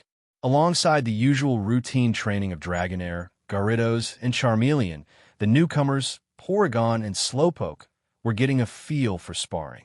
After a few stern encounters with Charmeleon and Gyarados, and some heart-to-heart encouragement through Luo Yuan's Viridian powers, Porygon quickly straightened up, showing full dedication to his every command. Slowpoke, on the other hand, didn't need much convincing. Despite its dopey appearance, this Slowpoke was sharp. Through his telepathic connection, Luo Yuan had already sensed its clever and calculating nature.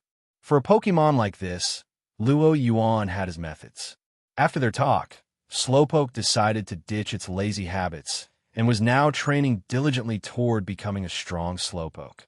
From the sidelines, Luo Yuan watched the 5 Pokemon with satisfaction. He'd also begun looking for upgrade data through Team Rocket's channels to facilitate Porygon's evolution. Gyarados had significantly strengthened, and Dragonair was also advancing rapidly, perhaps thanks to the power it absorbed during its evolution. The one Luo Yuan was most pleased with, though, was Charmeleon.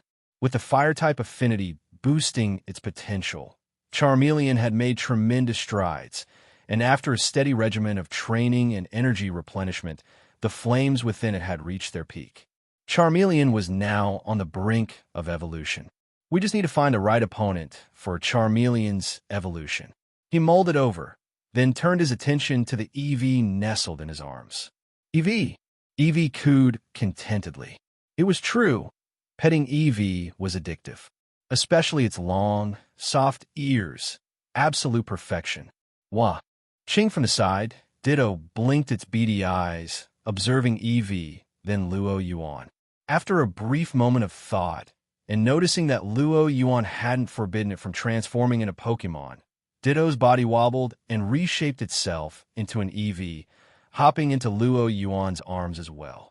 EV was initially startled to see an identical copy of itself, but it quickly shrugged it off. Now, two EV curled up on Luo Yuan's lap, tails wagging as they snuggled into his hands. Double the pets, double the joy. After a dinner in the hotel's restaurant, Luo Yuan returned to his room and casually opened his communicator, planning to check in with Misty. Suddenly, his device buzzed with an incoming call. He glanced at the caller ID and raised an eyebrow. Matori, has something happened? Could Lance be stirring up trouble again? He took the call, a mix of curiosity and suspicion in his mind. Matori's hologram flickered into view. Contrary to what he'd expected, she didn't look particularly anxious. Luo Yuan, I need your help with two matters. Is Lance back at it again? Luo Yuan asked with a teasing grin. As if he has the time, Matori smirked. I've made sure our rocket-backed newspapers are constantly reminding the public of the Sevi Islands incident. He's got his hands full with damage control. Luo Yuan chuckled, giving her a thumbs up. Smart move. He hadn't expected Matori to use the media to keep Lance preoccupied. Not only was this approach subtle, as it made sense for the press to be closely covering the league's failure in the Sevi Islands, but it also didn't give Lance any grounds for complaint. More importantly, it forced Lance to divert his energy to quelling public outrage. Now, what did you want to discuss? Knowing Matori, she wouldn't call him without good reason. If it wasn't about Lance, then what? Tell me, how much do you know about Evolution Mountain and Stone Town? Matori asked. I know of Evolution Mountain and Stone Town. I have a vague impression. Evolution Mountain was Kanto's biggest source of evolution stones, producing all kinds of stones at a higher yield than even MT Moon. Stone Town is located at the base of Evolution Mountain.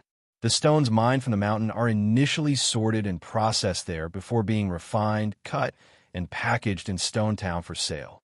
Team Rocket has had a partner in Stone Town for years. The Stone Brothers Mining Company has used our support to suppress competitors, securing a monopoly on Evolution Mountain's mining operations. We, in turn, take 35% of their monthly revenue as protection money, which they're supposed to pay us by the 18th of each month. However, they haven't paid us in 3 months. So I need you to investigate the situation. Luo Yuan raised an eyebrow. Are you saying these guys are trying to cut us out? It seemed that Giovanni's recent low-profile approach had led some people to believe that Team Rocket's reign was over. Flashback to the Team Flare incident, and it was understandable why major corporations like Sylph Company would push boundaries. They had the resources, the backing of the League, and the means to fortify their defenses against Team Rocket's retaliation. But the Stone Brothers Mining Company? They weren't exactly big players. Matori shook her head at his question. First, check things out. After all, we're a reasonable organization. Who knows? Perhaps they've run into some unforeseen circumstances. But if it turns out they're trying to cut us loose. She paused, her gaze turning steely. Teach them a lesson. Compared to traditional mining giants like Pewter Mining Group at MT Moon or Silver Mining Group near MT Silver, Stone Brothers Mining Company wasn't quite on the same level. Still, they were a well-known mining company in Kanto. Their business focused solely on Pokemon evolution stones. But specializing didn't mean low profits. With the rich resources of Evolution Mountain and the help of Team Rocket to eliminate competitors, the Stone Brothers Mining Company now held a monopoly on evolution stones in Kanto, even exporting to other regions. Their annual profits exceeded billions. Where did they get the nerve to think they could cut us out?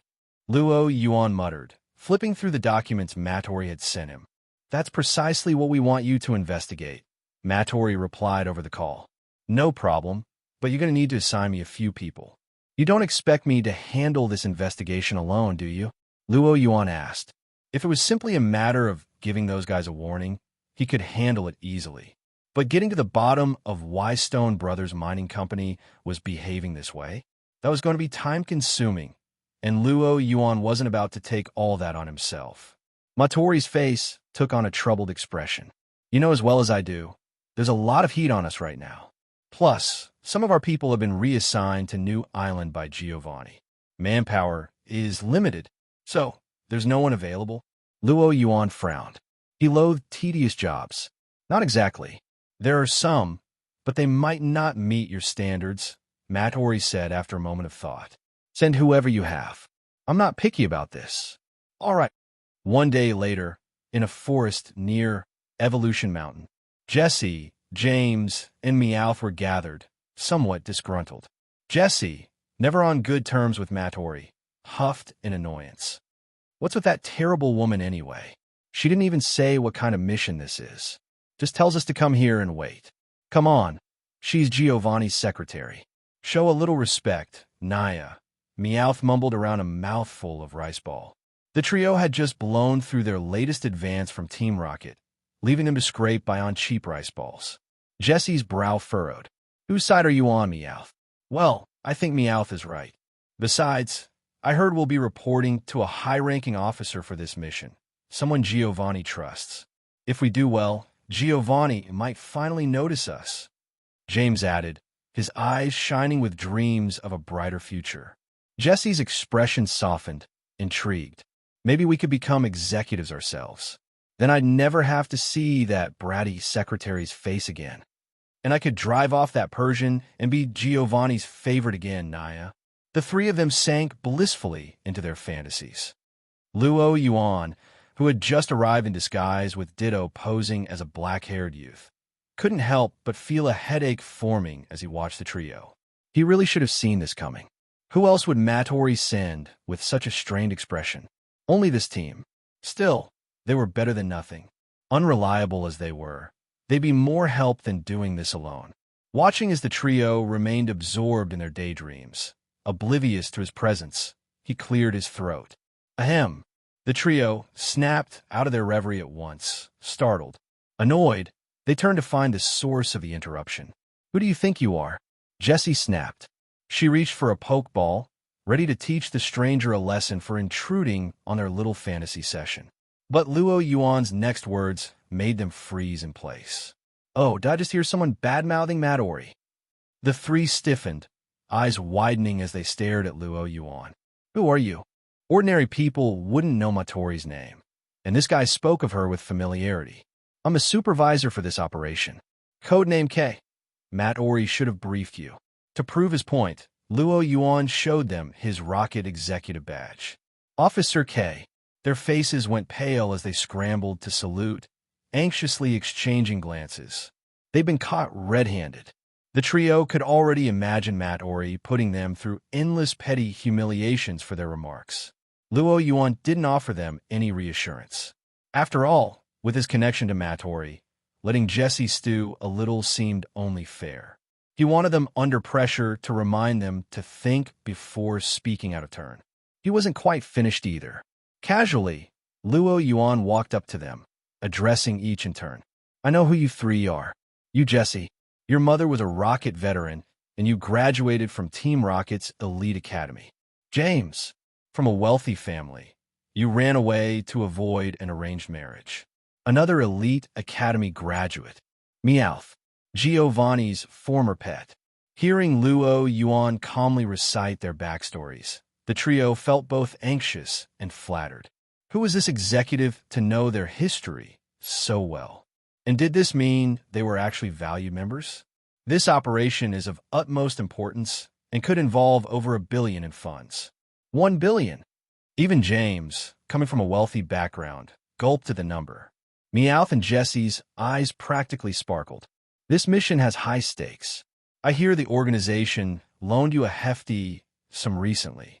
If we succeed, I'll clear that debt. Luo Yuan painted an enticing picture of their future. Not like it was his money on the line, so he could afford to promise a little. Really, overcome with emotion, the trio threw themselves at his feet, almost in tears. Of course, I have no reason to deceive you, but where there's reward, there's also punishment for failure. Luo Yuan's face turned icy, the chill in his tone slicing through their excitement. Seeing his cold smile, the trio's minds cleared, as if doused with a bucket of ice water. Should you fail, I won't be the one you have to worry about. But for one, you'll have to repay that debt out of pocket. Second, I'd imagine Ori would be very interested in hearing the things you said about her. She'll never let us live it down. Envisioning a future under Matori's constant payback, the three huddled together, trembling. Good. You understand the consequences of failure. That's an excellent start.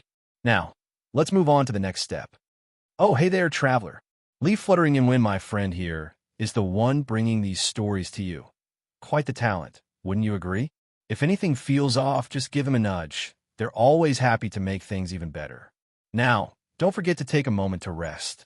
Grab a drink, perhaps something as refreshing as Mondstadt's finest, and let the stories whisk you away. Oh, and if you're feeling generous, you could check out /WiseTL. Supporting them is like throwing a coin to your favorite bard. It keeps the magic flowing. Here's to more adventures and endless inspiration. For Team Rocket's classic trio, Jesse, Meowth, and James, Luo Yuan decided to establish his authority with a system of rewards and punishments. He knew all too well that if left unchecked, these three would create chaos without a second thought. With a bit of discipline, however, at least he might get them to think before acting.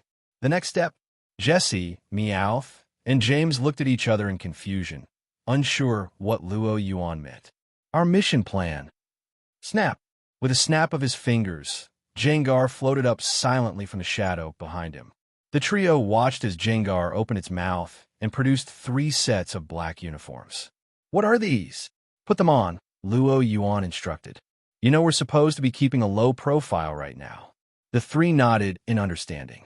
They've been informed of Giovanni's directive for Team Rocket to stay out of the spotlight.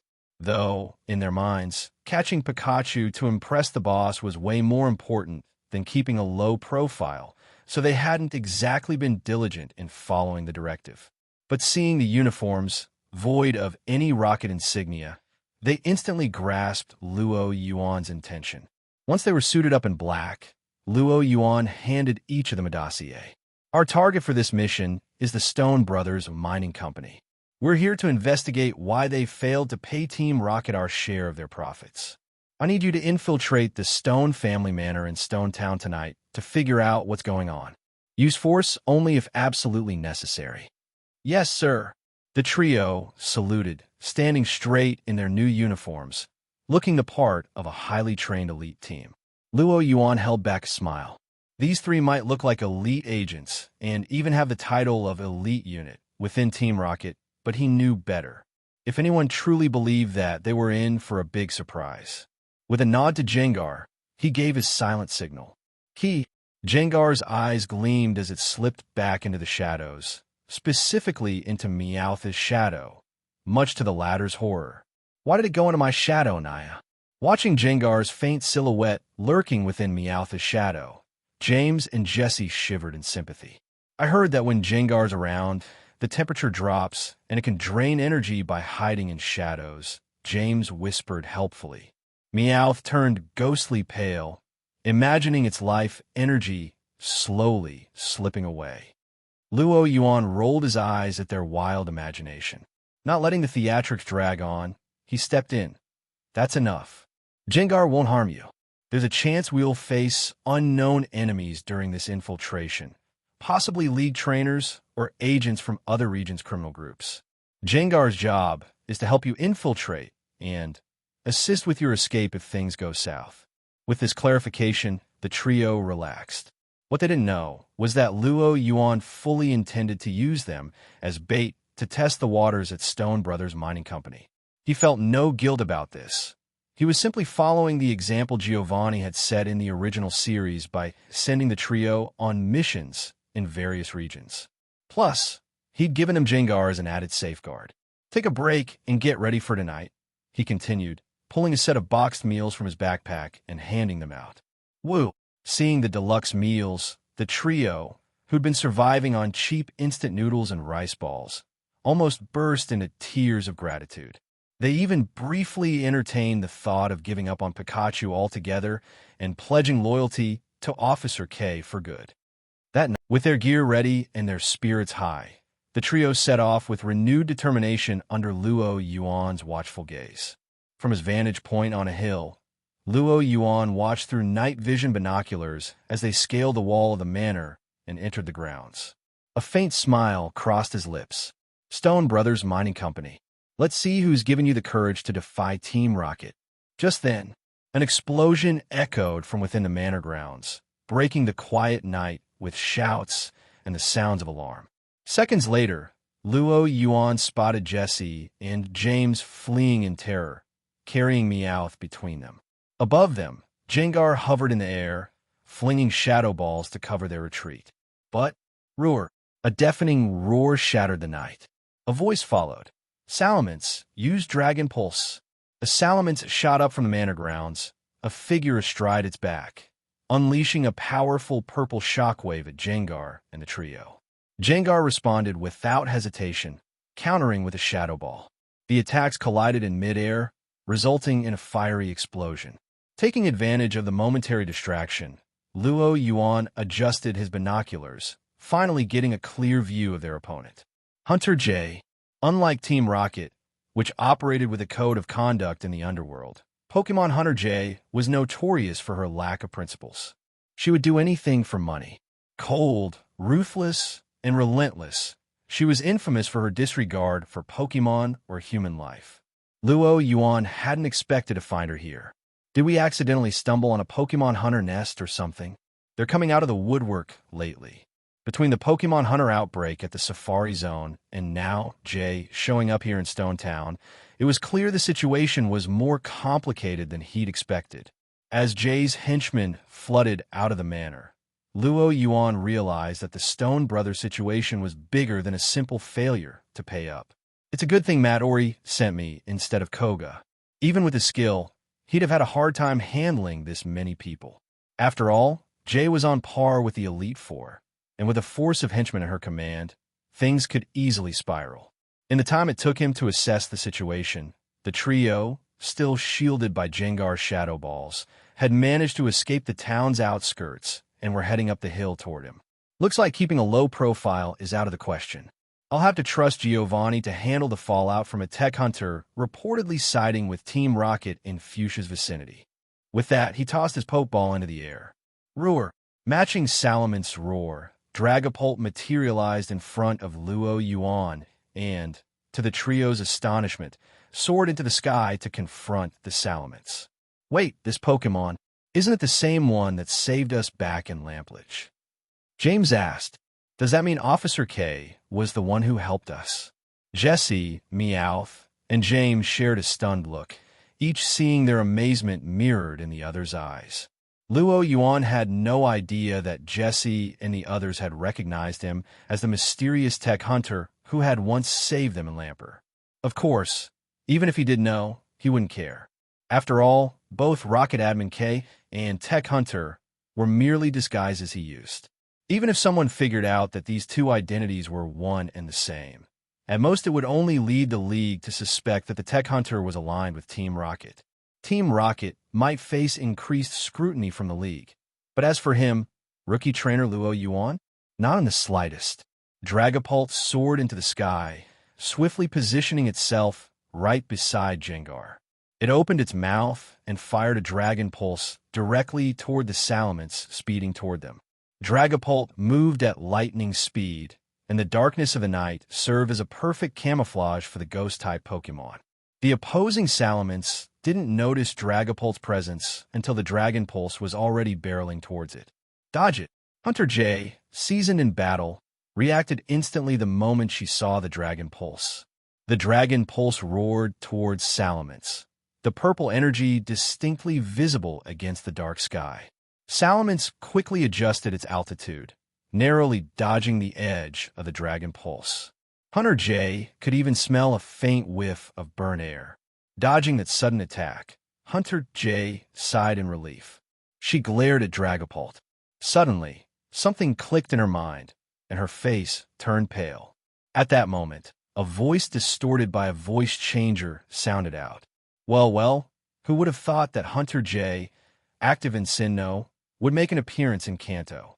Disguised as the Tech Hunter, Luo Yuan stepped into view in front of Hunter J. Tech Hunter. Staring at the figure in black before her, Hunter J's eyes narrowed. As one of the most notorious Pokemon hunters in the world, active throughout the Sinnoh region, Hunter J always kept an eye on developments in other regions as well. And among those, none had drawn her attention quite like the Tech Hunter, who recently had eclipsed even her fame, conducting illegal operations with skill rivaling that of champion-level trainers. But it was exactly because she had been paying attention that Hunter J knew just how formidable this person was. Why are you infiltrating my territory?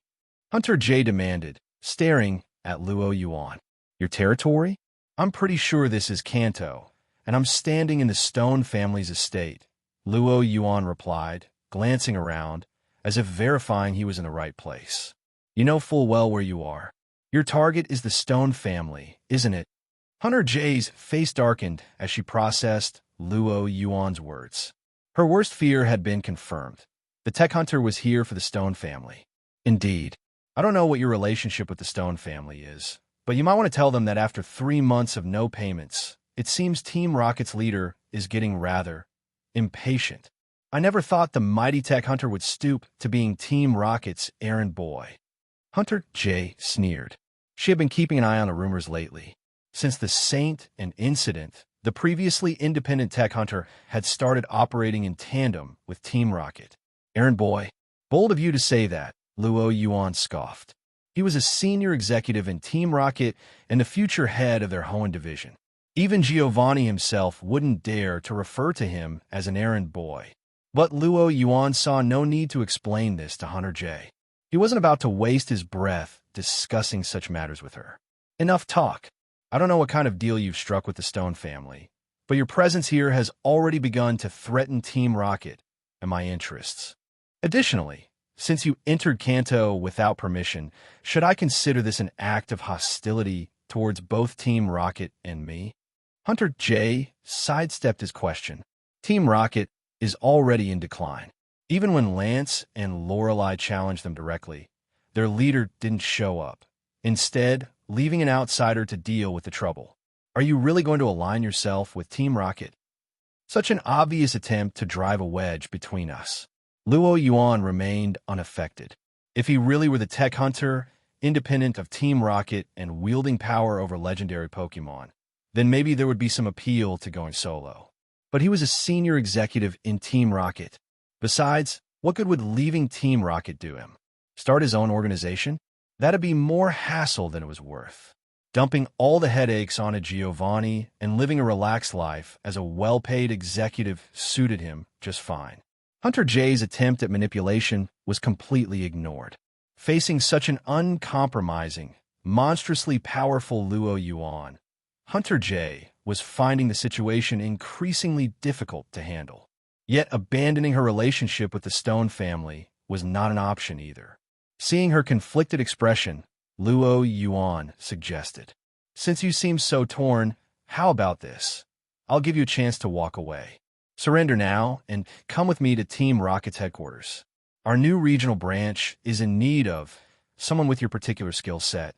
How does that sound?" Luo Yuan smiled, throwing Hunter J's earlier errand boy remark right back at her. Are you insulting me?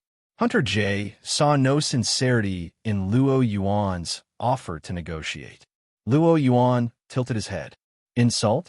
I think it's quite the offer. If I take you as a prisoner, now that would be a different story altogether. In truth, Hunter J was right to sense his lack of interest in negotiation. Since he had already found out that the Stone family's issues involve Hunter J, cutting off the problem at its source was far easier than engaging in tedious talks. Hearing this, a flame of anger ignited in Hunter J's eyes. Don't get too cocky. Her response was swift and ferocious, a direct attack. Salamence, Dragon Pulse. Gyarados, Pin Missile. Drapion, Cross Poison. She released her other two main battlers in an all-out assault on Luo Yuan.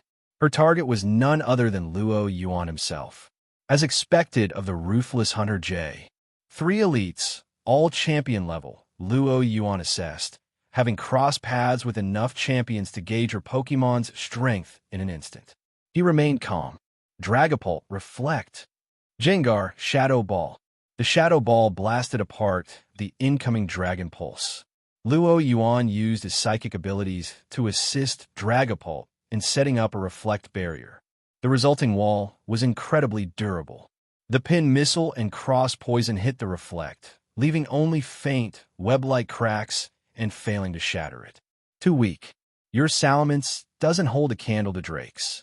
With a gesture, Luo Yuan signaled to Dragapult, who launched 2 Dragon Darts directly at Salamence. Even Drake Salamence had to Mega Evolve to barely hold Dragapult at bay. What chance did Hunter J's ordinary Salamence stand? Seeing the approaching Dragon Darts, Salamence quickly recognized the threat and tried to evade. But with their homing capabilities, the Dragon Darts wouldn't be shaken off so easily. Seeing the darts drawing ever closer, left with no choice, Salamence twisted its body to use Protect. Boom! Boom! The 2 Dragon Darts struck Salamance's Protect shield in rapid succession, but failed to break through. Although Salamence wasn't as powerful as Dragapult, it was still Elite 4 level and wouldn't be defeated so easily by 2 Dragon Darts when using Protect, renowned as the strongest defense. Already an inherently aggressive Pokemon, Salamence was visibly enraged after being chased down for so long. Roar!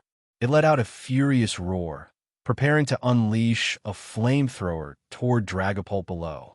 However, Gengar, Shadow Ball. A Shadow Ball shot out, crossing the distance in an instant and exploding right in Salamance's face, leaving it stunned. Damn it! Hunter J's expression darkened as Salamence, now sporting a burn mark on its shin, emerged from the smoke with a trail of black soot. However, she remained calm. Gyarados, Night Slash. Gyarados, who had been using String Shot on Dragapult, suddenly lunged forward, digging its 4 spindly legs into the ground for momentum. Using its antennae as a stabilizer, it slid low, its front claws slicing toward Gengar's vulnerable points. Phantom Force. Gengar vanished instantly, reappearing behind Drapion with a menacing shadow claw ready to strike. But Drapion was highly vigilant, and the moment Gengar appeared behind it, Drapion burrowed underground with Dig. Now Gyarados, Poison Sting. Hunter J immediately commanded Gyarados to launch a Poison Sting at the now-exposed Luo Yuan. A second direct attack on me? You seem rather fixated on attacking trainers, Luo Yuan remarked, snapping his fingers as a psychic barrier formed in front of him, blocking Gyarados' attack. Gyarados looked confused, as it hadn't detected any Pokemon using Reflect. Luo Yuan connected with Gengar from a distance using telepathy. Just as Gengar was about to use Phantom Force to ambush Gyarados once more, a sudden scream rang out from afar. Help! Jesse, Meowth, and James were scrambling to escape, with Arbok and Weezing putting up a valiant effort against Hunter J's forces, but struggling against her dozens of henchmen. Those 3, Luo Yuan's side, he couldn't really blame them. Given their strength, facing such a large number of Pokemon hunters was asking too much. Gengar, go help them, Luo Yuan ordered. At that moment, Salamence returned to Hunter J's side, while Drapion emerged from the ground. Seeing Luo Yuan sending Gengar away to assist the others, Hunter J smirked. So, you plan to take all 3 of us on alone? Of course not. I value you far too much for that. Hunter J frowned in confusion, watching as Luo Yuan reached down and detached a Pokeball from his belt, its silver and blue finish gleaming under the night sky. I'd really like to get back to sleep. So let's wrap this up quickly, he said, pressing the button on the Master Ball without a second glance at Hunter J's increasingly infuriated expression. Come out, Deoxys! Boom! In a flash of red and blue, Deoxys appeared, exuding an overwhelming pressure that weighed on every trainer and Pokemon present. Everyone except Luo Yuan. This is... Hunter J's pupils shrank in shock. She had heard rumors that the tech hunter had tamed a legendary Pokemon. But, seeing he hadn't used it initially, she had assumed he either hadn't brought it or something had gone wrong. She had clung to a sliver of hope. Now, that hope was doused like ice-cold water over her head. The harsh reality set in. Any advantage she thought she had was an illusion. Against the legendary, her position would shatter like glass. No way. I have to retreat. In the Pokemon world, there was one universal truth.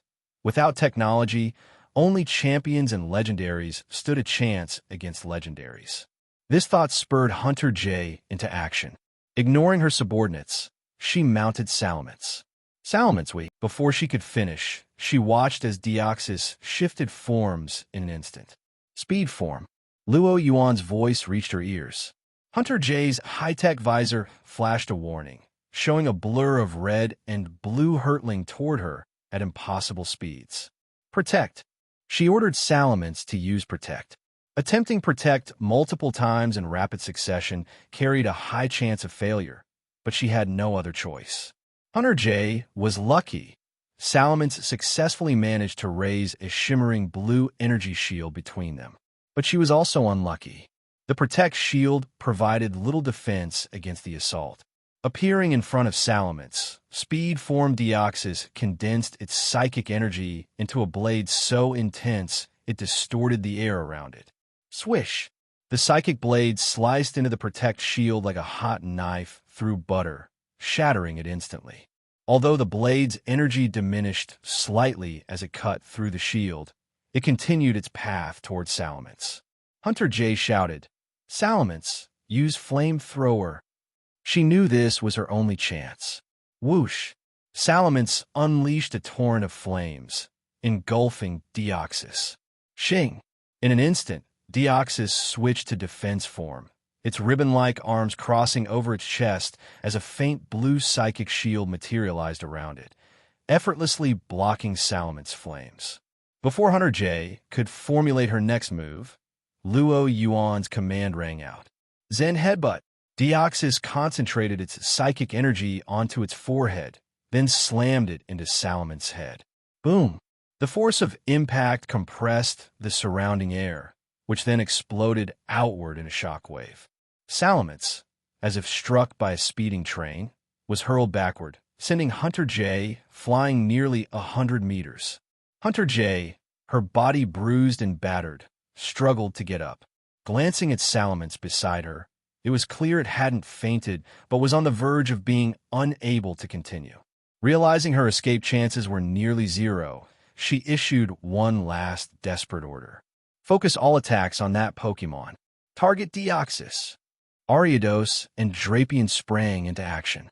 Both of them knew Bug and Dark-type moves, powerful enough to counter Psychic types. Hunter J was pinning all her hopes on this strategy, hoping it would buy her just enough time to make her escape. But the harsh reality snuffed out her last glimmer of hope. Against Deoxys's incomprehensible speed, her Pokemon could do nothing but take hit after hit, never even getting a chance to counterattack. Boom! Boom!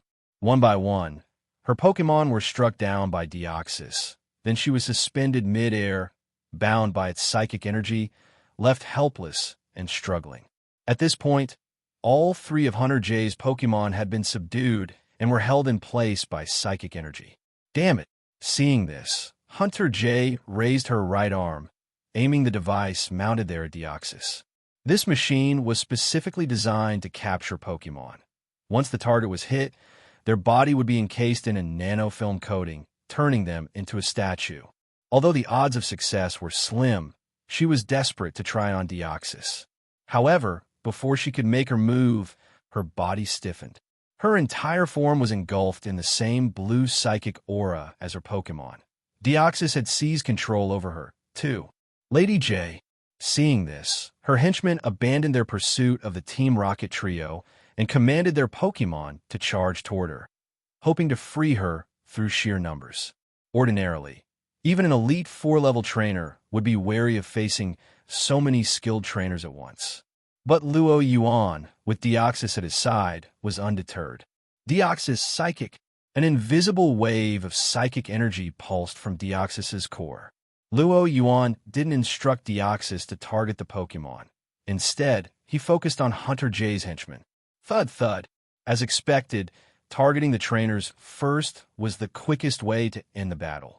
Most of the trainers charging toward them collapsed instantly under the psychic assault, with only a few of stronger mental fortitude managing to stay conscious. The Pokémon at the front suddenly saw their trainers fall, and chaos ensued. Taking advantage of the confusion, Luo Yuan ordered Dragapult, Gengar, and Deoxys to pick off the remaining, now panicked Pokémon one by one. Soon, only Luo Yuan and the Team Rocket trio were left standing on the battlefield. Jesse, James, and Meowth gaped at the scene unfolding before them. This was their first time witnessing the sheer power a top-level trainer could wield. Compared to the might of Mr. K and his Deoxys, the brat's Pikachu felt laughable in comparison. Of course, if Luo Yuan knew what they were thinking, he'd be quick to correct them. Ash's Pikachu was like a sponge. If you squeezed it hard enough, even legendaries would have to take notice. That's why they called it the Pika God. With a battlefield strewn with unconscious Pokémon hunters, Luo Yuan walked over to Hunter J, who was now suspended in midair by psychic force, her neck craned to meet his gaze. Now, care to explain your motives? Hunter J snorted, refusing to say a word. Though she was a captive, she still had no intention of cooperating with Luo Yuan. No matter. If you won't talk, it doesn't concern me. There are plenty of witnesses here, not to mention the people at stone mining. Someone will talk. Luo Yuan wasn't bothered by her silence. He snapped his fingers, signaling Deoxys to return Hunter J's Pokémon to their Pokeballs. Then, he waved over the Team Rocket trio.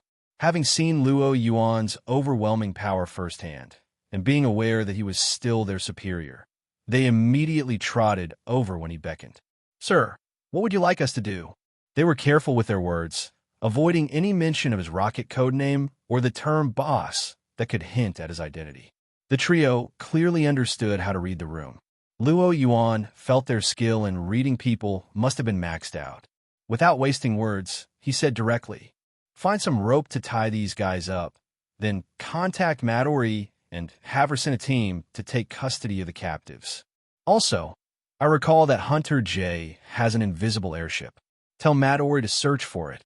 It shouldn't be too far from here." With that, Luo Yuan had Deoxys knock the visibly panicked Hunter J unconscious. Stone Family, Stone Mining Group. Maybe that name doesn't ring a bell for some. But if I told you that in the original series, the 4 EV brothers were the 4 heirs of the Stone family, it might sound more familiar. At the moment, Luo Yuan, disguised again as Rocket Admin K, was seated in the family's lavish living room. Across from him sat Stone Mining's leader, Stone KG, along with his 4 sons, each looking deeply grateful. "We are immensely thankful for your help. That Pokemon hunter appeared in Stone Town about 2 months ago. She had her people seize control of everyone in our family, which delayed our payments to Team Rocket.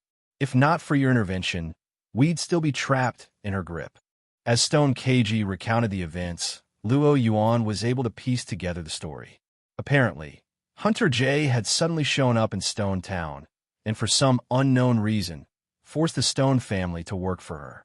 During this time, they'd had no contact with the outside world, which explained the missed payments. It all made sense now. Companies like Stone Mining, which owe their success to Team Rocket's backing, understood very well what would happen without Team Rocket's protection. Team Rocket wouldn't even need to dirty their own hands. A simple phone call to a competitor could tear their business apart. Luo Yuan wasn't concerned that they might be lying. After all, they could hardly hide from Team Rocket in the Kanto region. No funny business would go unnoticed. Still, there was one question that puzzled him. What had been Hunter J's motivation? Why would she take such a huge risk? "Do you have any idea what they were after?" Luo Yuan asked. He knew Hunter J's personality well, greedy, always seeking profit. Something must have been valuable enough to bring her to Kanto, have her operate here for nearly 2 months, and make her overlook the risk of angering Team Rocket. Stone KG thought carefully before answering. We don't know the details, but it seemed they were searching for something in Evolution Mountain. They organized several search parties, but they kept coming back empty-handed. Luo Yuan nodded. Understood. Though he was mildly disappointed that he didn't gain more concrete information, it was no matter. He'd just received word that Hunter J's airship had been located. The entire network of Pokemon hunters Hunter J had assembled was now under Rocket custody. Once they were secured in Team Rocket's prison, there'd be no further threats from them. Interrogation wouldn't be his responsibility. For high-level information like this, Midori typically handled it, as she had with Akabe in the past. Hopefully, Midori finds something useful. Otherwise, I could call on Sabrina to handle the questioning with some hypnosis. Luo Yuan was only a novice at hypnosis, and Deoxys wasn't skilled in it either, so if serious intel was needed, Sabrina would be their best option. Well then, I'll take my leave. He glanced once more at the scene, particularly at Tai, the youngest brother, who was cornered by his 3 older brothers, each pushing him to evolve his EV into Flareon, Vaporeon, or Jolteon.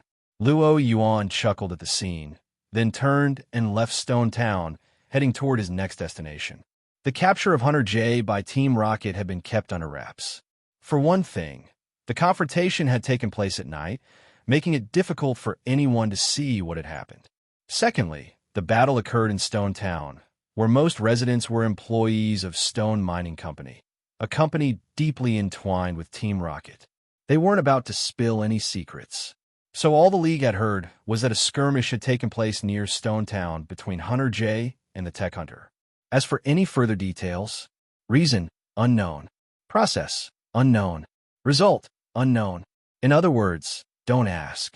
The only answer you'll get is unknown. This left Lance, already overwhelmed with responsibilities, even more frustrated than before.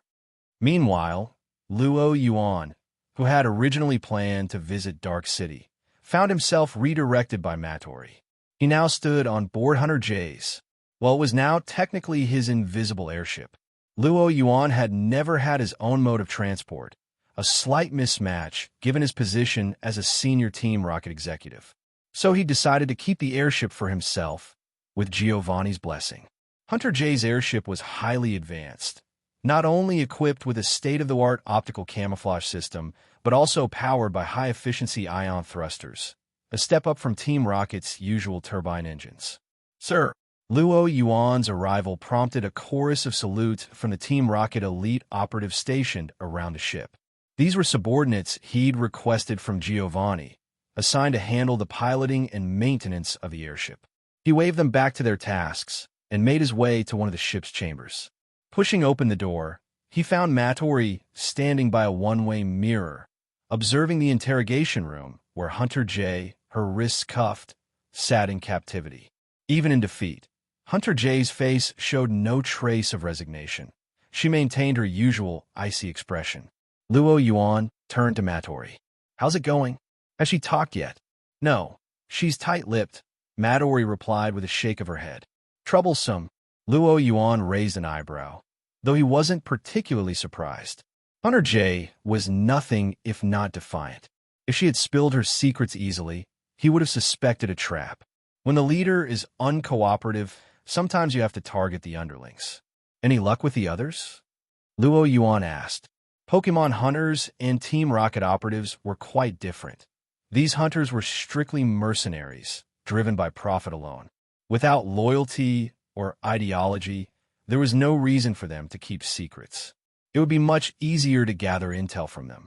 Midori nodded, then shook her head slightly. The lower ranks don't know much, only that Hunter J came here in search of some ancient ruin. Luo Yuan understood her mixed response immediately. It was practically useless information.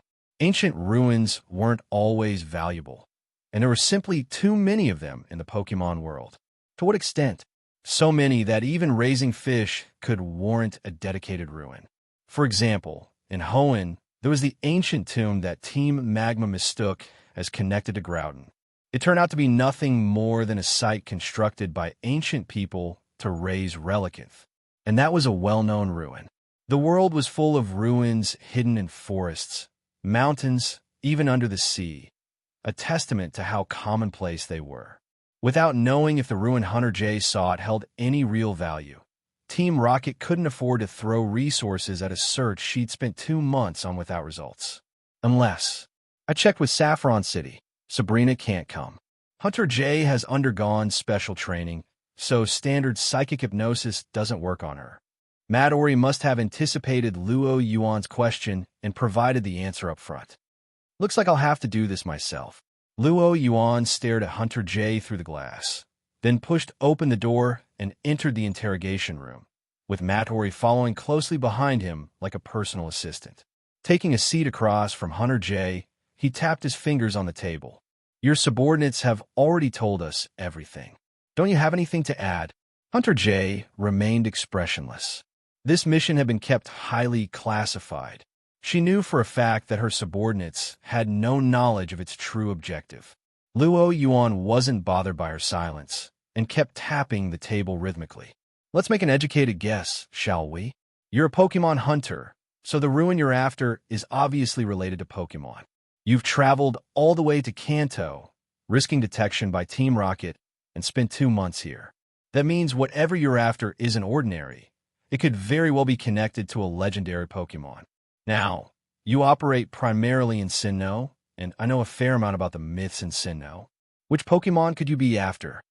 Regigigas and the Lake Guardians are unlikely, since they're sealed in Sinnoh. Dialga, Palkia, and Giratina are in another dimension. Could it be Arceus?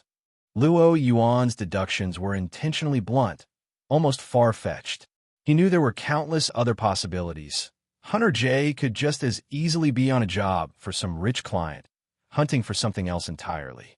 But deduction wasn't his true objective here. He was testing her reaction. With his Viridian and psychic abilities, he could sense changes in her emotions, and he kept his attention focused on her. No matter how well-trained, no human could completely suppress their emotions. Hunter J was no exception. The moment Luo Yuan mentioned Arceus, he detected a clear surge in her emotional response. So, it's related to Arceus. As he repeated the name, Hunter J couldn't maintain her composure any longer. Her expression shifted, and she fixed Luo Yuan with a sharp stare. Noticing her reaction, Luo Yuan smiled. Wondering how I knew? Simple, you told me. Impossible. Realizing that Luo Yuan had actually uncovered her purpose, Hunter J couldn't help but break her silence. Luo Yuan smoothed back a strand of hair with his little finger and smirked. In the face of psychic powers, your thoughts are an open book. Ignoring Hunter J's fluctuating expression, he turned to Matori. Inform Giovanni. This ruin may be connected to Sinnoh's creation Pokemon, Arceus. Arceus itself is unlikely to be slumbering here in Kanto, but I suspect it could be one of Arceus's plates. To be honest, Luo Yuan hadn't initially suspected Arceus to be Hunter J's target. He'd assumed she might be after one of Kanto's native legendary Pokemon like Ho-Oh, Lugia, or even Mew, who was constantly wandering.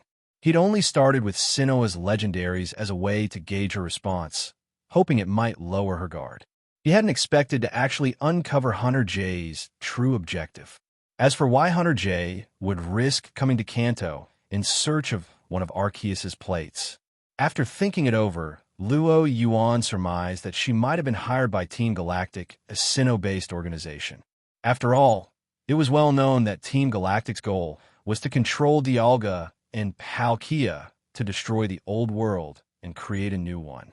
And it was Arceus, the original creator, who had brought Dialga and Palkia into existence. Realizing this, Luo Yuan clicked his tongue. If that was true, then Team Galactic was really pushing the envelope. Speaking of plates, Luo Yuan suddenly remembered the island where he'd encountered that giant Dragonite. With its dense dragon-type energy, was it possible there was an Arceus plate there, too?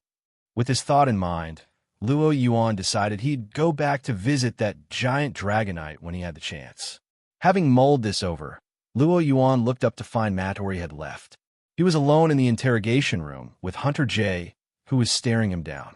Seeing him glance up, Hunter J returned his gaze without flinching. "So, have you given any more thought to my proposal?" Luo Yuan asked. "Would you consider joining Team Rocket? I could use someone with your skills under my command." He was serious. Eventually, he'd need to expand Team Rocket's presence in Hoenn, and having a strong subordinate would make his work far easier. Hunter J might have her flaws, but with her champion-level strength, she'd make a valuable addition to his team. Hunter J scoffed, refusing to acknowledge him. In truth, she still hadn't fully come to terms with her capture and was waiting for the first chance to escape.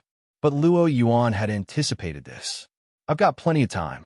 And just to make sure you don't get any ideas about escaping," he reached over and took the device that had been strapped to Hunter J's arm.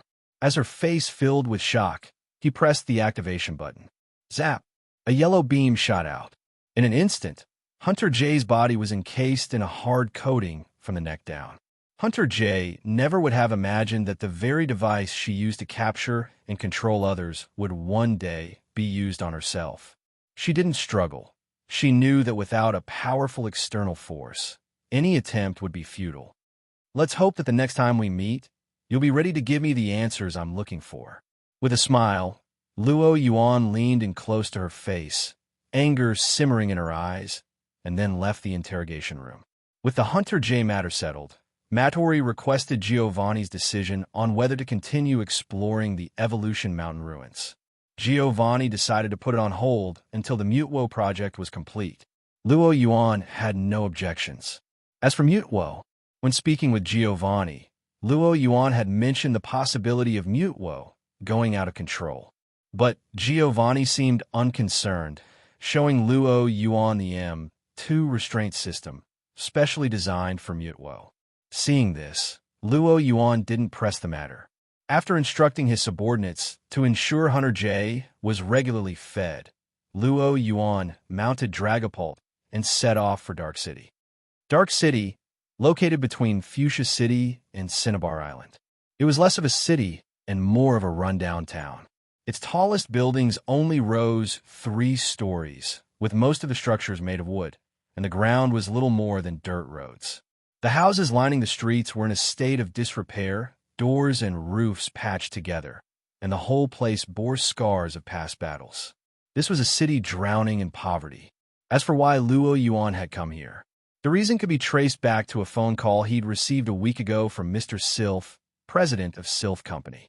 There's no need to go into the specifics, but the gist of it was that, after consulting with gym leaders Lieutenant Surge and Koga, Mr. Sylph had become convinced that Luo Yuan had tremendous potential as a Pokemon trainer. He'd already considered the idea of promoting Luo Yuan as a face for Sylph Company. Now that he was assured of Luo Yuan's strength, Mr. Sylph had no more doubts. He wanted to move forward with his plan, to make Luo Yuan the Sylph Company equivalent of Devon Corp's Steven Stone. This suited Luo Yuan perfectly, as he'd been looking to leverage Sylph's influence as a means to enter the league, so he readily agreed.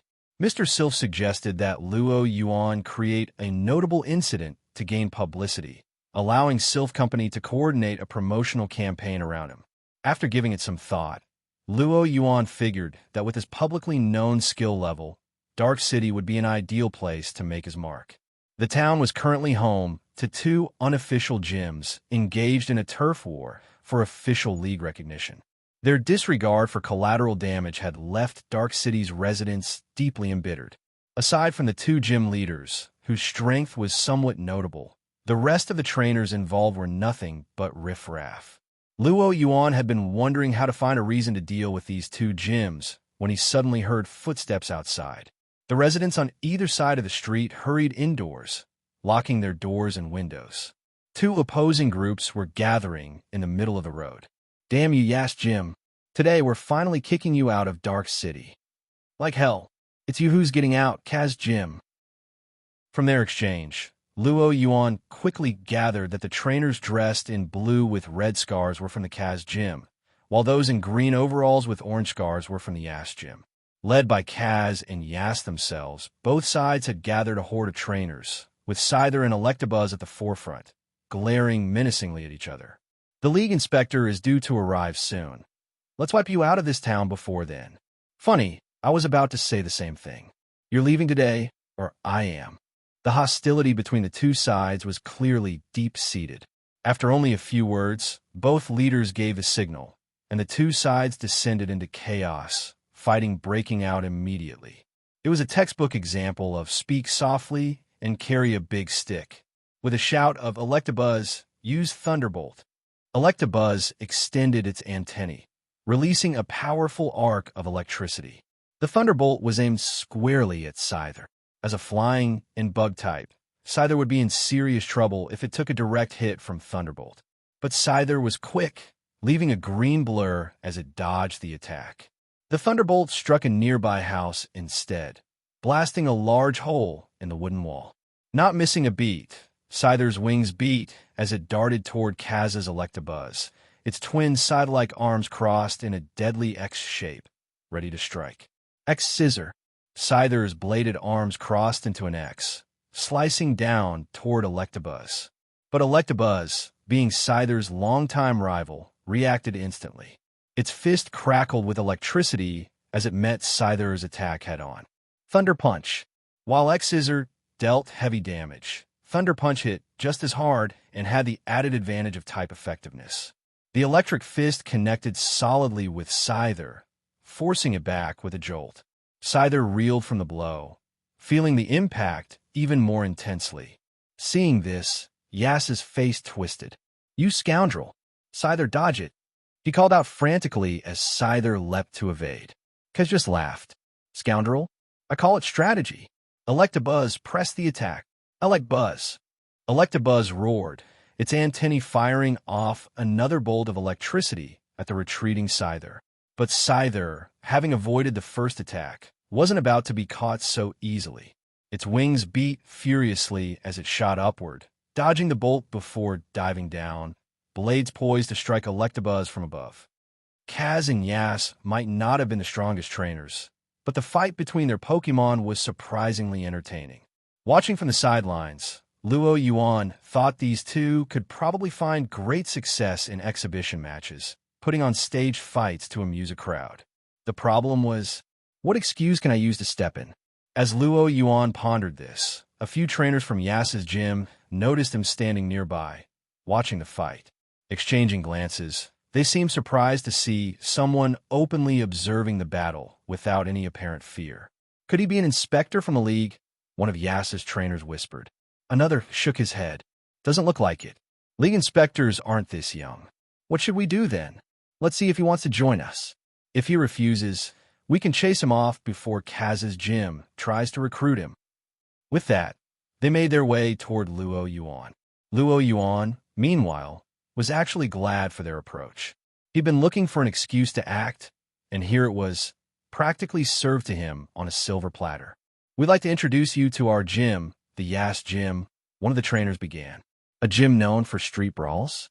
No thanks." Luo Yuan taunted them, using his words to provoke the trainers. "You little." A Yas trainer's face reddened in anger as he prepared to teach Luo Yuan a lesson. At that moment, several trainers from Kaz's gym noticed what was happening and rushed over to join in. "Our friend here is right. The Yas Gym is nothing but a gang of street thugs. Why not join Kaz's gym instead? We're about to become the only gym in Dark City." "Damn it, you scumbags. Looking for a fight? Bring it on. Let's settle this right now." Both groups were like powder kegs ready to explode, and Luo Yuan's presence had lit the fuse. Hearing the commotion, even more trainers took notice, including the gym leaders, Kaz and Yas. Soon, everyone's attention was fixed on Luo Yuan. Satisfied to see he'd drawn the entire crowd's focus, Luo Yuan nodded and raised his voice. "Stop right there." His shout, amplified with psychic power, reverberated through everyone's minds, creating a moment of blank confusion. All eyes turned to him. From a center of attention, Luo Yuan spoke loudly, addressing both gyms. "Kaz Gym, Yas Gym, you're both nothing but a bunch of selfish fools. Let me be blunt. You're all trash." A dead silence fell over the crowd. It took a full 2 seconds for someone to react. "You bastard. What did you just say? Apologize, you jerk. Teach him a lesson. Let's get him. For the first time ever, the trainers of Kaz and Yas's gyms found themselves united in purpose as they ordered their Pokemon to rush at Luo Yuan. But Luo Yuan was unfazed. He took a single step back, and just as both sides thought he might be backing down, he threw 6 Pokeballs into the air. Gaia, Ra, Bwa, B. The cries of 6 Pokemon filled the air as they took position in front of Luo Yuan. At the front were Gyarados, Dragonair, and Charmeleon, each of them seasoned in battle. They wasted no time, launching attacks at the approaching Pokemon. Dragon Tail, Dragon Pulse, Flamethrower. Powerful moves erupted across the battlefield, followed by the explosions and screams of falling Pokemon. Within moments, the Pokemon of both gyms lay scattered, defeated. Damn it! Take him down! Everyone, attack at once! Yas and Kaz shouted in unison, their anger now boiling over. If they'd been irritated before, they were now completely enraged. They'd spent years building up their gyms and training their Pokemon for a league inspection that was just around the corner. Now, Luo Yuan had taken out over half their team, leaving them no time to recover before the inspector arrived. Desperate for a solution and with no other outlet for their fury, they directed all of their anger at Luo Yuan. Even if he seemed to be a very powerful trainer. Scyther used Sword's Dance, then slash. Electabuzz, Thunder Punch. For the first time, the 2 gym leaders joined forces. The yellow and green figures of Electabuzz and Scyther sped toward Luo Yuan, aiming directly for him. Am I Team Rocket here, or are you? Luo Yuan muttered with a smirk, but he wasn't concerned in the slightest. Did they think his Pokemon were just for show? Gyarados let out a roar, whipping up a torrent of water with its tail and striking Scyther with an Aqua Tail that sent it flying. Meanwhile, Charmeleon squared off against Electabuzz. Seeing Electabuzz ready Thunder Punch, Charmeleon growled and met it head-on with a Flamethrower. Electabuzz was momentarily stunned, shocked to see a Charmeleon of all things coming at it with such force. Dazed by the incoming Flamethrower, Electabuzz pushed off with its legs to dodge. But Charmeleon wasn't about to let its target get away so easily. Rah! Charmeleon leapt after Electabuzz, its claws blazing with fire as it launched a Fire Punch. Wham! Electabuzz, caught off balance from its landing, took the punch squarely and was sent tumbling. Charmeleon didn't let up, following up with a Fire Spin that trapped Electabuzz in a vortex of flames, leaving it helpless. Meanwhile, although Gyarados was powerful, Scyther's speed and agility allowed it to hold its ground, darting around with precision. Seeing this, Luo Yuan decided to switch things up. Before his opponents could react, he had Dragonair replace Gyarados in the fight. Dragonair stepped in to replace Gyarados, facing off against Scyther. Seeing the opponent change, Scyther let out a breath of relief. Gyarados' Intimidate had been weighing on it, and its tough, armored body made finding a weak spot difficult. Now, facing a Dragonair without that imposing armor, Scyther thought this would be a much easier battle. With renewed confidence, Scyther crossed its blades and beat its wings, charging at Dragonair as a green blur. X-Scissor. Scyther was certain that, with its speed, this strike would land solidly, dealing a powerful blow to Dragonair. But Scyther had no idea of the strength Luo Yuan's Dragonair possessed. Unlike the visibly formidable Gyarados, Dragonair's elegance masked its true power. Without needing any command from Luo Yuan, Dragonair instinctively set up a defense as Scyther lunged. A blue barrier materialized in front of it. Protect. Thud. X-Scissor clashed against the shield, only managing to leave faint scratches. Damn it. Scyther, use Air Slash. Yas shouted. It wasn't surprising that Protect had stopped their attack, so Yas quickly issued another command. But Dragonair, well trained by Luo Yuan, knew exactly how to handle fast-paced opponents like this. Dragonair's horn sparked, shooting out a golden arc that crackled in the air and quickly enveloped the charging Scyther. Thunderwave. ZZZZT. Electric currents spread over Scyther's body, paralyzing it. Not good. Yas gasped. With paralysis Scyther's primary advantage, its speed was now a disadvantage, slowing it down significantly. Taking this opportunity, Dragonair's tail swung around, aiming right for Scyther. Dragon tail. Smash! Though Scyther managed to raise its blades to block, Dragonair's tail struck with enough force to send it flying. Crash! Scyther smashed into a nearby building, leaving a gaping hole in the wall. But rather than being upset, the townspeople watching from their windows wore looks of excitement. Nice shot. Get rid of those thugs. The cheers from Dark City's residents made Luo Yuan raise an eyebrow. These gym leaders had left such a terrible reputation in Dark City, yet they still dreamed of becoming official gym trainers. People seemed to forget that gym trainers weren't just badge givers. They also protected cities in cooperation with the League. Did these two honestly think the League would pick gym trainers based solely on strength? Damn it, my side of... Yes, ignoring the angry shouts of the townspeople, scowled furiously. The townspeople's opinions didn't matter to him, and they never had. With Scyther down, how was he supposed to compete with Kaz's gym? Just as he was processing this, a yellow blur zipped past him, followed by a loud crash. Boom! Electabuzz was slammed into another building, leaving it sprawled against the broken wall, barely able to stand. Charmeleon, who had been battling Electabuzz, calmly lowered its claw, blowing a small flame and casting an unimpressed glance. Electabuzz was down for the count, courtesy of Charmeleon. Kaz and Yas both stared at their defeated Pokémon, then turned their eyes to Luo Yuan. Who are you? They couldn't believe a random passerby could be this strong. Are you here to defeat us so you can become Dark City's gym trainer? They demanded, suddenly united against a common foe. At this, the townsfolk hiding behind their windows exchanged hopeful glances.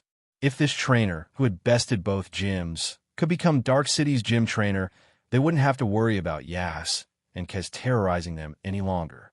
For a brief moment, all eyes sparkled with hope. Gym trainer? Not interested. I'm just a passerby who didn't like what I saw, Luo Yuan replied, absent-mindedly stroking the EV in his arms. If they were offering a champion title, then maybe he'd consider it. But the job of gym trainer, with all its responsibilities and meager pay, didn't interest him in the slightest. At that moment, Slowpoke and Porygon returned, having driven off a few minor trainers. They took their positions by his side. Hearing that Luo Yuan wasn't here to take over as a gym trainer, the townsfolk looked disappointed, but Yas and Kaz seemed to relax a bit. It's clear we were wrong before, and we apologize for any offense, Yas said hastily. Please, sir, what will it take for you to leave Dark City? Kaz added. At their apology, Luo Yuan just chuckled. You've already resorted to bullying and intimidating trainers. If an apology could fix things, what would we need police for? He gestured to the damage around them. I don't know why Dark City doesn't have its own officer, Jenny, but I've already contacted Fuchsia City's police. I've recorded everything you've said, and it'll all be admissible in court. Kaz and Yas's faces twisted in rage as they stared at the phone in Luo Yuan's hand. You bastard! Luo Yuan's move had effectively crushed their chances of ever becoming gym trainers. In desperation, Kaz and Yas lunged forward, hoping to seize the phone. But before they could get close, Slowpoke reacted instantly, using Psychic to stop them in their tracks. Thud! They found themselves rooted in place, their legs unable to move, before they toppled forward, falling face first at Luo Yuan's feet, anger and helplessness written on their faces. Ignoring the two fallen gym leaders, Luo Yuan turned to address the remaining trainers. If you'd rather not go down with them, be warned. When the police arrive, they won't be showing any mercy, he said, casting a glance over the gathered trainers. Hearing Luo Yuan's words, the trainers snapped out of their shock. They'd been following Kaz and Yas in the hope of securing positions in a future official gym, thinking that with that experience, they might one day land official positions in the league. But if Officer Jenny arrived to find out they'd caused so much damage to the town, she'd show them no leniency. With this grim realization, they shivered, quickly recalling their Pokémon and fleeing in every direction, scattering like startled birds and beasts. Hearing Luo Yuan's words, Yas and Kaz wanted nothing more than to join their subordinates in running away. But Slowpoke's psychic held their feet firmly in place, making escape impossible. Despite their desperate pleas, Luo Yuan remained unmoved. Now that Yas and Kaz's followers had scattered and the two leaders were subdued, Dark City's residents finally dared to emerge from their homes. Two representatives stepped forward to thank Luo Yuan. What am I doing playing the hero here when I'm a rocket executive? Luo Yuan thought to himself with an inward smirk. Outwardly, though, he accepted their gratitude graciously. After all, right now, he was merely a promising young trainer, not a rocket official. Politely declining an invitation from a restaurant owner offering a free meal, Luo Yuan continued petting his EV until the sound of police sirens echoed in the distance. Officer Ginny quickly confiscated Yas and Kaz's pokeballs, handcuffing the two disgruntled gym leaders before shoving them into a patrol car. You must be Mr. Luo Yuan, the one who reported this. Thank you for your help, Ginny said. Hearing her words, Kaz, Yas, and the surrounding residents finally learned Luo Yuan's name. Just call me Luo Yuan, he replied, a slight grin on his face. Being called Mr. made him feel a decade older. Luo Yuan, have we met before? I feel like I've heard your name somewhere. Ginny mused. Luo Yuan's pulse quickened. Did she recognize him? But he quickly dismissed the notion. His true identity was highly classified within Team Rocket, impossible to leak. So where had she heard his name? Where did you hear it from? He asked, feigning curiosity. Ginny thought for a moment. I think it was from my cousin in Pewter City. So all the Ginnies really are one family, Luo Yuan mused internally. Hearing Pewter City, though, made things clear. Oh, that must be from when I drove out those Team Flare agents who had slipped into Kanto, he said. Team Flare. Ginny's eyes widened, looking at him with newfound respect. She knew enough about Team Flare to be impressed. Not wanting to give her more time to probe, Luo Yuan quickly changed the subject, asking, I actually had a question, if you wouldn't mind clarifying something for me? Of course. I was wondering, how did things in Dark City get so out of hand? Dark City should have its own police station, right? Luo Yuan asked. Why didn't the police intervene earlier when Yas and Kaz's gyms started brawling in the streets? Luo Yuan had been puzzled by this ever since he'd arrived in Dark City. As a rocket executive, he knew that the League kept police stations in most cities specifically to counter Team Rocket's influence. Even though Dark City was a small town, it was still a city, so it should have had a police force.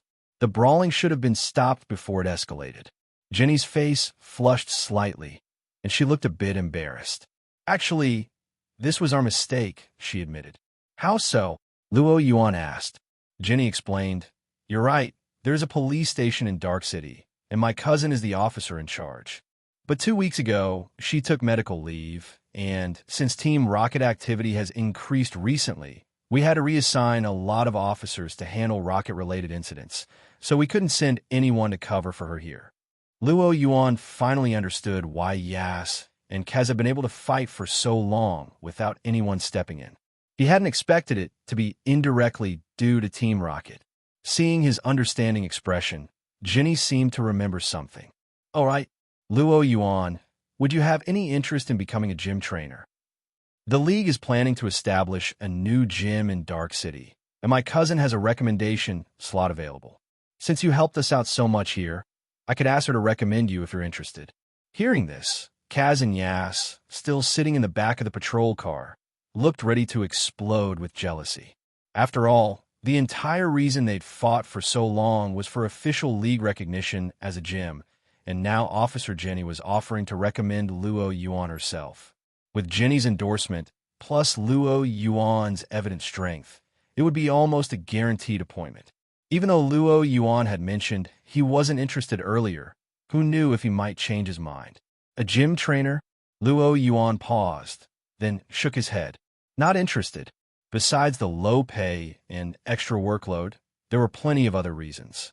First, he would eventually have to expand Team Rocket's influence in Hoenn. If he became Dark City's gym trainer, he'd be tied down here. Second, This place was dirt poor.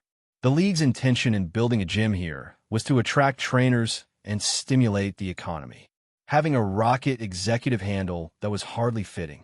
And besides, there were already 4 rocket members among Kanto's 8 gym leaders. Luo Yuan figured the league's reputation could use a break. Jenny blinked in surprise, not expecting such an immediate refusal. For most trainers, becoming a gym trainer was a dream. Looking at Kaz and Yas's envious expressions, the desire was obvious. But since Luo Yuan had refused, she didn't press the matter. Given that Luo Yuan had just bested 2 strong gym trainer candidates, he clearly had enough skill to pursue a promising future on his own terms. Very well. I'll file a report on this incident with the league. They should award you some commendation, and I'll be in touch when that happens, Jenny said. Luo Yuan nodded, and Jenny left with Kaz and Yas, who wore expressions of bitter resentment. Kaz and Yas would face charges for inciting violence, disturbing public order, using Pokemon for assault, and causing property damage. From what Luo Yuan knew of Kanto's legal system, if they couldn't afford bail, even with Pokemon World's lenient sentencing, they'd still be looking at a good year or 2 behind bars.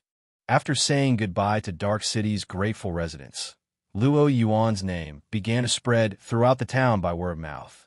Luo Yuan then took out his phone and dialed Mr. Sylph, the president of Sylph Company. I heard the league was planning to set up a new gym in Dark City, but I didn't expect things to get so out of hand over the competition for it. On the other end of the phone, Mr. Sylph sighed after Luo Yuan recounted everything that had happened in Dark City. That's normal, Luo Yuan replied. Where there's profit, there's conflict. Couldn't agree more, Mr. Sylph said, nodding. Reflecting on the journey he'd taken to build Sylph Company, he knew all too well the truth in those words. So, Luo Yuan continued, how do you plan to handle the publicity? This was why he'd called Mr. Sylph in the first place. As per their agreement, Luo Yuan would provide the newsworthy events, and Mr. Sylph would handle the publicity. Hearing the question, Mr. Sylph chuckled. If we're talking about Dark City, I do have an idea. As you said, Dark City is not only impoverished, but now left even more battered after the fights between Kaz and Yas's gyms. That's right. Luo Yuan wondered what scheme Mr. Sylph had in mind. In that case, simple promotional strategies won't be enough. If we only use PR, it'll seem too deliberate, and the league would catch on quickly, which could hurt our reputation. Instead, we should focus on practical actions. Oh, Luo Yuan had a feeling he knew where this was going. So, what would you think if Sylph Company were to set up our new Pokeball manufacturing plant in Dark City? Mr. Sylph suggested with a grin. As you know, Sylph Company started with Pokeballs, and they're still a core part of our business.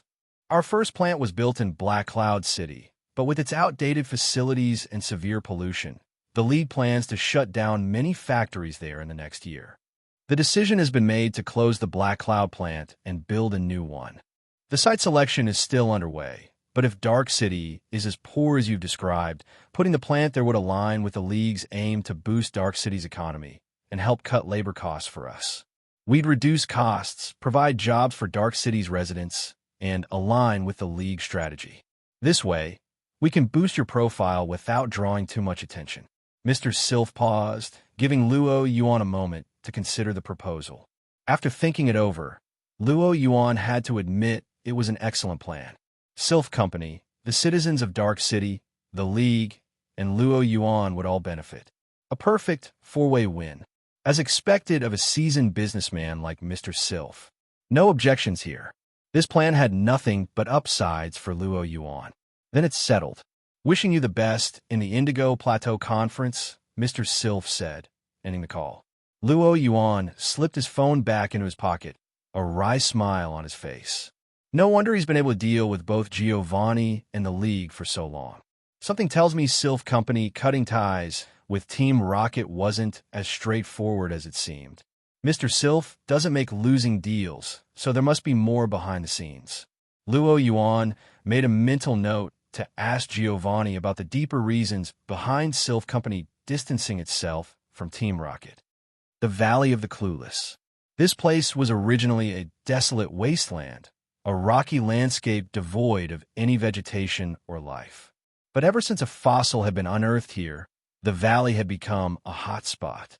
Archaeologists, researchers, treasure hunters, and curious tourists had all flocked to this site. Among them was someone Yuan knew all too well. Gary, standing under the blazing sun, wielding a shovel with a group of fangirls fanning him, was none other than the spiky-haired Gary Oak. At the sound of his name, Gary was mid-swing with his shovel. Yuan's call distracted him just enough to throw him off balance. The shovel slipped from his hands, and Gary let out a loud yelp. "My back!" Half an hour later, Gary, wincing as he held his lower back, gave Yuan a resentful look. "Why'd you have to yell like that? Here, some medicine spray. Want some?" Yuan offered him a bottle of healing spray. Gary took it gratefully, and after a few sprays, he finally started to feel better.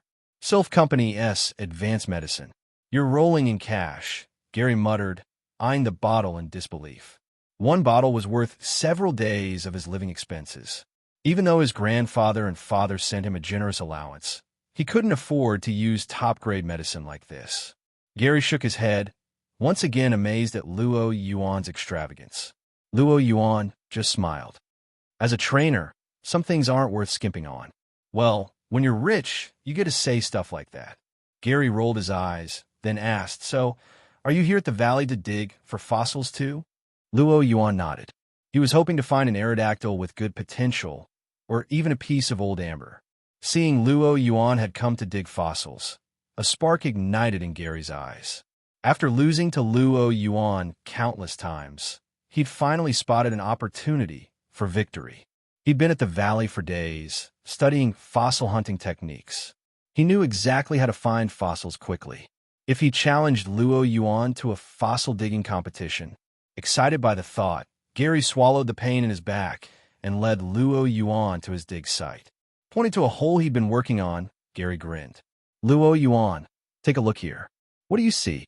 "A hole," Yuan replied. "And what else?" Gary pressed. "What else?" Yuan examined the pit more closely, but didn't see anything besides dirt. "Of course there's more. I'm certain there's a rare fossil buried right beneath us." "You're sure?" Yuan asked, trying not to burst Gary's bubble. With his psychic senses, he could tell there was nothing but dirt within 10 meters beneath this pit.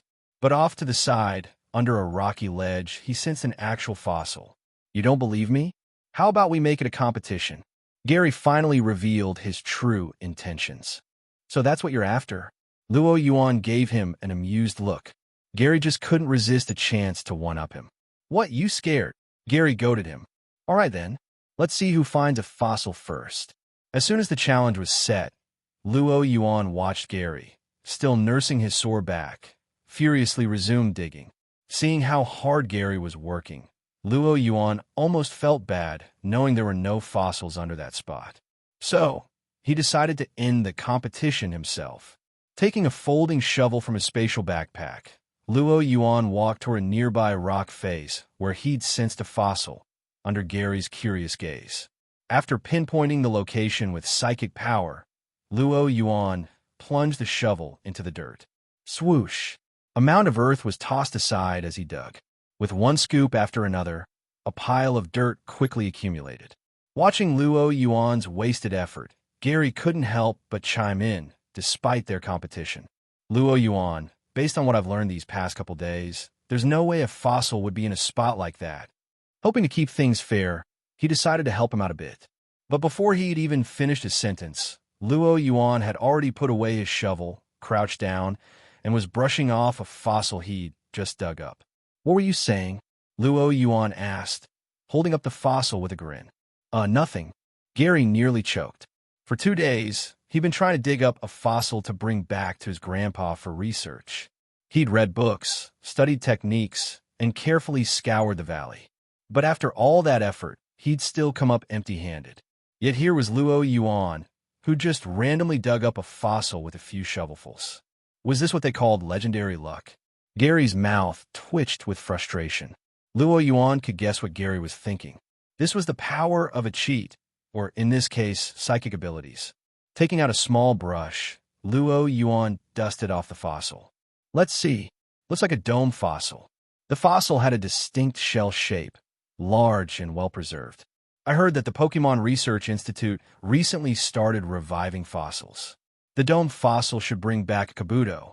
Gary's envy was through the roof. 2 days of hard work, and he hadn't found a single thing.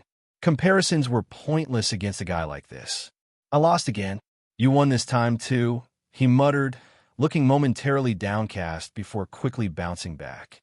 After all, he was used to losing to Luo Yuan by now. Gary then brazenly sidled up to Luo Yuan. Luo Yuan, do you know any special fossil hunting techniques? I've been digging for 2 days according to the books, and I haven't even seen a sliver of one. The other fossil hunters nearby subtly perked up their ears, eager to overhear any secrets. Luo Yuan rolled his eyes. It was his psychic power doing the work, so what techniques could he offer? Instead, he asked, "Do you really want a fossil?" "Of course," Gary said, as if it were obvious. If he didn't, he wouldn't have spent 2 days here digging up rocks. "Then follow me." Luo Yuan scanned the valley with his psychic senses until he located another fossil, then led Gary to the spot, marking a circle on the ground. "Dig here." Gary watched him skeptically. Not just Gary, but everyone nearby who'd been watching found this hard to believe. Could finding fossils really be as simple as drawing a circle? Most people didn't buy it. But trusting Luo Yuan as always, Gary decided to give a shot. Gritting his teeth and ignoring the ache in his back, he brought his pickaxe down. Clang! The pick struck something hard. Carefully switching to a smaller tool, Gary brushed away the dirt bit by bit until his first fossil emerged. It's really here." Everyone who doubted Luo Yuan was now staring in disbelief. Who was this guy? A fossil-finding prodigy? Or some kind of human metal detector? Ignoring the amazed onlookers, Luo Yuan patted the equally shocked Gary on the back. "See? Told you I wasn't kidding." Gary swallowed, nodding completely convinced. In the end, Gary left before Luo Yuan did, excitedly planning to send his fossil to his grandpa, Professor Oak, to help with the revival process. Luo Yuan, however, only appeared to leave the valley.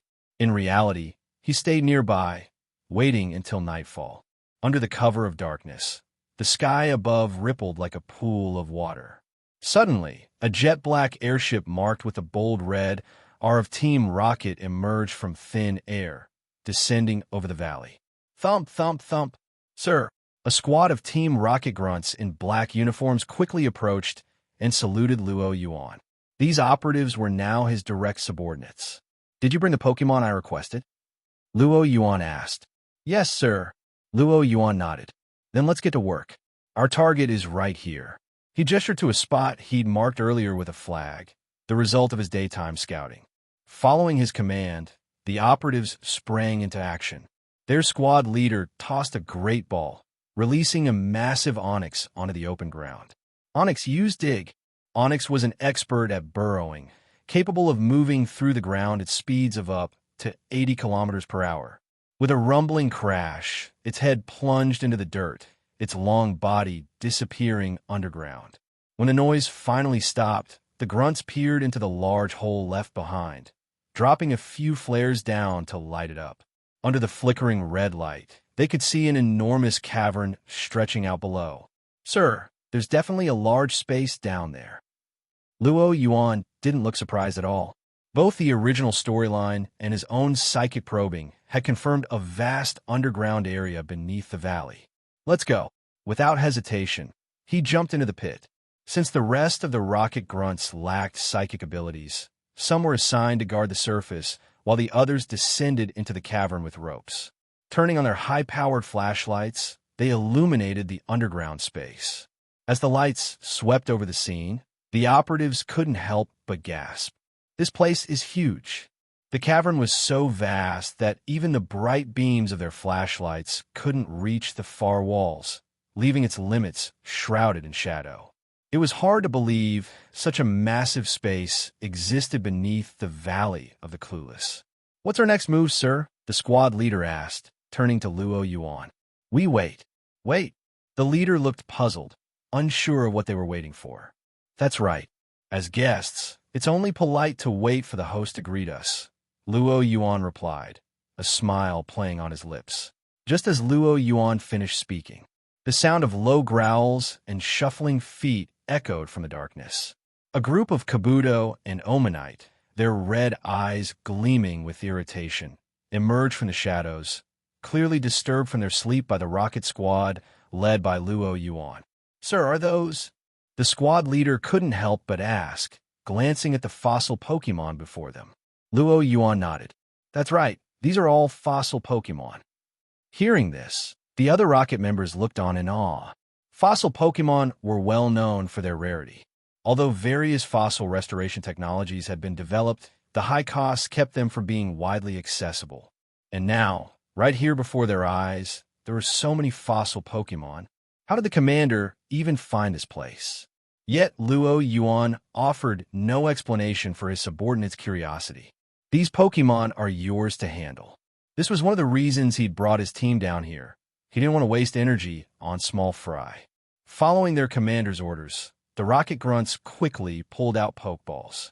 Flashes of white light lit up the space as Wei Xing and Arbok appeared, advancing on the Kabuto and Omanite gathered before them. The battle was swift and effortless. Luo Yuan's team was composed of elite Rocket members, with Pokemon far superior to the typical fossil Pokemon that, in the main story, would have left a trio of rookies running for their lives. Though Wei Xing's Sludge Bomb and Arbok's Acid weren't particularly effective against the fossil Pokemon, these ancient creatures had just awoken from who knows how many years of dormancy. Their bodies were stiff and their combat abilities limited. Meanwhile, the Rocket members' Pokemon were all expertly trained for combat. One by one, the fossil Pokemon fell to the Rocket's experience and tactics. Pokeballs were thrown in rapid succession, capturing the fossil Pokemon inside. Pokeballs operate by creating a comfortable living environment for Pokemon, luring them into accepting capture by a trainer. For these fossil Pokemon, who had spent ages in the dark and damp, the Pokeballs were an entirely unfamiliar lure, and they didn't put up much resistance, surrendering almost immediately. Seeing the odds turning against them, the remaining fossil Pokemon retreated back into the darkness. The Rocket members gathered all the Pokeballs. "Sir, should we leave now?" The group's capture of so many fossil Pokemon had been a resounding success, and they couldn't help but feel thrilled at the thought of training some of these rare Pokemon, as their commander had suggested. Luo Yuan, accustomed to big scores, was far less excited than his men. "No need to rush. That was just the appetizer. I'm waiting for the true ruler of this place." "The true ruler?" "That's right, and here it comes." Luo Yuan looked up. A mighty roar echoed through the cavern as a gray figure swooped down from above, a hulking shape darting down towards them. Aerodactyl. The Rockets finally understood their leader's goal as they recognized the looming presence of the Aerodactyl. Thanks to Lance, the champion of Kanto's Elite Four, Aerodactyl was well known and incredibly popular. The Aerodactyl in the air narrowed its eyes, its expression identical to that of the fossil Pokemon they'd just encountered, angry at being woken up. As the Aerodactyl closed in, Luo Yuan merely raised a hand. "Go, Jengar!" Jengar! A mischievous grin on its face, Jengar rose silently from the shadows, glaring up at the fearsome Aerodactyl. Jengar knew this type all too well. Back on the Sevi Islands, it had thrashed Lance's Aerodactyl using Mega Evolution and Shadow Tag. Now, facing a different Aerodactyl, a wicked smile crept onto Jengar's face. Something in the Aerodactyl's instincts must have sensed danger, as it shuddered mid-flight, as though a chill had crept up its spine. But it quickly dismissed the feeling. These intruders had dared to trespass on its territory and disrupt its rest. Unforgivable. Its eyes blazing with fury, Aerodactyl opened its jaws wide and emitted a piercing shriek. With its wing membranes tightly folded, it dived down, resembling a missile aimed straight at Luo Yuan. The Aerodactyl's intentions were clear. It wanted to take out the strange human at the center of the group. Yet, this instinctual choice would ultimately be its undoing. Jengar. Seeing the Aerodactyl targeting Luo Yuan, Jengar let out a gleeful laugh, its chubby form shaking with excitement as it raised its tiny arms. From the shadow behind it, an enormous spectral claw materialized, even larger than the Aerodactyl itself. Shadow Claw. The claw, crackling with dark energy, lunged at Aerodactyl. Aerodactyl's dive was swift, and its momentum too powerful for it to stop in time. Even as it caught sight of the Shadow Claw, evading was impossible. It collided headfirst with the spectral claw. Thud! The impact distorted the Shadow Claw, nearly tearing it apart. Though the attack wasn't shattered, the outcome surprised Yuan a bit. This Aerodactyl is stronger than I thought. He watched the Aerodactyl ascend back into the air. Recalling the original story, he tried to remember if the Aerodactyl had shown any particular power beyond its race against Ash's Charizard. In the end, it had been put to sleep by Jigglypuff's song, allowing Charizard to save Ash. It seemed that this Aerodactyl was both strong and formidable, but it's still no match for Gengar. He turned to his Gengar. Gengar wasn't at all upset by its initial miss. In fact, its grin only widened. It extended a finger on each tiny claw, releasing prismatic beams that danced across the cavern walls. The multicolored lights seemed to cast an enchanting spell, immediately capturing Aerodactyl's full attention. Its eyes locked on the beams, its body following their mesmerizing pattern. Like a cat chasing a laser pointer, Aerodactyl twisted and turned, chasing the beams as Gengar led it in a wild chase around the cavern. The Rocket members looked on in stunned silence, marveling at their commander's Gengar's skill. To think it could make the ancient ruler of this underground cavern chase lights in circles. Confuse Ray cast an eerie light, designed to disorient opponents into attacking aimlessly. Of course, it wasn't typically this effective on its own, but against Aerodactyl, it worked perfectly, largely because the Aerodactyl had no trainer nearby to warn it of the trap. Additionally, it had been hibernating underground in total darkness for countless years, rarely exposed to light. After such prolonged sleep, its brain was sluggish. As a result, the confused ray took full effect. For a while, Aerodactyl whirled about, chasing the strange lights from Gengar's attack, until it fell into a dazed frenzy. Its red eyes wild, it began to lash out, attacking indiscriminately. Graw! Aerodactyl roared, unleashing a hyper beam that shattered a nearby stalactite into pieces. The explosion resounded throughout the cavern, and the surrounding Rocket members flinched, glancing nervously at Yuan. If Aerodactyl managed to hit the stalactites above, it could be disastrous for them. Even for Rocket's elite, the falling debris would be hard to survive. Stay calm. Unperturbed, Yuan directed Gengar through telepathy, instructing it to finish the fight swiftly and leave no more room for Aerodactyl's rampage. Catching his meaning, Gengar sobered, ready to finish things. It conjured shadow balls in both hands, hurling them directly at the Aerodactyl above. Even in its confused state, Aerodactyl's ancient reflexes, honed over ages, sensed danger. It twisted out of the way and retaliated with a blast of purple dragon breath aimed toward Gengar. However, still in its confused state, Aerodactyl's aim was off, missing Gengar entirely. Oh, so it knows Dragon Breath. Yuan was slightly surprised to see Aerodactyl had inherited Dragon Breath.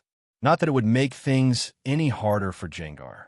For a Gengar that had once defeated Lance's Aerodactyl, this encounter was effortless. Dark Pulse. A dark, palpable aura spread from Gengar, filling the cavern with a bone-chilling, sinister energy. Aerodactyl was caught in the wave of darkness, freezing mid-flight as the icy sensation gripped it, paralyzing its wings. Within seconds, it plummeted from the air, but the Dark Pulse did have one unintended effect. Although injured by the attack, the chilling shock jolted Aerodactyl out of its confusion, clearing its hazy mind. Freed from its daze, Aerodactyl felt a surge of relief as it prepared to take to the skies again. Phantom Force. Shadow Punch.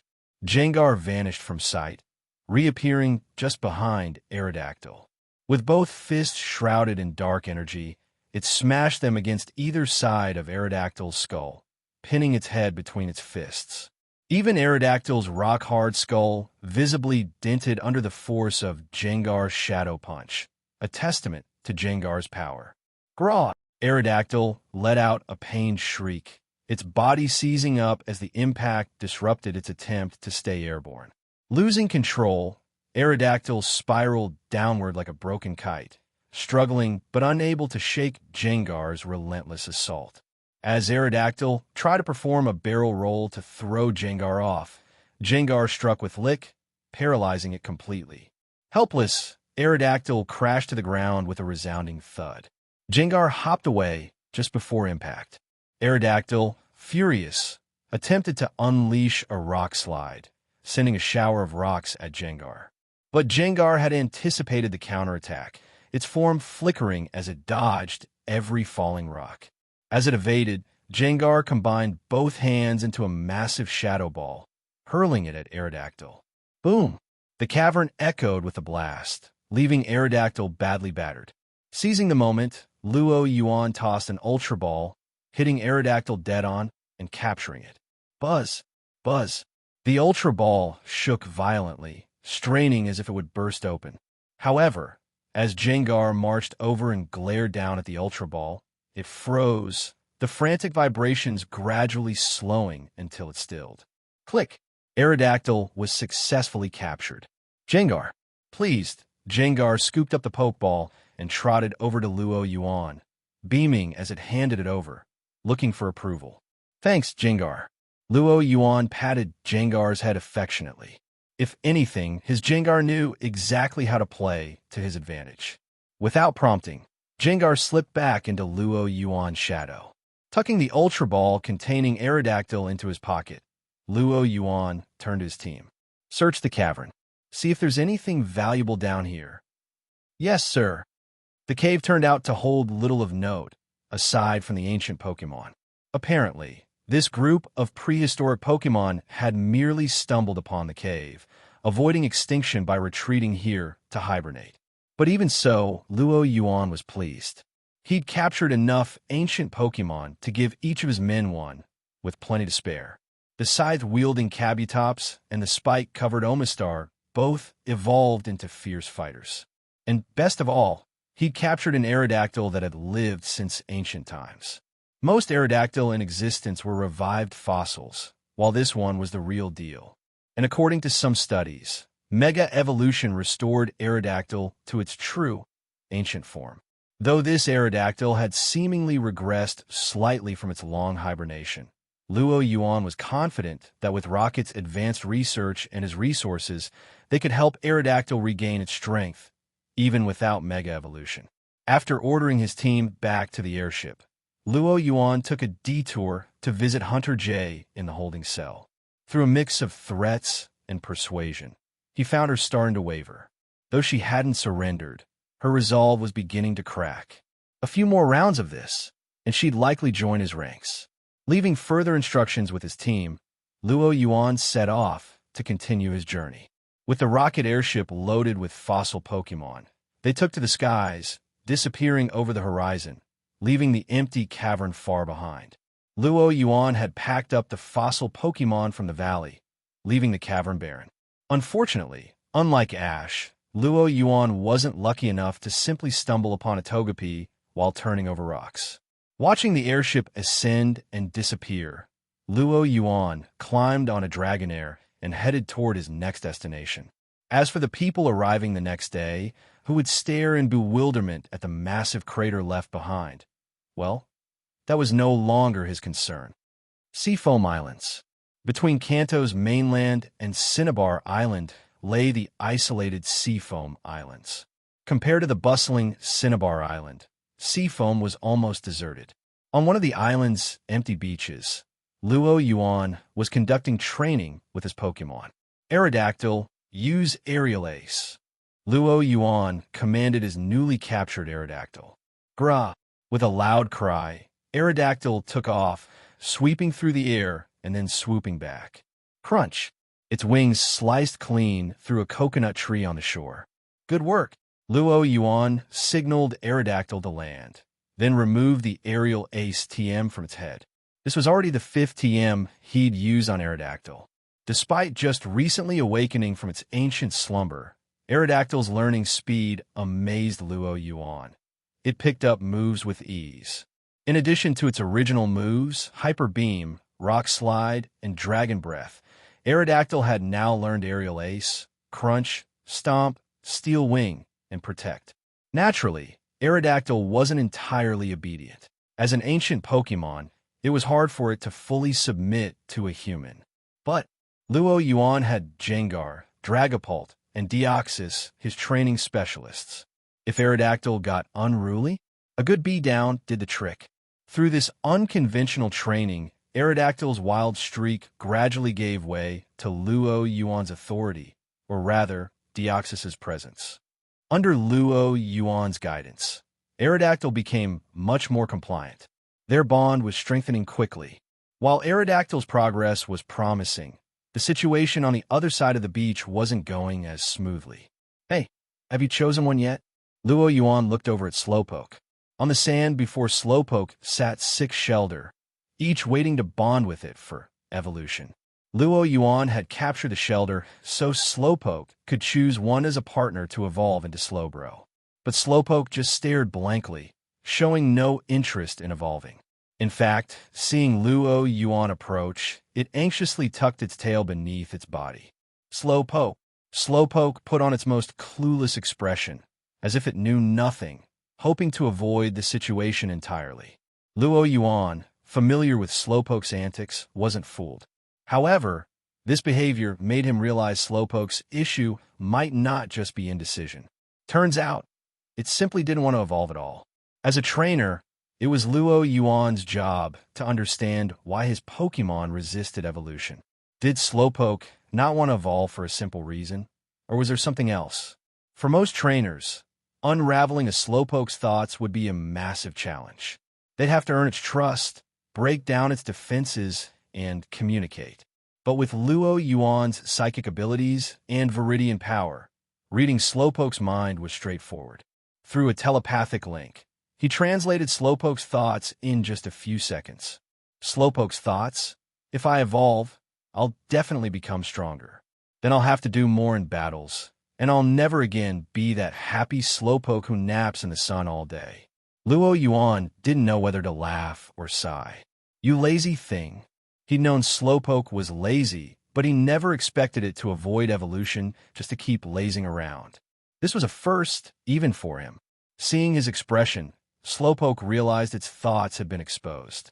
Memories of past motivational sessions with Luo Yuan flooded back, and a panicked look appeared on its face.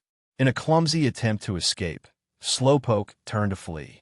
But with its stubby legs, it didn't get far. In its haste, it accidentally left its tail exposed, waving it in the air right above the hungry Shelder.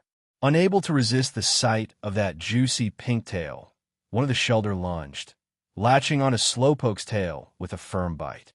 Just as Slowpoke was about to run, its body stiffened. Then, a blinding light enveloped it. When the light faded, Slowpoke's form had transformed. It now stood on 2 legs, with a creamy striped belly, and although its expression still had that vacant look, it now had a glint of awareness. Slowpoke had evolved into Slowbro. Slow, the newly evolved Slowbro, stood there in shock. Had it evolved? Watching the scene, Luo Yuan was speechless, caught off guard by Slowpoke's unexpected maneuver. After a moment, he couldn't help but laugh. What's it like when your opponent surrenders before you even attack? Of course, even as a Slowbro, it didn't completely give up. Slowbro turned, trying to bargain with the Shelder clamped on its tail, but Shelder wasn't letting go. Leaving the dismayed Slowbro behind, Luo Yuan mentally checked off his training goals for the day. Since Articuno hadn't been spotted on Seafoam Islands, he called out Gyarados and headed towards Cineabar Island. Cineabar Island, a volcanic island southeastern Kanto, is known for its scenic beaches and luxurious resorts. Thanks to its hot springs, heated by the island's active volcano, it's a premier tourist destination. The island was packed with tourists, with peak season in full swing. Walking along the bustling streets, Luo Yuan took a grilled bird skewer from a nearby stall, scrolling through intel sent by his contact, Jinyao. Pokemon Lab, Cineabar Gym, and Blaine. Cineabar Island had countless ties to Team Rocket. Behind the scenes, Team Rocket had invested heavily in the island's Pokemon Lab, embedding agents there to gather invaluable research data. Blaine, the Cineabar Gym leader, was once a scientist in Team Rocket, playing a crucial role in the Mutuo project. Had he not left Team Rocket, the island might have already become an official Rocket base. Even though Blaine had cut ties with Team Rocket, he hadn't severed them entirely. There remained an unspoken agreement between him and Giovanni. You could tell as much from the fact that, despite being a league gym leader, Blaine hadn't turned Giovanni in. However, as the Mutuo project neared completion, this unspoken understanding seemed on the verge of breaking. Is he hiding, scared of Giovanni's retribution, trying to avoid Team Rocket by closing the gym? Luo Yuan mused as he read the words, current whereabouts unknown, on his intel. Apparently, Blaine had shut down the gym 2 weeks ago. While he hadn't left Cinnabar, he was hiding somewhere on the island. But for Luo Yuan, tracking Blaine wouldn't be a problem. He arrived at the lockdown gym, broke the lock, and stepped into the empty Cinnabar gym. Deoxys, pick up Blaine's trace from any lingering aura in this place. With its remote sensing ability, Deoxys could, through contact with an object, lock onto its previous owner from miles away. Following Luo Yuan's command, Deoxys transformed one of its tentacles into a hand and touched a cup on a nearby table. Another tentacle reached out to Luo Yuan's shoulder, linking their minds. In an instant, Luo Yuan's consciousness seemed to rise above the earth, then swiftly descended. From Kanto to Cineabar Island, to the hotel district, then to a small hot spring inn. Found him. Luo Yuan's perception zeroed in on Blaine, who sat on a tatami mat, disguised as the inn's proprietor. With ease, Luo Yuan had located Blaine, who had eluded Rocket's exhaustive manhunt. That was the power of Deoxys. Thanks, Deoxys. He rewarded Deoxys with a small surge of healing energy from his Viridian power before returning it to its Master Ball. Then he headed to the inn. Blaine's spirits were at an all-time low. It had been 2 full weeks since he'd shut down his gym and gone into hiding at this small hot spring inn. During that time, he'd kept a close eye on the island, and, as he'd expected, Team Rocket had sent people searching for him everywhere. I should have never let curiosity get the best of me and joined that project, Blaine thought bitterly. If he hadn't been part of the Mutuo project, he'd still be back at his gym, peacefully fulfilling his duties as gym leader, rather than hiding away in a cheap inn. Not to mention, he wouldn't have had to make himself look like this, half man, half something else. At that thought, Blaine's right arm tensed. Under his sleeve, it throbbed and writhed. He knew all too well what this meant. When creating Mutuo, they'd initially used genes from Mew's eyelash as a blueprint. But due to the shortage of Mew's cells, they had substituted in his own human DNA. As a result, Blaine's arm had been tainted with Mutuo's cells. The mutation damaged his body severely, but it also allowed him to sense Mutuo's status. Mutuo's creation is almost complete. The pain and movement in his arm confirmed his suspicions. Gritting his teeth against the pain, Blaine knew he had to act soon, or he'd succumb to Mutuo's cellular invasion before Rocket could even find him. Maybe if I reveal the Rocket boss's identity to the League, I could deflect Team Rocket's attention off myself. The thought crossed his mind. If the League learned that Giovanni, the Viridian gym leader, was the leader of Team Rocket, they'd immediately go after him. Team Rocket would have its hands full, giving Blaine a chance to escape unnoticed. But just as he considered it, the door of the inn slid open. Is Blaine here? Hearing his own name, Blaine's hands shook, causing him to spill his tea. He fumbled, trying to dry his pants. The tea was the least of his concerns. Looking up, he eyed the stranger at the entrance. Relieved to see it wasn't a Rocket grunt, Blaine quickly denied the question. Blaine? You mean the Cineabar Gym leader? He hasn't been seen on the island in 2 weeks. If you're looking for him, I'd suggest you try the gym. His performance was almost flawless. With the wig and glasses, no one would recognize him as the bald, bespectacled Blaine. An unsuspecting person might indeed think he was just a local innkeeper. But Luo Yuan had Deoxys' validation. There was no mistaking his target. Nice try, but you're definitely Blaine. Blaine sighed, realizing this visitor wasn't guessing. Confusion gnawed at him. He'd been so careful in his disguise. How did this person figure it out? Seeing Blaine's bewilderment, Luo Yuan answered. Your disguise is impressive. Under normal circumstances, no one would have guessed, but it was your scent that gave you away. Luo Yuan wasn't exactly lying. Deoxys had traced Blaine's location through the faint scent on his cup, but Blaine didn't know that. Instead, he assumed Luo Yuan had some dog-like Pokemon with a sharp nose that tracked him down. Blaine sighed again. Fine, you got me. I am Blaine. So who are you? And what do you want? His fingers inched toward his belt, subtly gripping a Pokeball. If Luo Yuan's answer suggested danger, he'd attack and escape to start fresh somewhere else. Though Blaine thought his move went unnoticed, Luo Yuan saw everything. He had multiple chances to restrain Blaine, but chose to ignore the gesture, letting him think he had the upper hand. What do I want? To challenge you as a gym leader and earn a badge. Oh, and I'm Luo Yuan, a newly registered trainer of the league. Luo Yuan smiled. A new trainer? Looking at Luo Yuan, Blaine couldn't reconcile the confident presence before him with the title new trainer. It was almost absurdly out of place. What's wrong? Something on your mind? Luo Yuan casually pulled out his Pokédex, which he'd barely used since setting out on his journey, and waved it at Blaine. A Pokédex? Huh. Well, all right then, rookie trainer. Seeing the Pokédex, Blaine couldn't help but grumble internally. Seems like all the rookie trainers these days were total monsters. He gave Luo Yuan a closer look. After careful consideration, Blaine had to admit Luo Yuan didn't look like a Team Rocket member. After all, Rocket may have wealth, but none of their agents flaunted it with high-end gear from Sylph Company like Luo Yuan did. With his doubts about Luo Yuan's Rocket affiliation mostly dispelled, Blaine relaxed a little. Never expected you to find me here. While talking, Blaine mulled over his hiding spot. Clearly, if a rookie trainer had managed to track him down, then Rocket couldn't be far behind. From the look on Blaine's face, Luo Yuan could tell exactly what he was thinking. But Blaine was definitely overthinking it. If Giovanni hadn't been so busy with the Mutuo project, he could have had Blaine sniffed out on Cineabar Island in a flash. The only reason Blaine was still in one piece was because Giovanni hadn't wanted to waste the manpower to track him down. Not because he couldn't. Of course, Luo Yuan wouldn't be telling Blaine that. So, are we ready to begin the gym challenge? Luo Yuan asked with a smile. Luo Yuan, was it? Sure, you're welcome to challenge the Cineabar Gym, but first, you'll need to pass my test. Are you good with riddles? Blaine said, slipping into habit. The Cineabar Island Riddler has challenged you to a riddle contest. Oh, right. Luo Yuan had almost forgotten. Just as Professor Oak had his obsession with haiku, Blaine had his infamous obsession with riddles.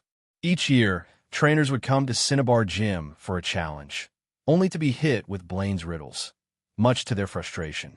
Like so many others, Luo Yuan had zero interest in Blaine's quirky hobby. But as a polite man, he didn't let it show. Rather than accepting Blaine's invitation, Luo Yuan looked at him with a hint of curiosity. So, Blaine, are you hiding out here because of someone? Blaine went rigid. Huh, why would you think that? He replied, trying to laugh it off. Now, do you want to solve some riddles or not? Luo Yuan didn't answer directly and instead continued his deduction. Oh, is that so? But leaving a fully equipped gym behind, laying low in a modest inn, it's hard to make sense of it. Just who would make Blaine, the Cineabar Gym leader, and arguably Kanto's second strongest fire-type trainer, go into hiding? Cold sweat broke out on Blaine's forehead as Luo Yuan's theory hit close to home. Yes, he was currently being hunted by Team Rocket, but he was just as keen to avoid the League finding out about his connections to Rocket. If he didn't turn himself in, the League might discover he'd once served as a scientist for Rocket, and his gym leader title would be revoked immediately. So keeping his situation under wraps was just as important. Unable to keep up the guessing game, Blaine quickly cut Luo Yuan off before he could reveal anything more. All right, forget the riddles. If you're here for a gym challenge, then let's get started already. He shut the door, leading Luo Yuan to the inn's backyard. Luo Yuan smiled slightly, following him. Through a hidden door in the backyard, they entered the gym nestled within the volcano's crater.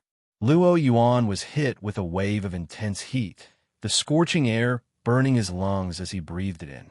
He took in the sight of the battlefield suspended over the magma, a metallic platform dangling from the cliff walls by 4 chains. He turned to Blaine and asked, "Building the gym here, doesn't this pose a safety risk?" Although gym leaders could personalize their battlefields to highlight their gym's theme, one hard rule had to be followed. No matter the setup, it couldn't endanger the challenger's safety.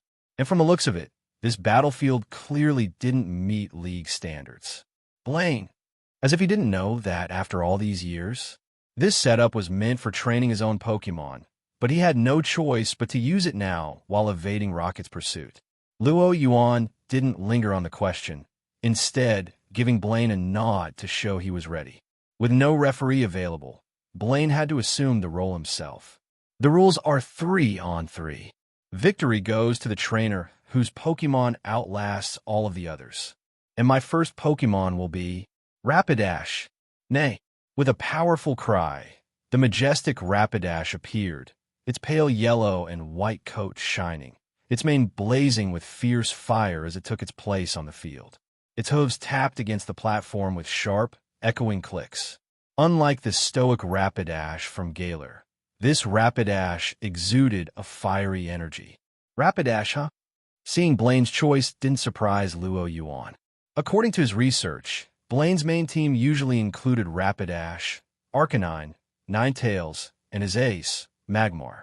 Although Blaine sometimes went easy on challengers, he only used his strongest Pokemon for actual gym battles, making the Cineabar badge second only in difficulty to the Viridian badge. Confident in his Rapidash, Blaine cast a glance at Luo Yuan, considering showing a bit more intensity to throw the newcomer off. But the thought was interrupted when he saw Luo Yuan throw a Pokeball of his own. "All right, time for your first battle, Aerodactyl. Gra!" With a piercing shriek, Aerodactyl soared over the field. The heat had little effect on the rock/flying type, as it circled above, eyeing Rapidash like prey, exuding an ancient and menacing aura. Nay, Rapidash, unsettled by Aerodactyl's fierce gaze, shifted uneasily.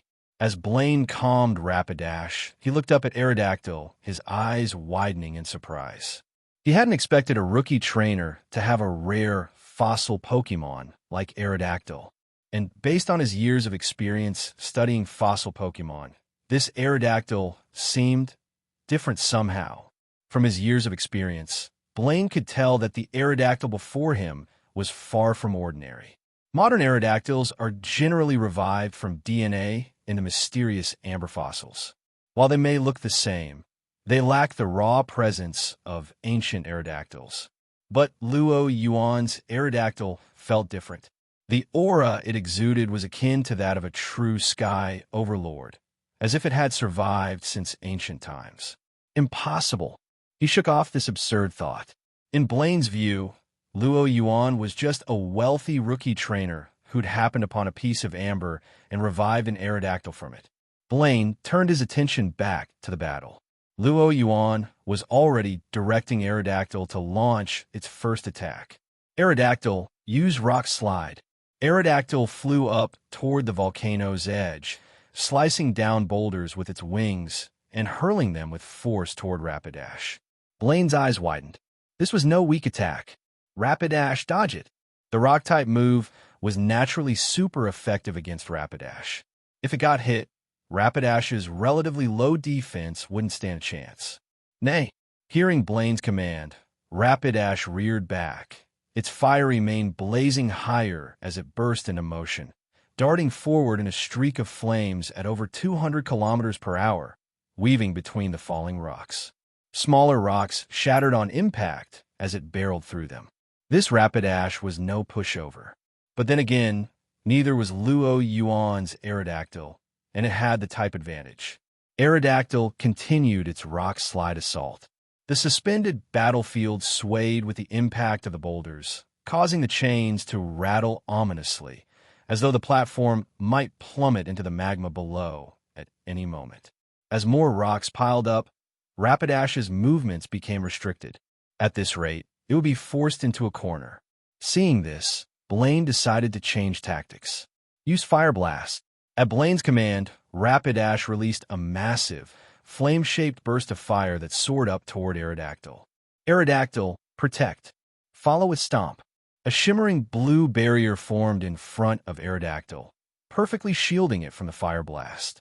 Then, without giving Rapidash a moment to react, Aerodactyl descended rapidly, crashing into the battlefield with an earth-shaking impact. Clang! The chains holding the platform in place rattled, and an invisible shockwave rippled from the point of impact, sending tremors through the ground. The shockwave reached Rapidash before it could recover, hitting it squarely. Rapidash let out a pained whinny, trembling as its balance faltered, one foreleg buckling beneath it. Yuan seized the opportunity. Now go in for the attack.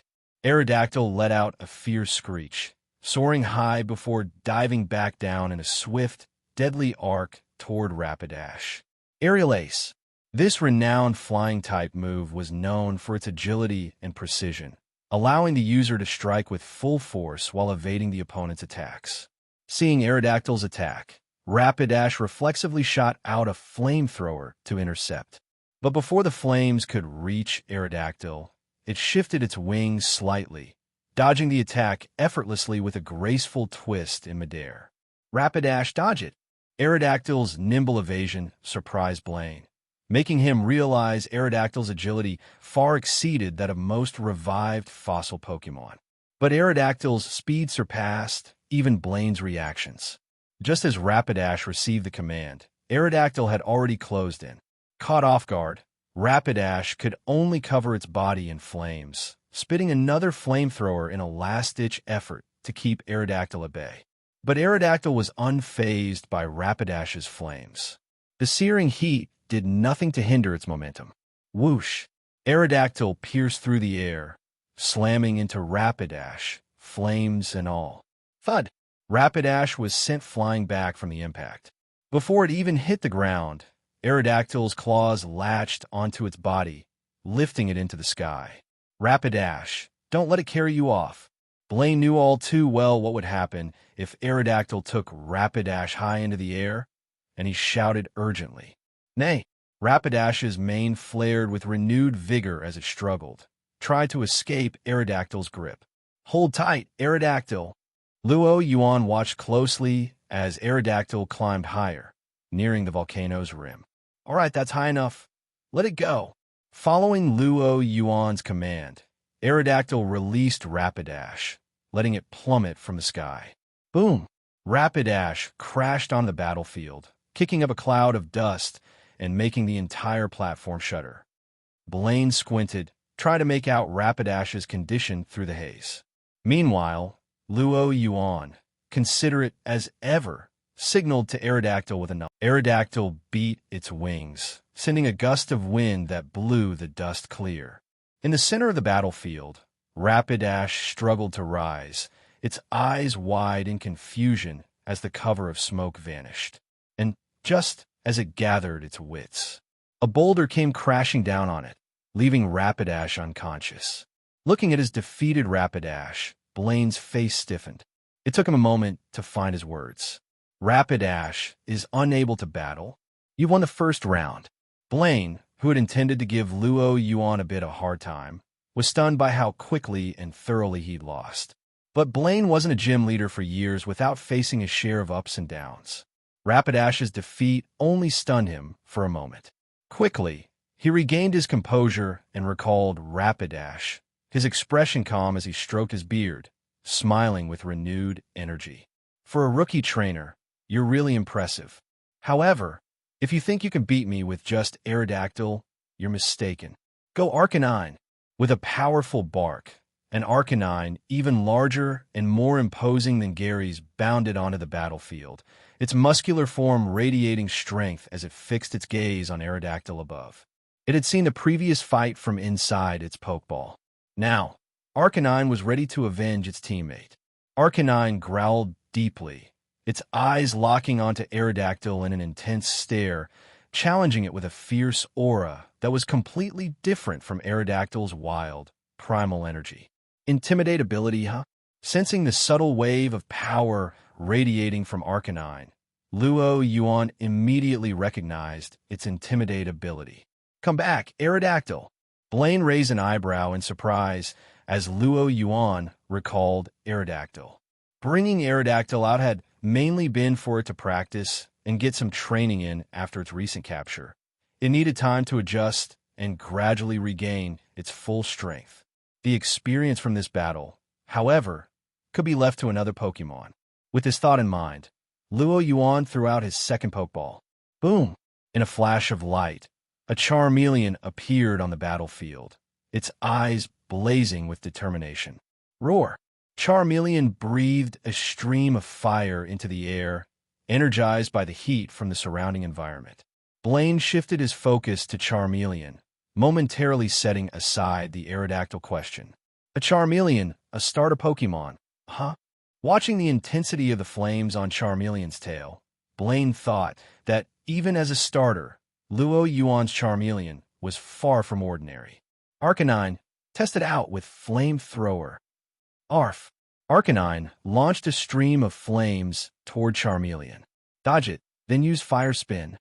Thanks to the rocks left scattered by Aerodactyl's Rock Slide, Charmeleon quickly ducked behind cover, avoiding the flames. Hiding behind the rock, Charmeleon took a deep breath, its belly swelling as the fire on its tail flared up. Whoosh! A line of fire erupted from Charmeleon's mouth, spiraling around Arcanine in an attempt to trap it in a vortex of flames. But Arcanine, a Pokemon known for its high awareness as the preferred police dog of the Officer Jennies, was ready. Sensing the flames closing in, Arcanine let out a mighty howl and activated Extreme Speed. With a combination of Howl, a move that boosts its attack by intimidating its opponents, and Extreme Speed, a high-speed technique, Arcanine shot forward like an orange blur toward Charmeleon, smashing through smaller rocks in its path. But Charmeleon, after countless training sessions with Yuan, was no pushover. Seeing Arcanine racing toward it, Charmeleon instinctively knew it couldn't withstand a direct hit. Dodge and use Protect. Yuan's command reached Charmeleon at the perfect moment. Charmeleon leapt and cast a blue shield around itself. Thud! Arcanine's Extreme Speed glanced off Charmeleon's protective barrier, shattering it but only grazing Charmeleon's side. Charmeleon flipped in midair, landing squarely on a nearby boulder. Skid! Arcanine skidded to a halt at the edge of the battlefield, turned quickly, and charged at Charmeleon again. Fire Wheel! At Blaine's command, Arcanine didn't let up, igniting its body in flames and launching a third, blazing attack toward Charmeleon. Speed is certainly troublesome.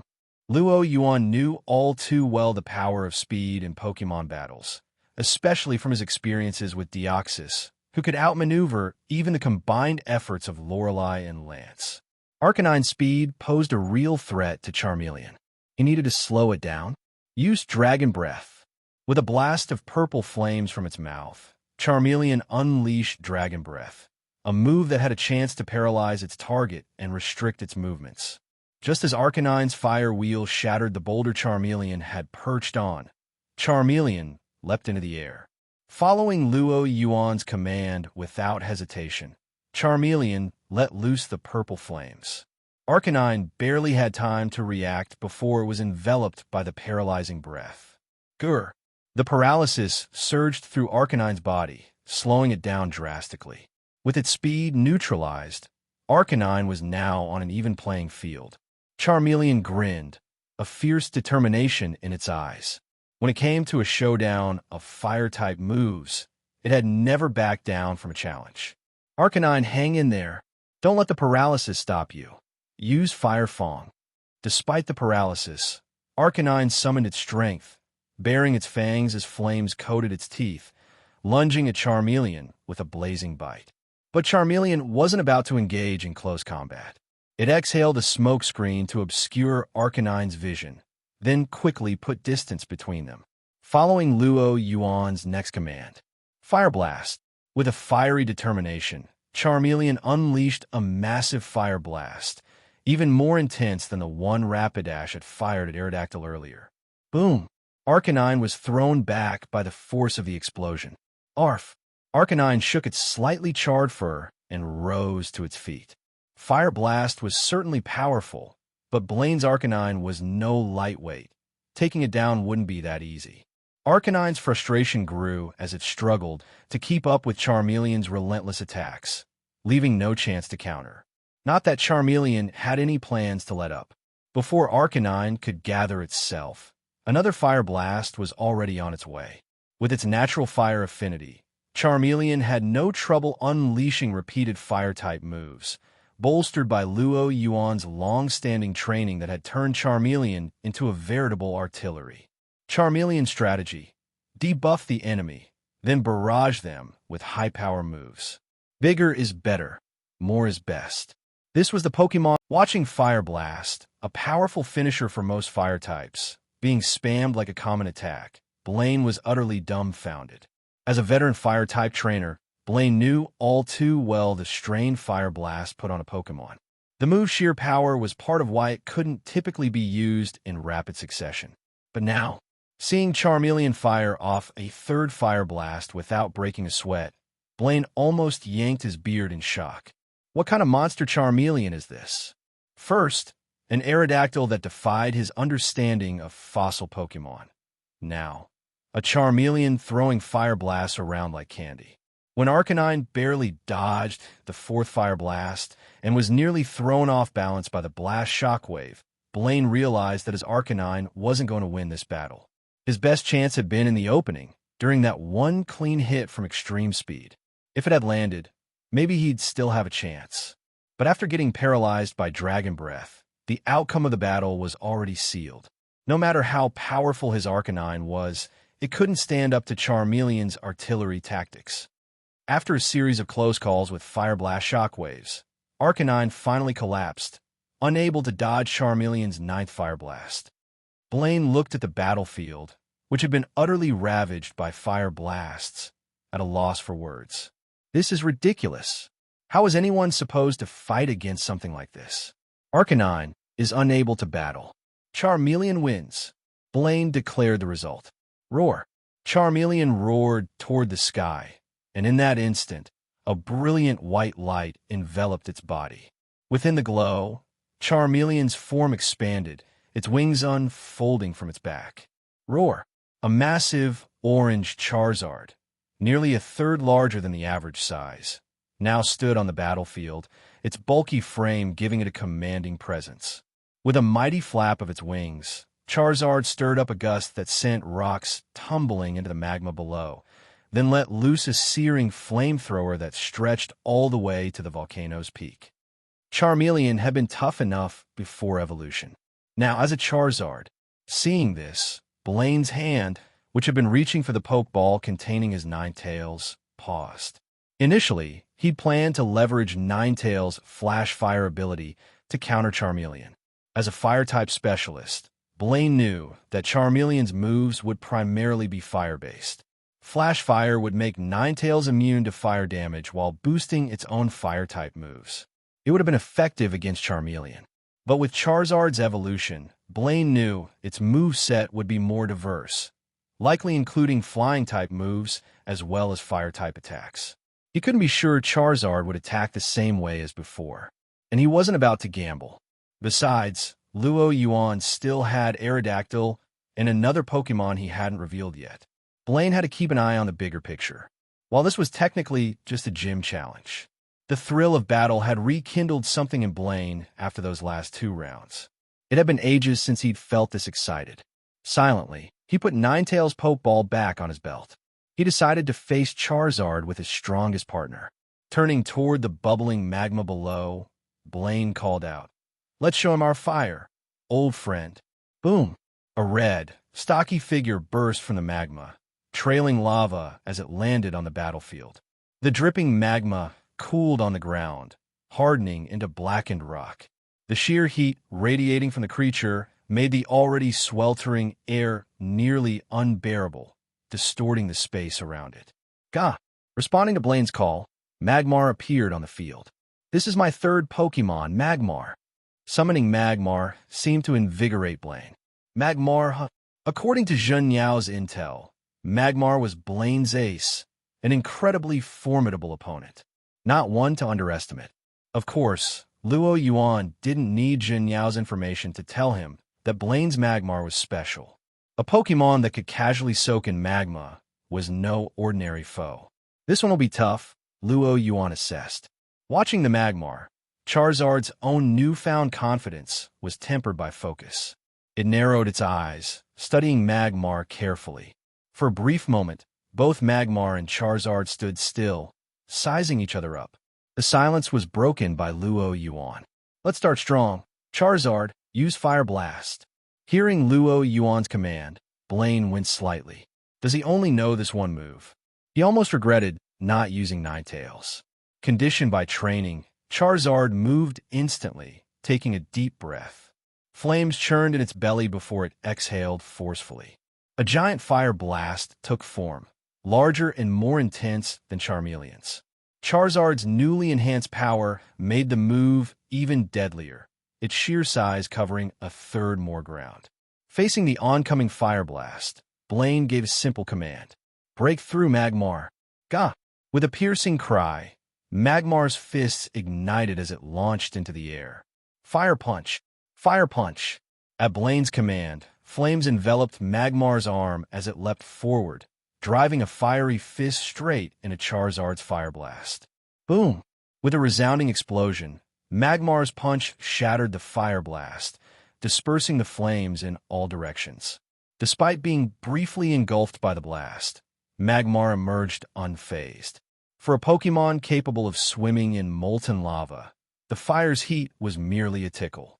With a single punch, Blaine's Magmar had not only deflected the attack, but shown it was on a whole different level than Arcanine. The flames around it flickered as Magmar shook them off. Then, with a powerful push, it lunged toward Charizard, its claw raised to strike. Brick Break! The slicing sound of Magmar's claw cutting through the air reached Charizard's ears, and it locked eyes with its rapidly advancing opponent. Charizard hadn't expected Magmar to close in so fast, but didn't hesitate to respond. Whoosh! Flapping its newly evolved wings, Charizard shot into the air, evading the attack, then unleashed a flamethrower down at Magmar.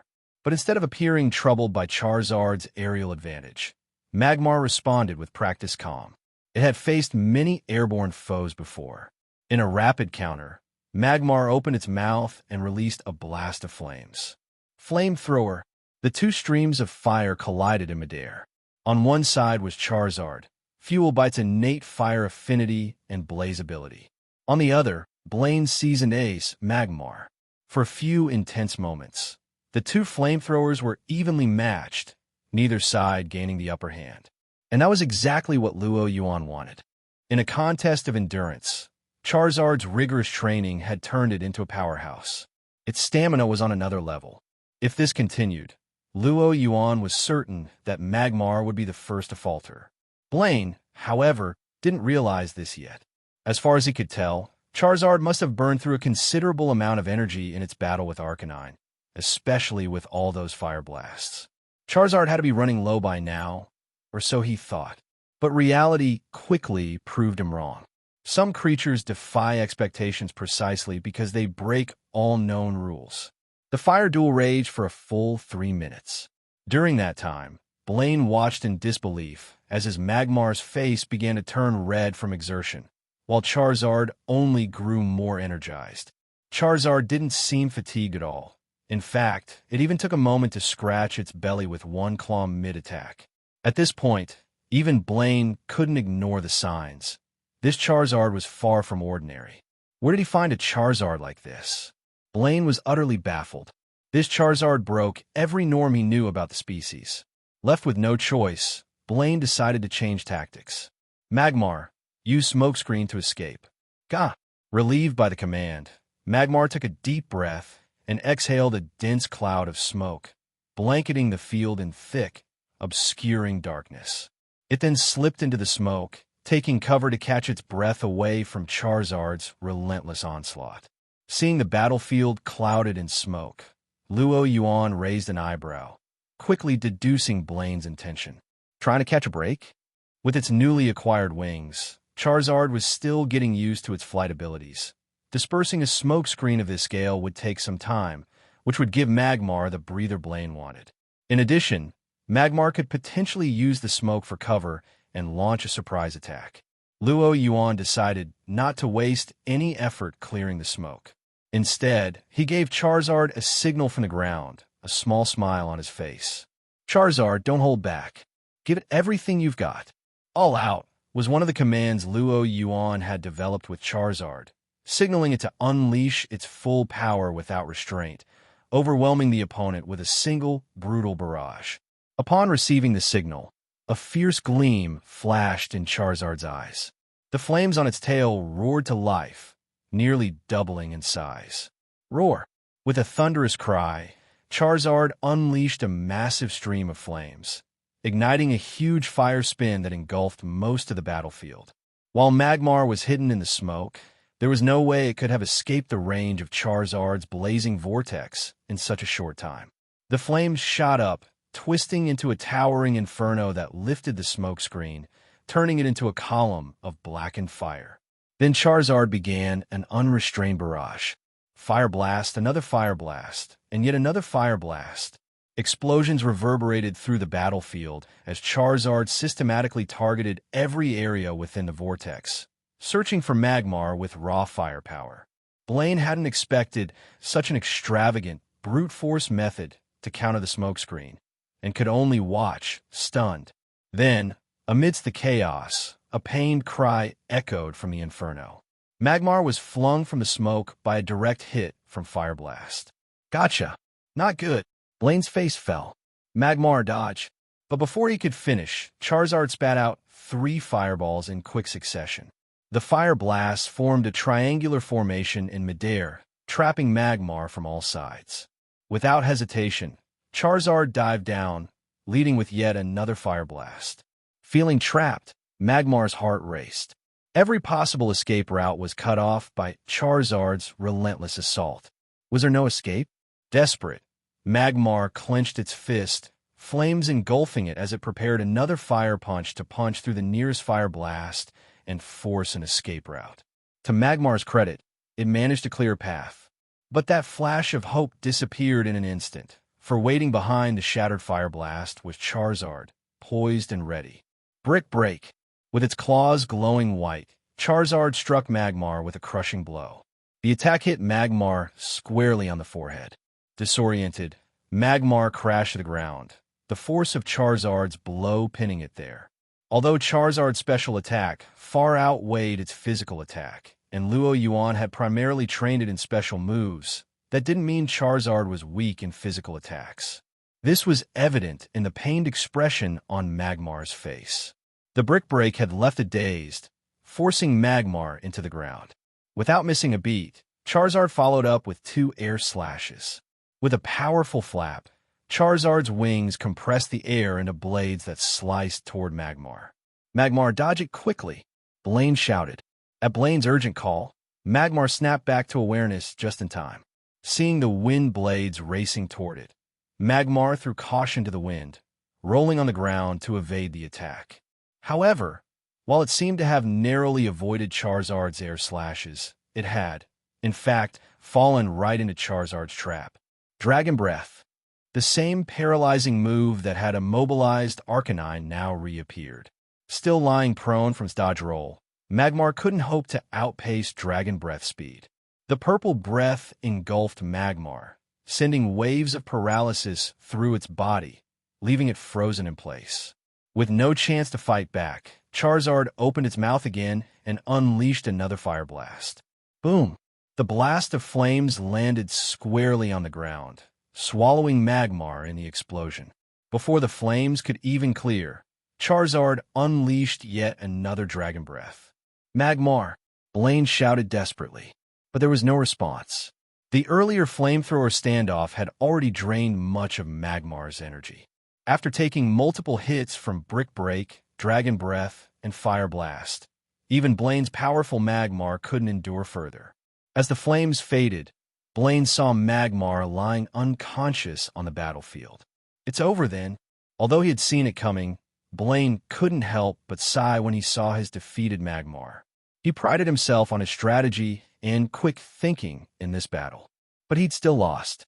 The problem, he realized, wasn't with his command of the battle. It was simply that Luo Yuan's Charizard was overwhelmingly strong. Where on earth did you find a Charizard like this? Blaine asked. He was seriously considering going on a similar search himself. Charizard? Oh, I got it from Professor Oak when it was still a Charmander. Luo Yuan replied with a smile, patting Charizard's back in encouragement. Oak? A starter Pokemon? Blaine repeated, completely baffled. Had things changed so much while he'd been working with Team Rocket? Were rookies now getting Pokemon this strong? Blaine wasn't exactly close friends with Professor Oak, but as fellow researchers, they knew each other. He was now seriously wondering if he should ask Oak for a Charmander to raise himself. Though a bit dazed, Blaine still didn't pause for long. He took out a flame-shaped crimson badge and handed it to Luo Yuan. This is the Cineabar Gym's badge. It's yours. I'm really getting old, Blaine said, a note of admiration in his voice. He had a feeling the future would belong to trainers like Luo Yuan. Luo Yuan accepted the badge, and a system message appeared in his mind. Ding! Congratulations to the host for unlocking the milestone, Defeat the Fire-type Gym. You've received one raffle draw.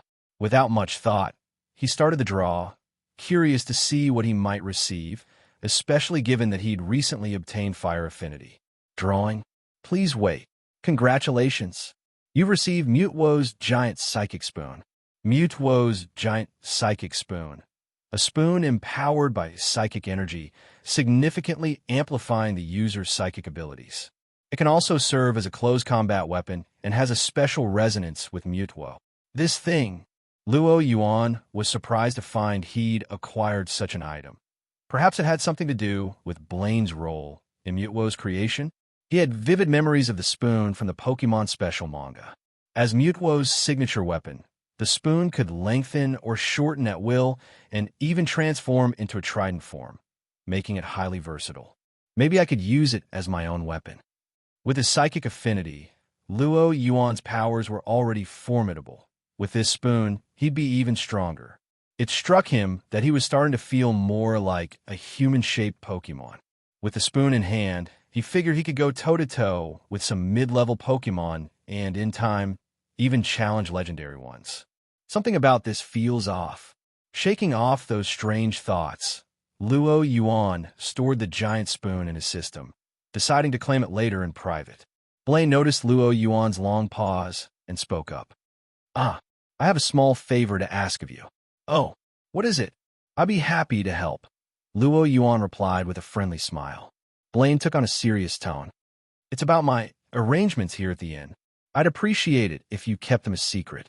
He had no desire to be on Team Rocket's radar.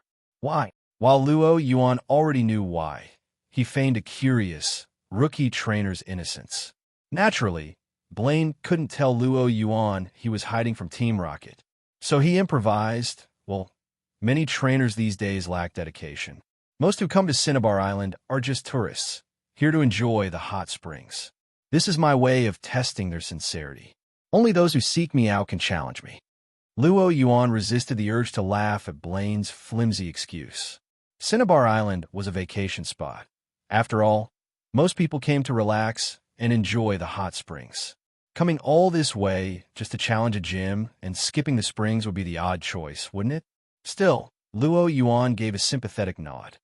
I understand. Luo Yuan was a man of his word. If he'd promised as a rookie trainer not to divulge Blaine's location, then he certainly wouldn't. Now, if Rocket Executive or Tech Hunter Luo Yuan happened to learn of Blaine's whereabouts, well, that was another story entirely. Thinking this, Luo Yuan left the training area with Blaine watching him go. Before arriving at Cineabar Island, he'd booked a luxury hot spring resort, and, if he'd calculated the timing right, Sabrina should be arriving soon, too. Pokemon get days.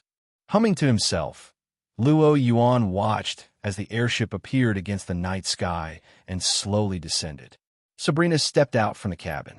Luo Yuan had to admit, having his own airship made everything a lot easier. Things like picking Sabrina up were far more convenient now than they'd ever been before. It just burned through a bit more fuel, but that wasn't an issue. Rocket Team's logistics department took care of all the expenses anyway. He walked up and gave Sabrina a hug. "I've booked us a hot spring resort." Sabrina nodded and said, "While I was on board, I took the opportunity to interrogate Hunter J. She's expressed a willingness to join Rocket Team." Luo Yuan blinked. What did you do to her? Though he'd only interacted with Hunter J a few times, Luo Yuan knew well enough she was the type to hold her ground to the bitter end. Even he would have needed to slowly wear down her resolve, but somehow Sabrina had gotten her to surrender directly. It was surprising. Seeing Luo Yuan's reaction, Sabrina gave a faint smile. "I use psychic power," she said simply. She then explained how she'd managed to persuade Hunter J to surrender. No threats, no coercion. Sabrina had merely done one thing. Simply put, Sabrina had used her psychic power to control Hunter J's body, but without putting her into a hypnotic state. Instead, she had implanted a subtle suggestion that made J feel the need to move. This left Hunter J in a state of clarity, yet total helplessness, like being pinned down by an unseen weight. The sensation lasted for an hour during their flight from Saffron City to Cineabar Island. In the end, Hunter J couldn't stand the feeling anymore and chose to surrender. "In fact," Sabrina said, "from what I observed, it seems Hunter J already had the desire to surrender. I only sped up the process." As a psychic expert, Sabrina was able to sense subtle emotional shifts that even Hunter J herself hadn't noticed. That was why she had chosen to handle the interrogation herself. "Is that so?" Luo Yuan mused, realizing that leaving Hunter J to stew in her own thoughts had worked wonders.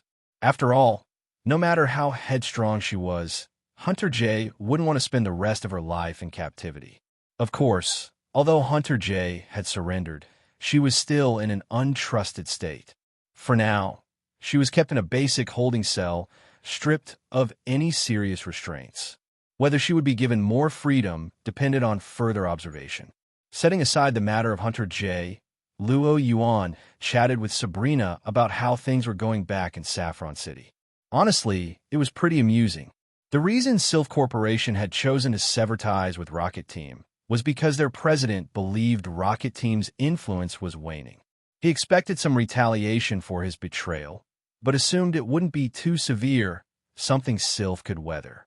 Originally, the president believed Rocket Team's retribution would come swiftly. Once they'd endured this wave, Sylph Corporation could then rebrand itself as a legitimate enterprise. What he didn't know, however, was that because Luo Yuan had secured a seat on Sylph's board, Giovanni had temporarily shelved his plans for retaliation against the company. And so, since Rocket Team hadn't acted on Sylph's betrayal, the Sylph president, who thought he had everything under control, found himself riddled with anxiety.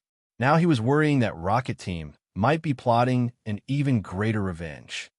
Luo Yuan wondered if he should contact Midori to arrange some small-scale action against Sylph, just to put the president's mind at ease. Otherwise, he feared the poor man's heart wouldn't be able to handle it. The hot spring resort Luo Yuan had booked was the largest one on Cineabar Island. During peak tourist season, it would have been nearly impossible to reserve a spot without booking months in advance. But as a board member of Sylph Corporation, Luo Yuan was able to secure a room through Sylph's channels. Luo Yuan sighed, sinking into the hot spring, feeling his whole body relax as his fatigue melted away. Across from him, Sabrina, dressed in a bathrobe, mirrored his expression of relief. There was something magical about the way a hot spring could ease one's weariness. Watching Luo Yuan and Sabrina's relaxed faces, Sabrina's EV dipped its tail into the water experimentally. Immediately, it yanked its tail back as if it had been shocked, cradling its tail and blowing on it gingerly. In contrast, Luo Yuan's EV was far braver. With a determined expression, it stood at the edge of the spring, glanced at the water, and then took a running leap, diving in. Splash! A huge spray of water burst up, startling Sabrina's EV, which had been tentatively preparing to try the water again. EV! EV! Luo Yuan's EV dog-paddled around, buoyed by its fluffy neck, fur, and tail, calling out to its companion. Sabrina's EV looked on enviously, its ears twitching. After a moment's hesitation, it steeled itself and leaped into the hot spring. Splush! Now, both EV were paddling around together in the spring. In the adjacent pool, a few other Pokemon were enjoying the relaxing waters. Not everyone joined, though. Charizard, who couldn't get its tail wet, and Aerodactyl, who hated water, were both snacking on treats nearby, watching the others enviously. Gyarados had its massive body submerged, its aura imposing even with its eyes closed. Dragonair's light blue scales took on a pinkish hue from the heat as it coiled itself and drifted into a peaceful slumber.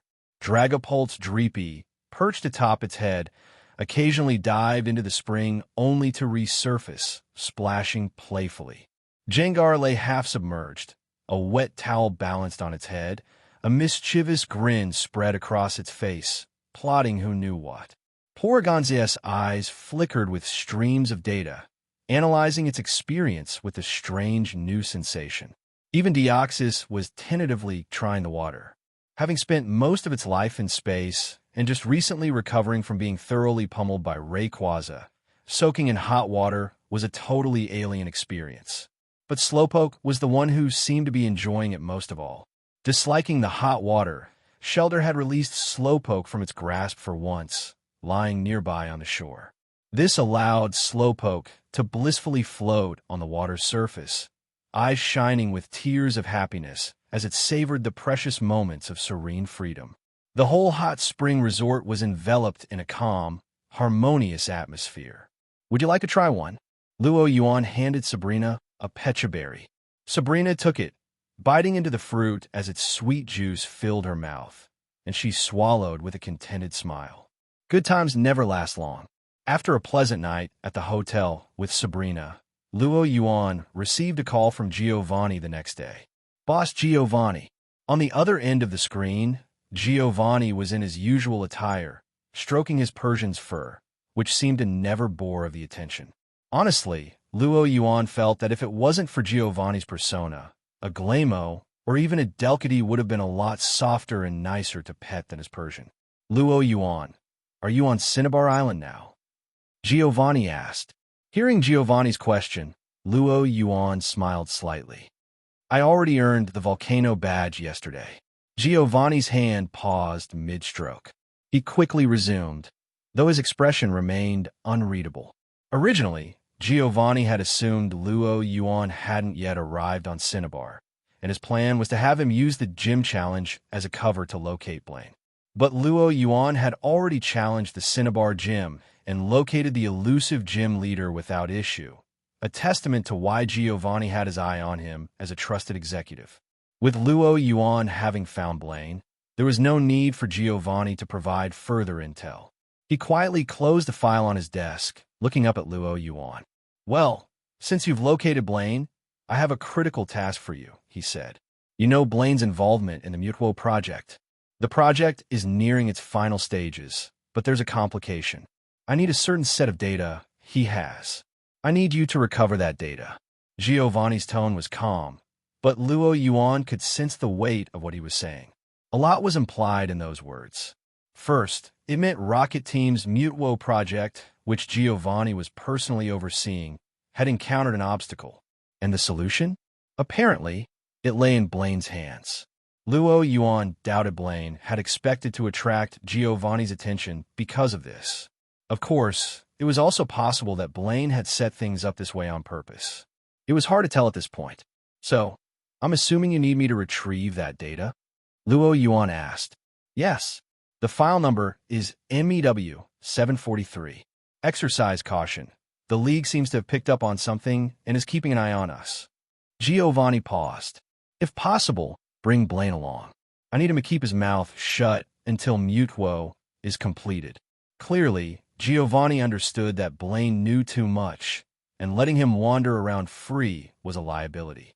At least until Mutuo was created, he wanted Blaine under Rocket Team's control. As for the League's suspicions, Luo Yuan wasn't too surprised. The Mutuo project was an enormous undertaking that Rocket Team had been quietly advancing for over a decade. And with so many people involved, it was only a matter of time before information slipped. To be honest, it was impressive that Giovanni had managed to keep the entire project hidden for this long.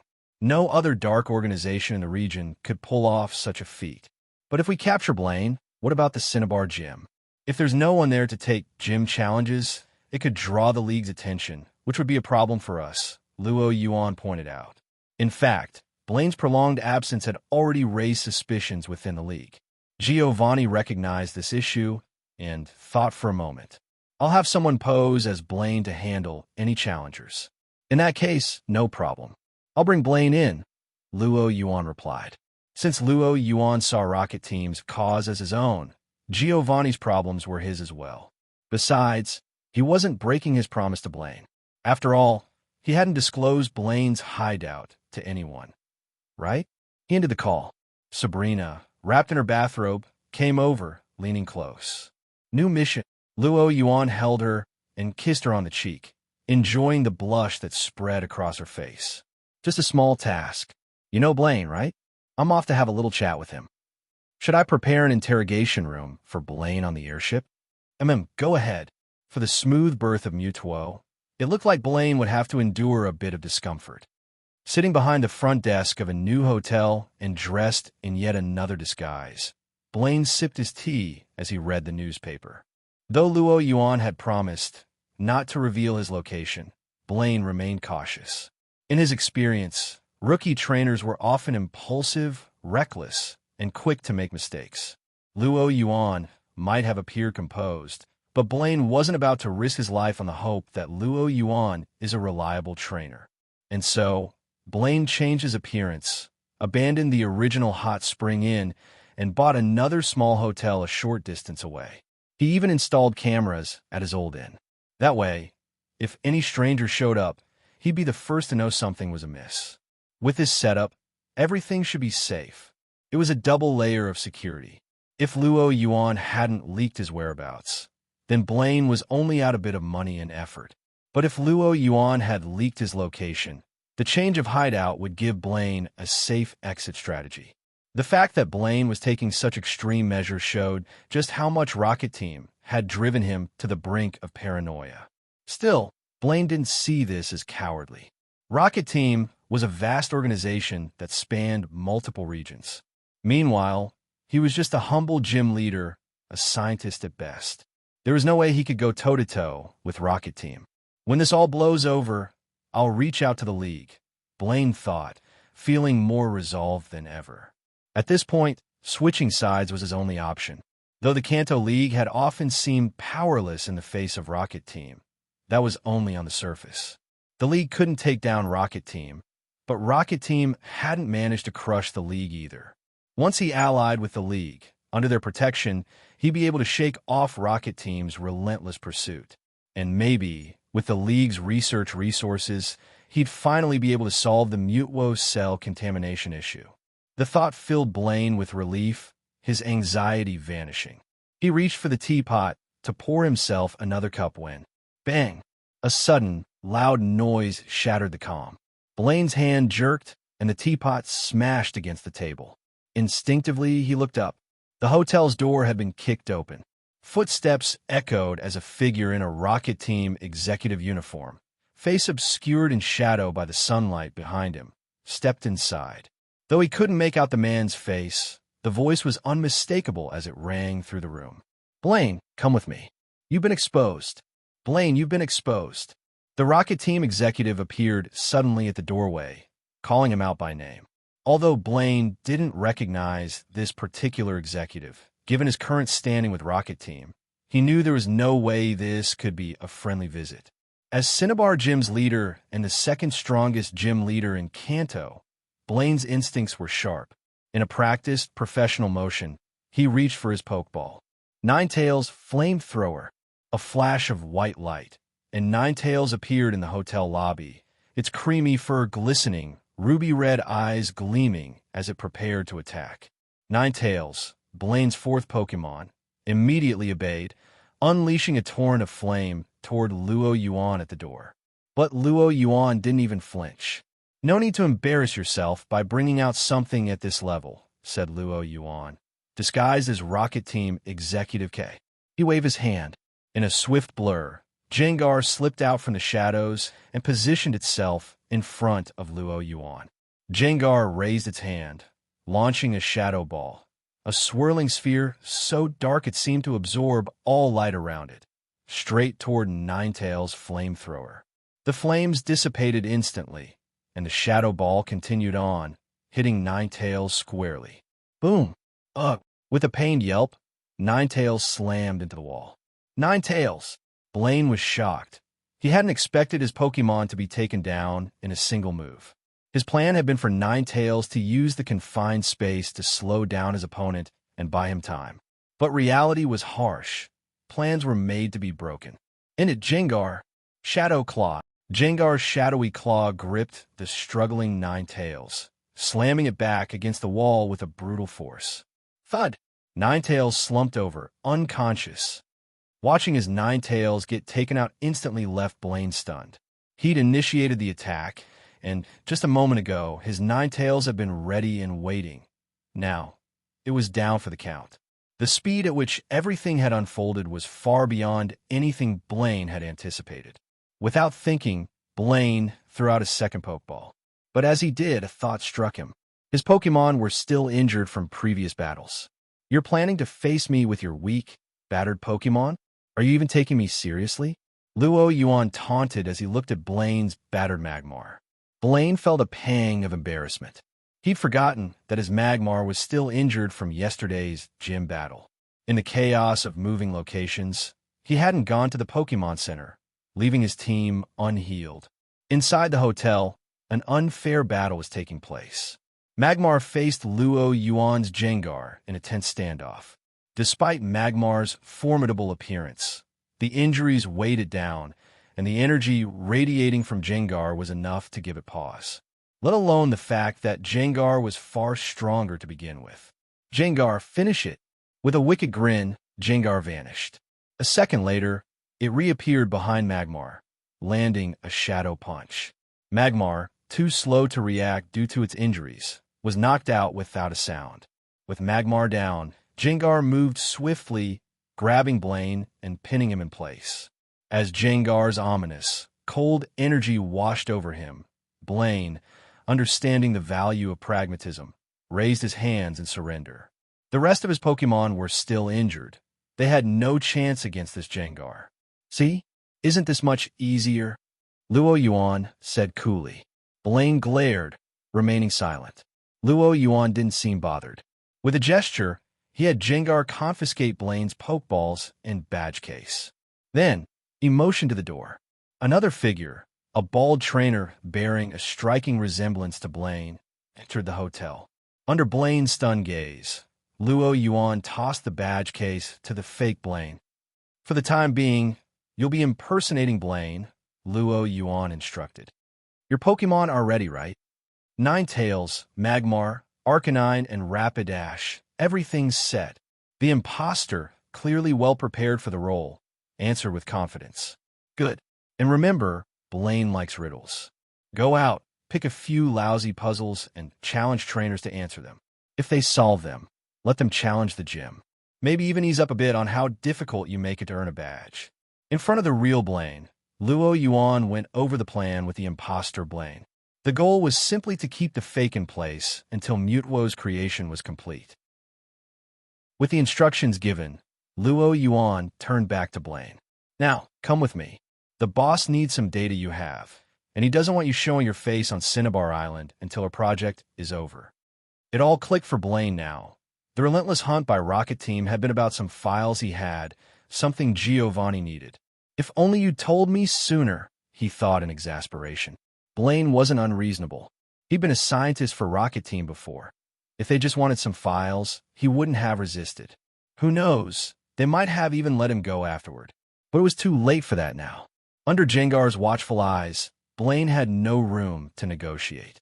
With a reluctant sigh, he led Luo, Yuan, and Jengar to his secret lab to retrieve the documents, then to the airship's docking bay. Once they'd secured the documents for Giovanni, Blaine was detained on the airship.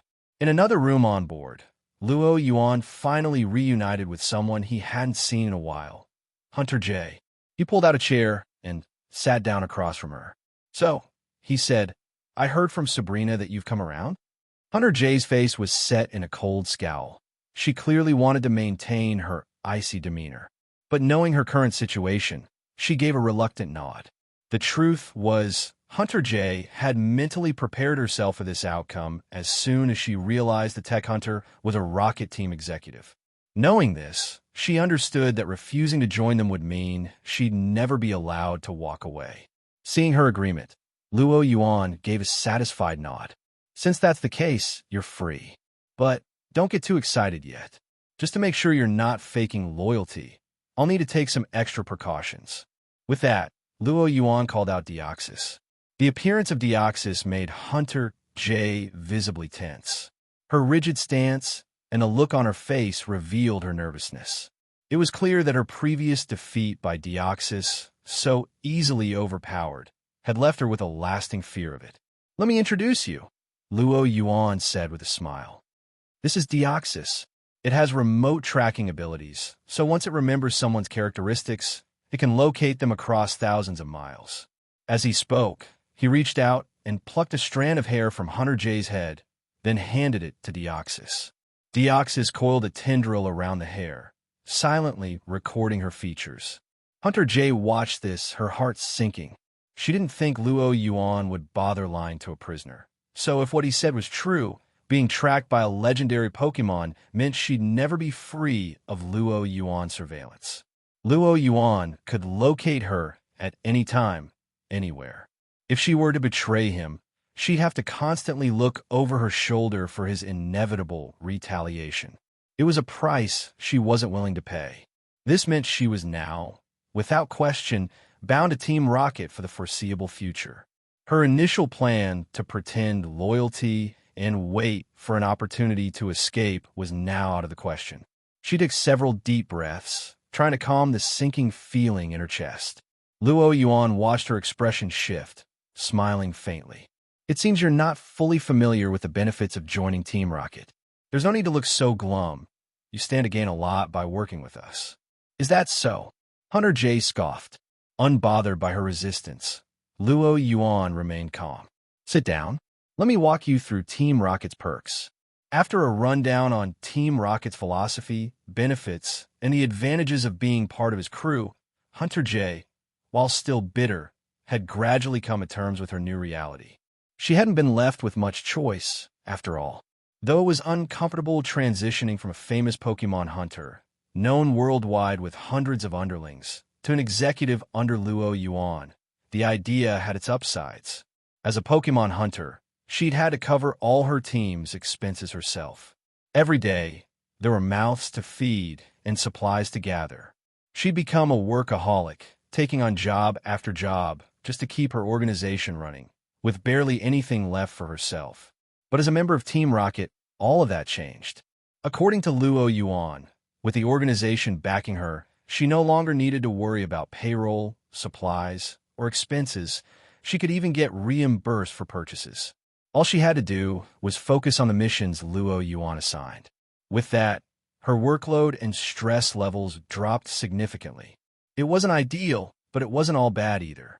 Seeing the look on her face, Luo Yuan could tell his persuasion was working. He then ordered Hunter J to regroup her former subordinates. Meanwhile, he spent the next week enjoying the hot spring resort on Cineabar Island with Sabrina. About a week later, Luo Yuan got a call from Mattori. Lying on a tatami mat, he playfully dangled a poke block in front of his EV, which was bouncing and yipping in excitement. "What's up, Mattori?" he asked, looking toward the screen. Behind him, Sabrina cradled a Pokemon egg, using her psychic power to connect with the yet-to-hatch Ralts inside.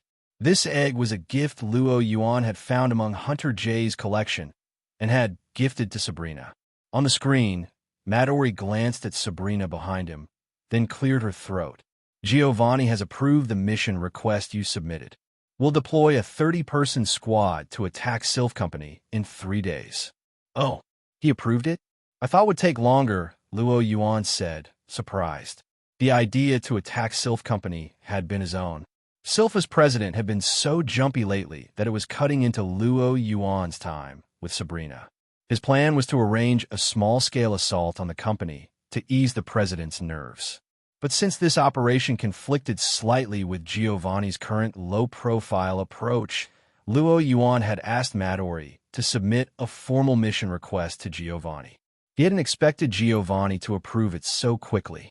There's been a major development in the Mutuo project, Matori explained from the screen. You mean? That's right. The Mutuo project is a success, and Mutuo is set to awaken soon. We no longer need to maintain the low profile we had before, Matori said, a hint of excitement in her voice. As Team Rocket's chief secretary, nothing thrilled her more than watching the organization grow stronger. With the successful completion of the Mutuo project, Team Rocket would possess 2 legendary Pokémon under its control, Mutuo and Luo Yuan's Deoxys. Compared to other criminal organizations that hadn't even managed to catch sight of a legendary Pokémon, Team Rocket was miles ahead. So, the Mutuo project is finally reaching completion. No wonder Giovanni had insisted he capture Blaine. Blaine's documents must have been vital to the project. Luo Yuan looked at Matori thoughtfully. Although he wasn't convinced Giovanni could control Mutuo in the long run, he knew better than to dampen Matori's enthusiasm. Besides, getting approval for this mission was a good outcome. Are you sure you want to go through with the operation? We could still cancel, Matori asked. She was a bit puzzled after all. She knew that Luo Yuan held shares in Sylph Company and didn't quite understand why he would suggest attacking it. Sylph's president is paranoid. If no one makes an attempt on the company, he won't be able to rest easy. Plus, this attack will let us show the world that Team Rocket isn't weak, Luo Yuan explained. Matori nodded in agreement. Team Rocket had indeed been playing it too safe lately. It was time to show their strength again. As you requested, the team for this operation will be entirely composed of first-year Team Rocket recruits from the Johto branch. They don't know who you or Sabrina are, so they won't be holding back. Just keep that in mind. She then went over the specifics of the operation with Luo Yuan in detail. Understood. I'll be prepared when the time comes. Choosing Team Rocket rookies unfamiliar with Luo Yuan and Sabrina was essential to making the operation look authentic. Selecting new recruits also helped reduce the risk of Team Rocket secrets leaking if they were captured. But Luo Yuan's plan wasn't just about quelling Sylph's president's suspicions. It was also a chance for him to showcase his strength and play the role of Sylph's savior. He planned to use this attack as the key moment to gain the Sylph president's trust, as well as a stepping stone for his infiltration into the league. Luo Yuan wanted to be thorough, no room for error. With the time, location, and attack strategy set, he was ready. With him and Sabrina as the primary combatants, dealing with 30 fresh Team Rocket recruits wouldn't be a problem. As for what happened to those Rocket members afterward, that wasn't a concern. According to Team Rocket's internal code, any members captured on a mission would have their bail covered by the organization. And since this was a special mission, each participating Team Rocket member would also receive additional compensation. After ending the call, Luo Yuan turned to Sabrina. Sabrina, get ready to head to Sylph Co. Huh, crack. The clear sound of an eggshell breaking echoed through the room. The crackling noise drew everyone's attention, including the 2 curious EV nearby. EV. One of them tilted its head, watching Sabrina's hands in fascination. All eyes were on the egg as its shell began to crack, revealing a small, delicate Ralts with twin red crests atop its head and a soft green body.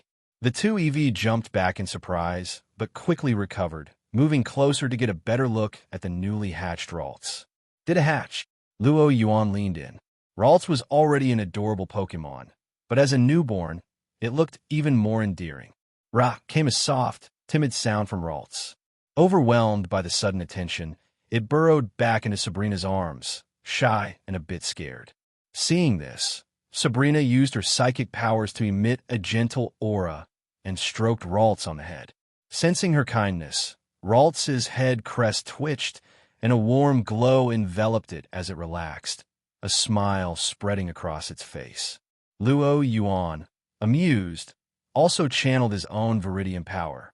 Ralts seemed even more drawn to him, glancing between Yuan and Sabrina in a dilemma.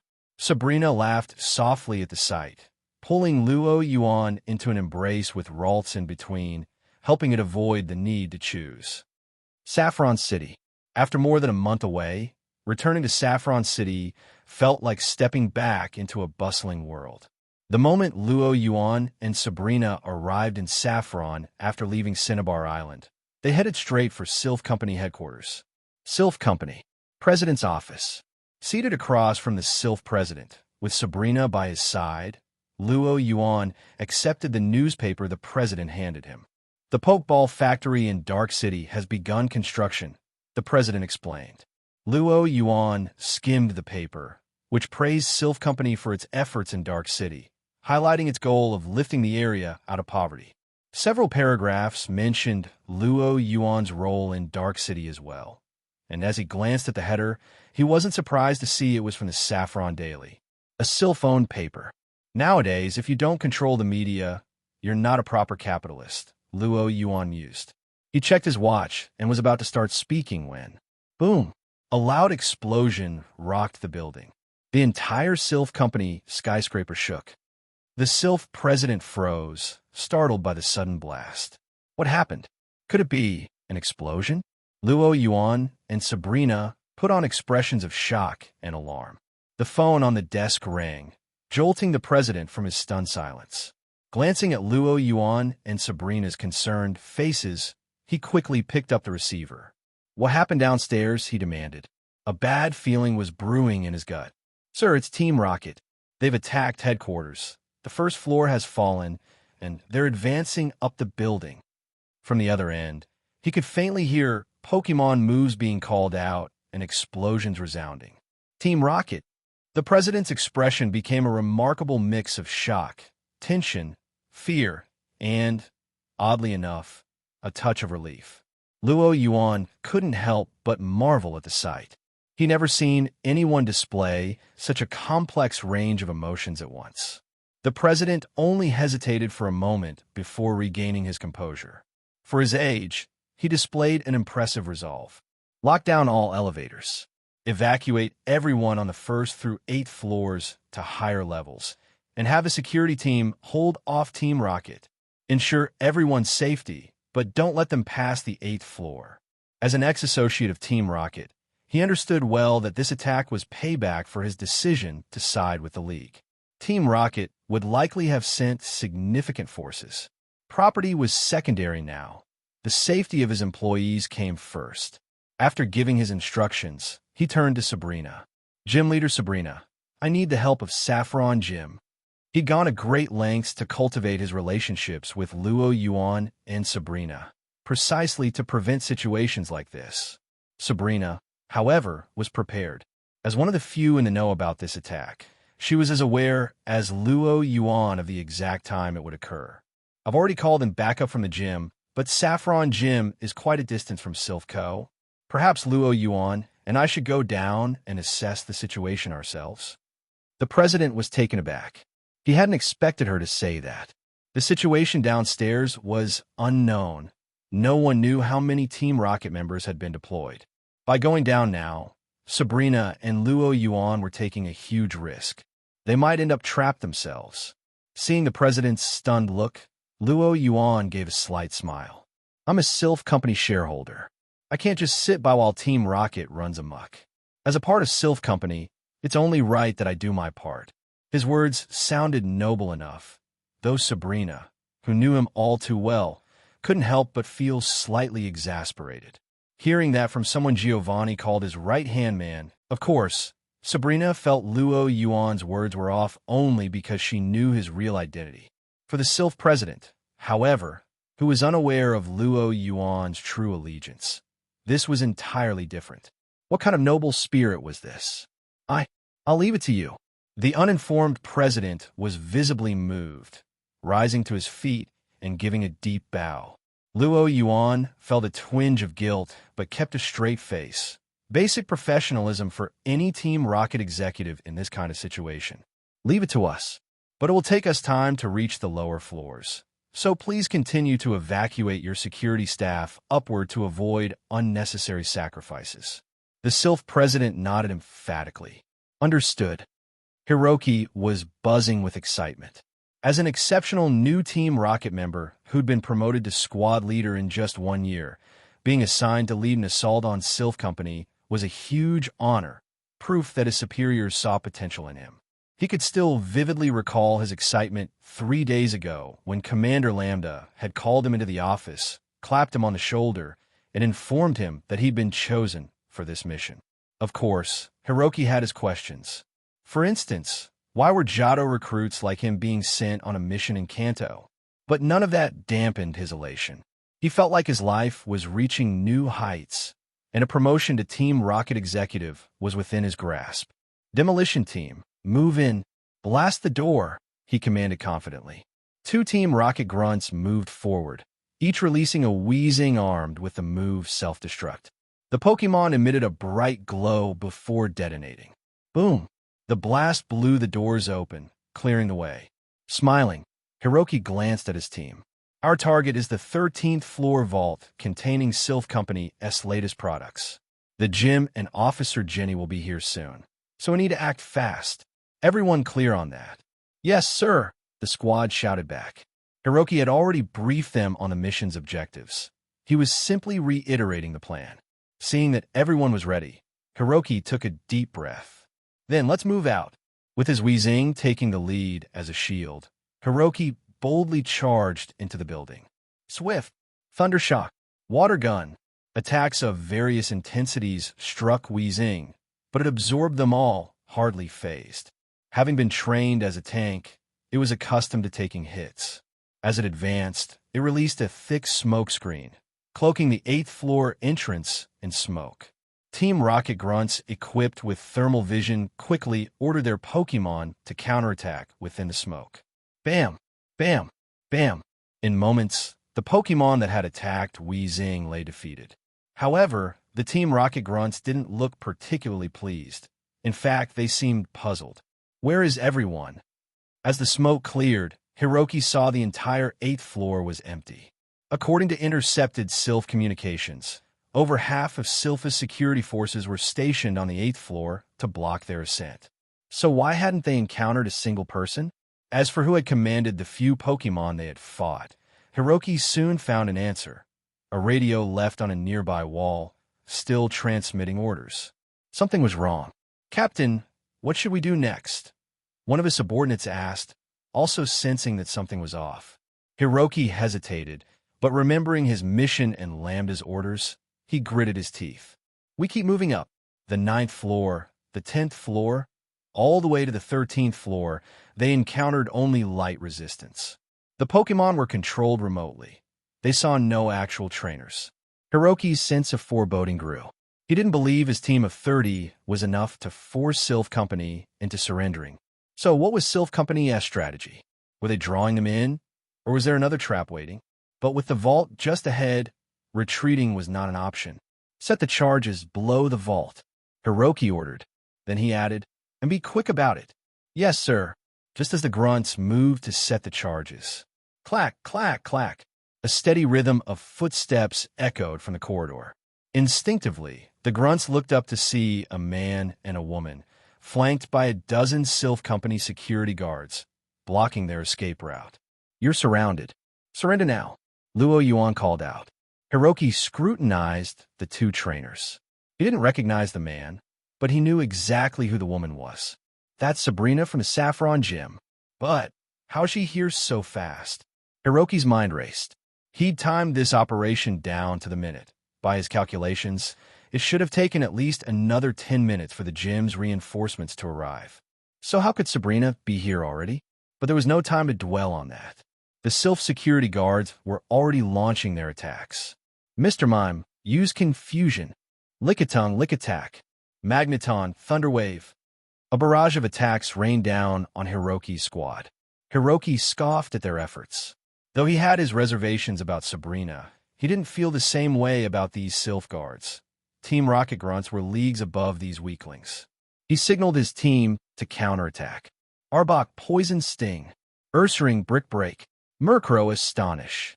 The Grunts released a mix of the usual Team Rocket Pokemon alongside several unique Johto region Pokemon. The Sylph guards were overwhelmed in moments, unable to withstand the Team Rocket's assault. Watching this, Luo Yuan couldn't help but raise an eyebrow. Did Matori and Lambda plan this together? These grunts aren't as weak as I'd expected. They weren't mindless foot soldiers. While not quite on the level of Team Rocket's elite squads, these recruits were definitely above average. That Lambda would let this group risk themselves for mere cover? Unusual. Still, as the Sylph guards continued to fall back, Luo Yuan decided it was time to stop spectating. He threw out a Pokeball. Charizard Flamethrower. The setting was too tight to summon larger Pokemon like Gyarados, but Charizard's size was just right for the confined space. Charizard's entrance didn't draw much attention from the Team Rocket Grunts. Everyone, including Hiroki, only saw Sabrina as a serious threat. They viewed Luo Yuan as merely her sidekick, but they quickly paid the price for their underestimation.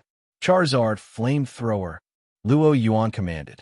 Charizard unleashed a powerful flamethrower toward Team Rocket's Pokemon. The blazing fire struck a Weezing that had just started releasing poison gas. The flames ignited the gas, setting off a violent explosion. Boom! The blast engulfed not only Weezing, but also a handful of nearby Pokemon. The shockwave rippled outward, forcing everyone, Team Rocket Grunts and Sylph Guards alike, to shield their faces instinctively. Several smaller Pokemon, or floating ones like Magneton, were thrown off balance by the blast. With a flap of its wings, Charizard countered the incoming shockwave and sent a flurry of air slash blades toward an Ursaring standing across the battlefield. Air slash. Compressed wind blades flew toward Ursaring. Team Rocket may not have had the strength of Kanto's division, but they weren't helpless either. Their response was quick. Ursaring Protect.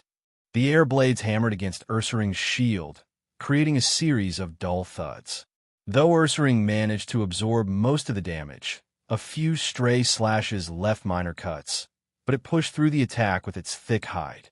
Charizard, however, had no intention of simply standing back.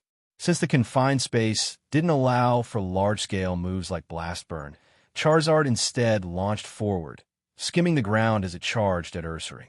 Dragon Claw. Charizard's claws glowed red as it swiped at Ursaring's exposed belly. Slash.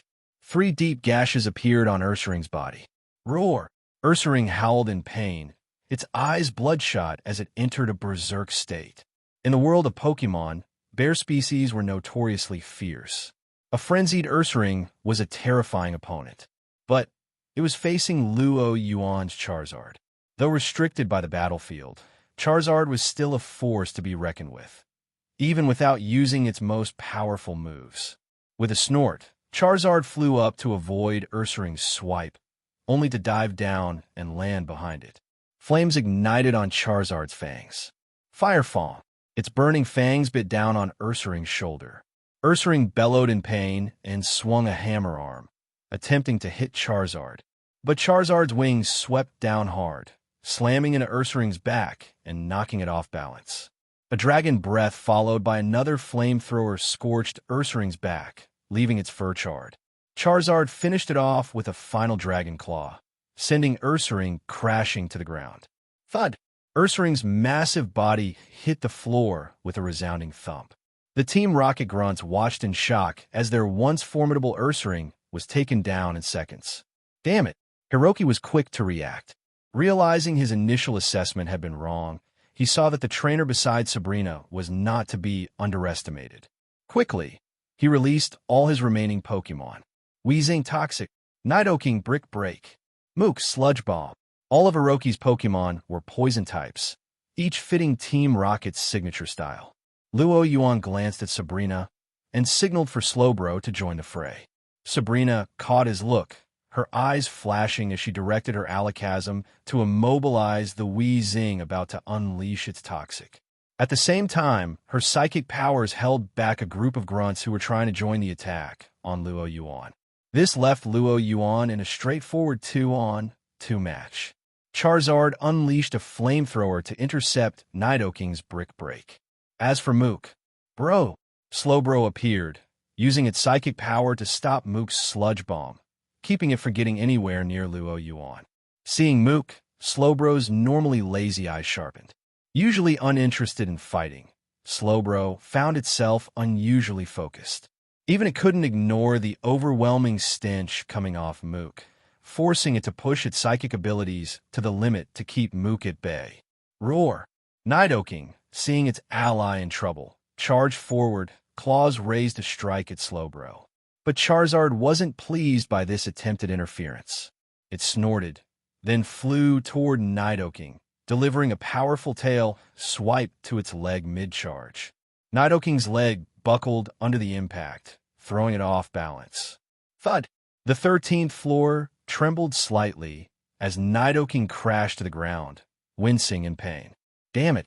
Come on, Nidoking, get up! Hiroki shouted in frustration. He desperately wanted to put Luo Yuan in his place.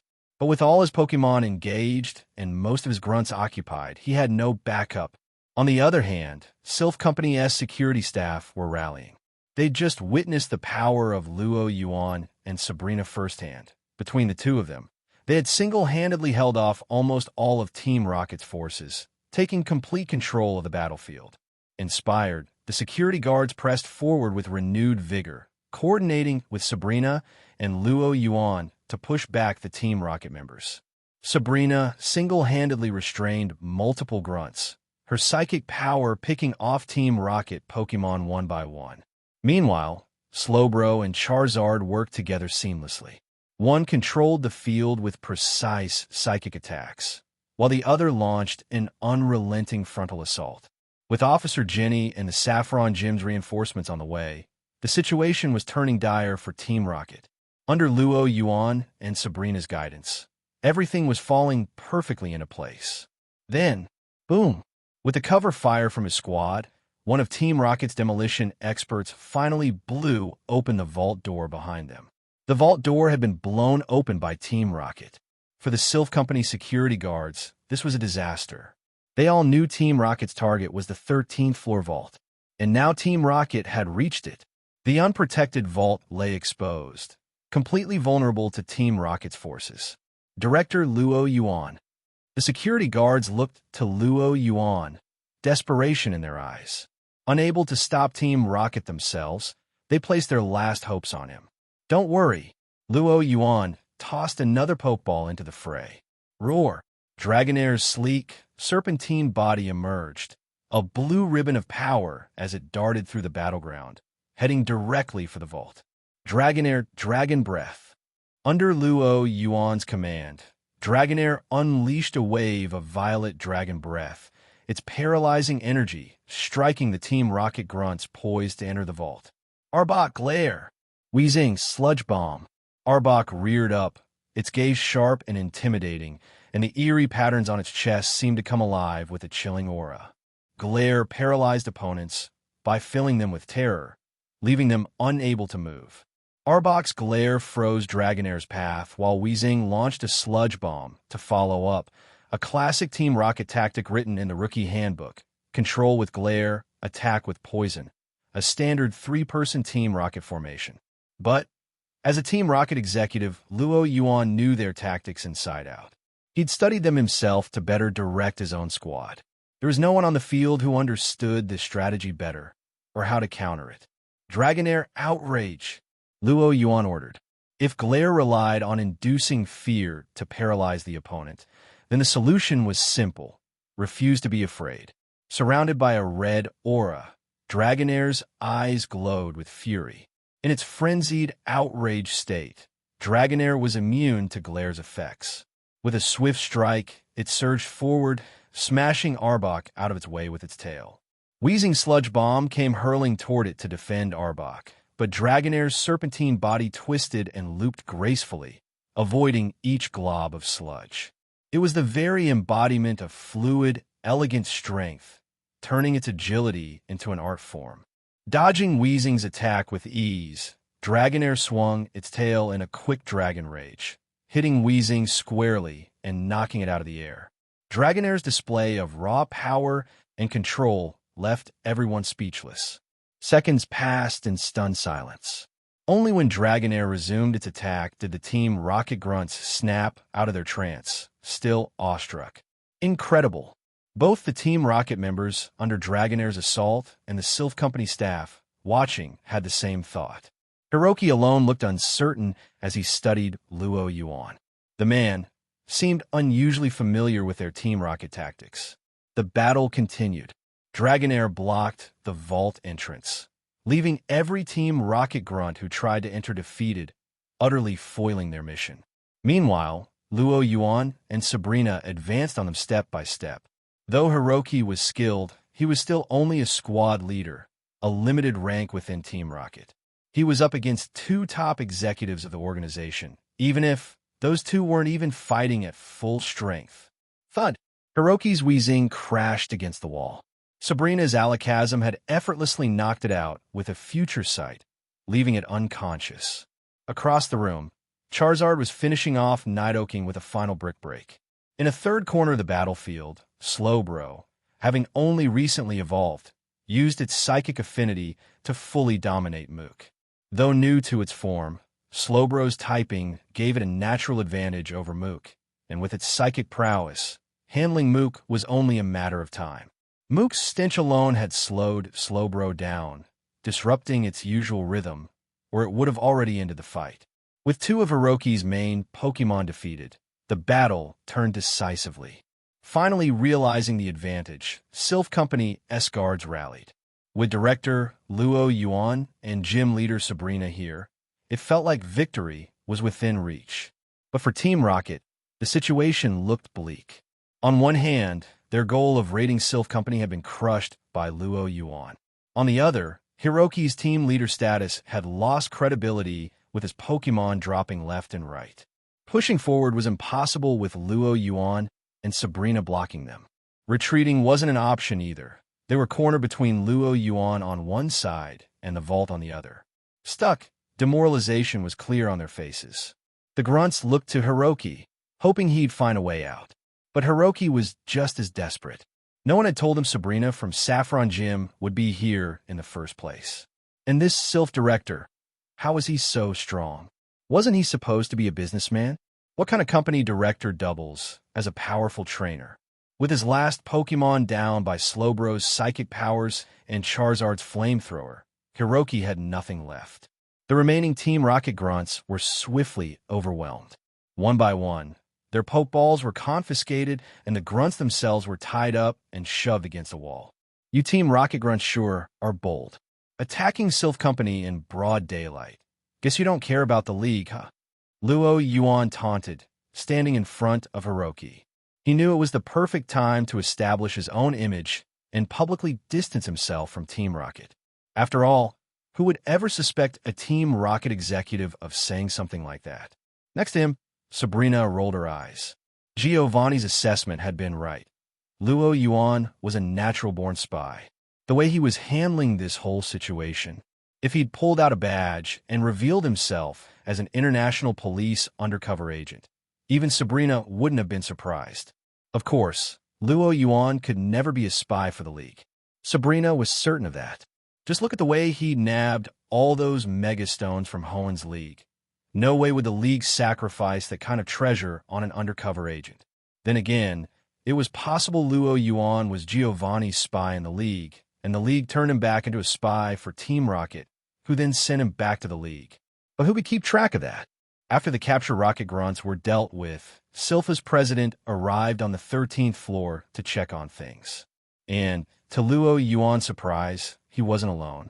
Lance, with his unmistakable red hair and a cape all champions seemed to love.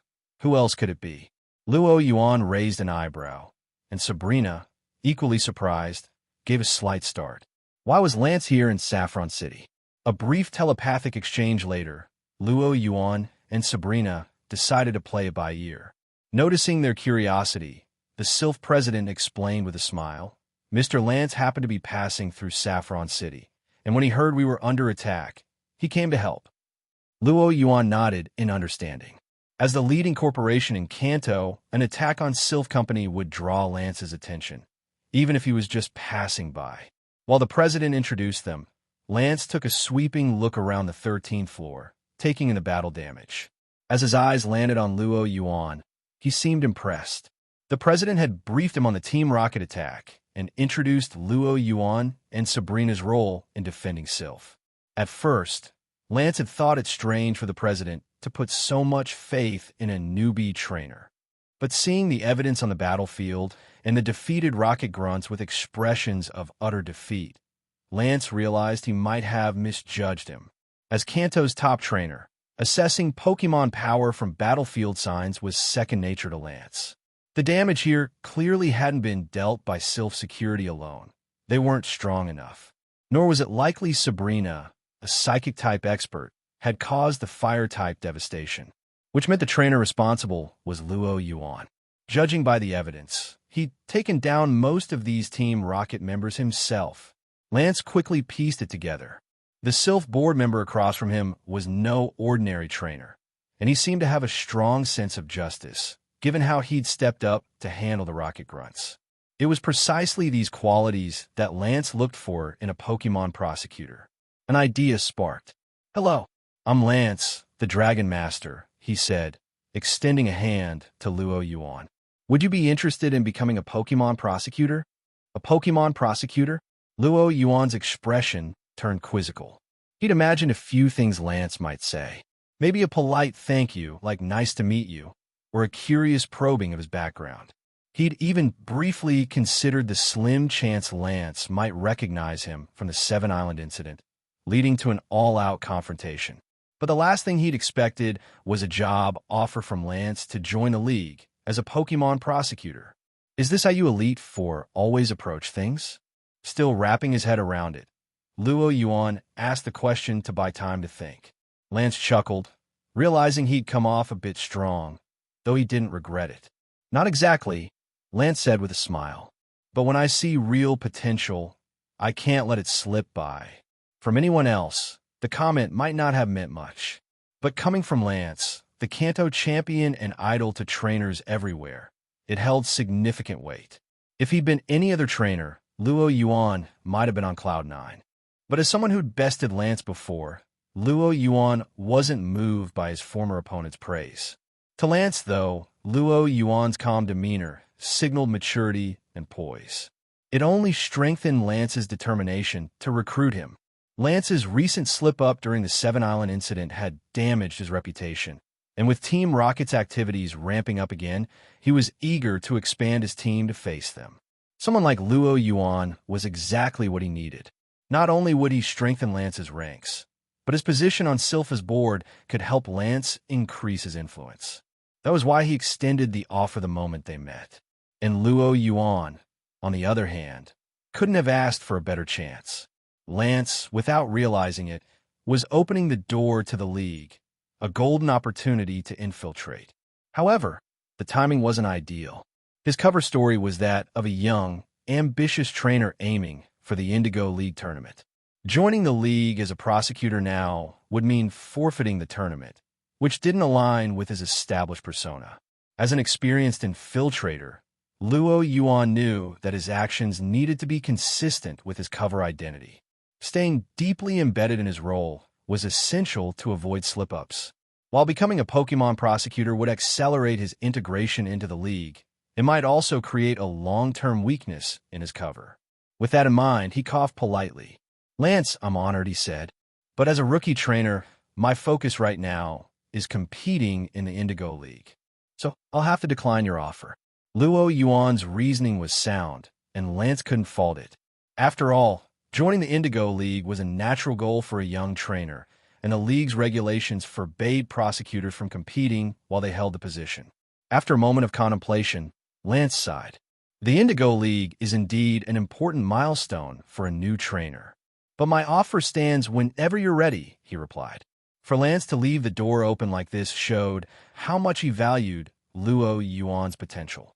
"Thank you," I'll keep that in mind, Luo Yuan said with a polite smile. Listening to the exchange, Sabrina was shocked Lance hadn't suspected Luo Yuan's identity as a Team Rocket executive. Her respect for Luo Yuan's undercover skills grew. His talent for deception was truly remarkable. Hello, everyone. As we wrap up this video, I want to share a quick note. I have a Patreon account. If you'd like to support me and enjoy on-demand audiobooks, you can become a Patreon member. Alternatively, you can check out my Google Drive link, which has 500-plus novel audiobooks available through my Ko-fi or Patreon shop. I appreciate your support.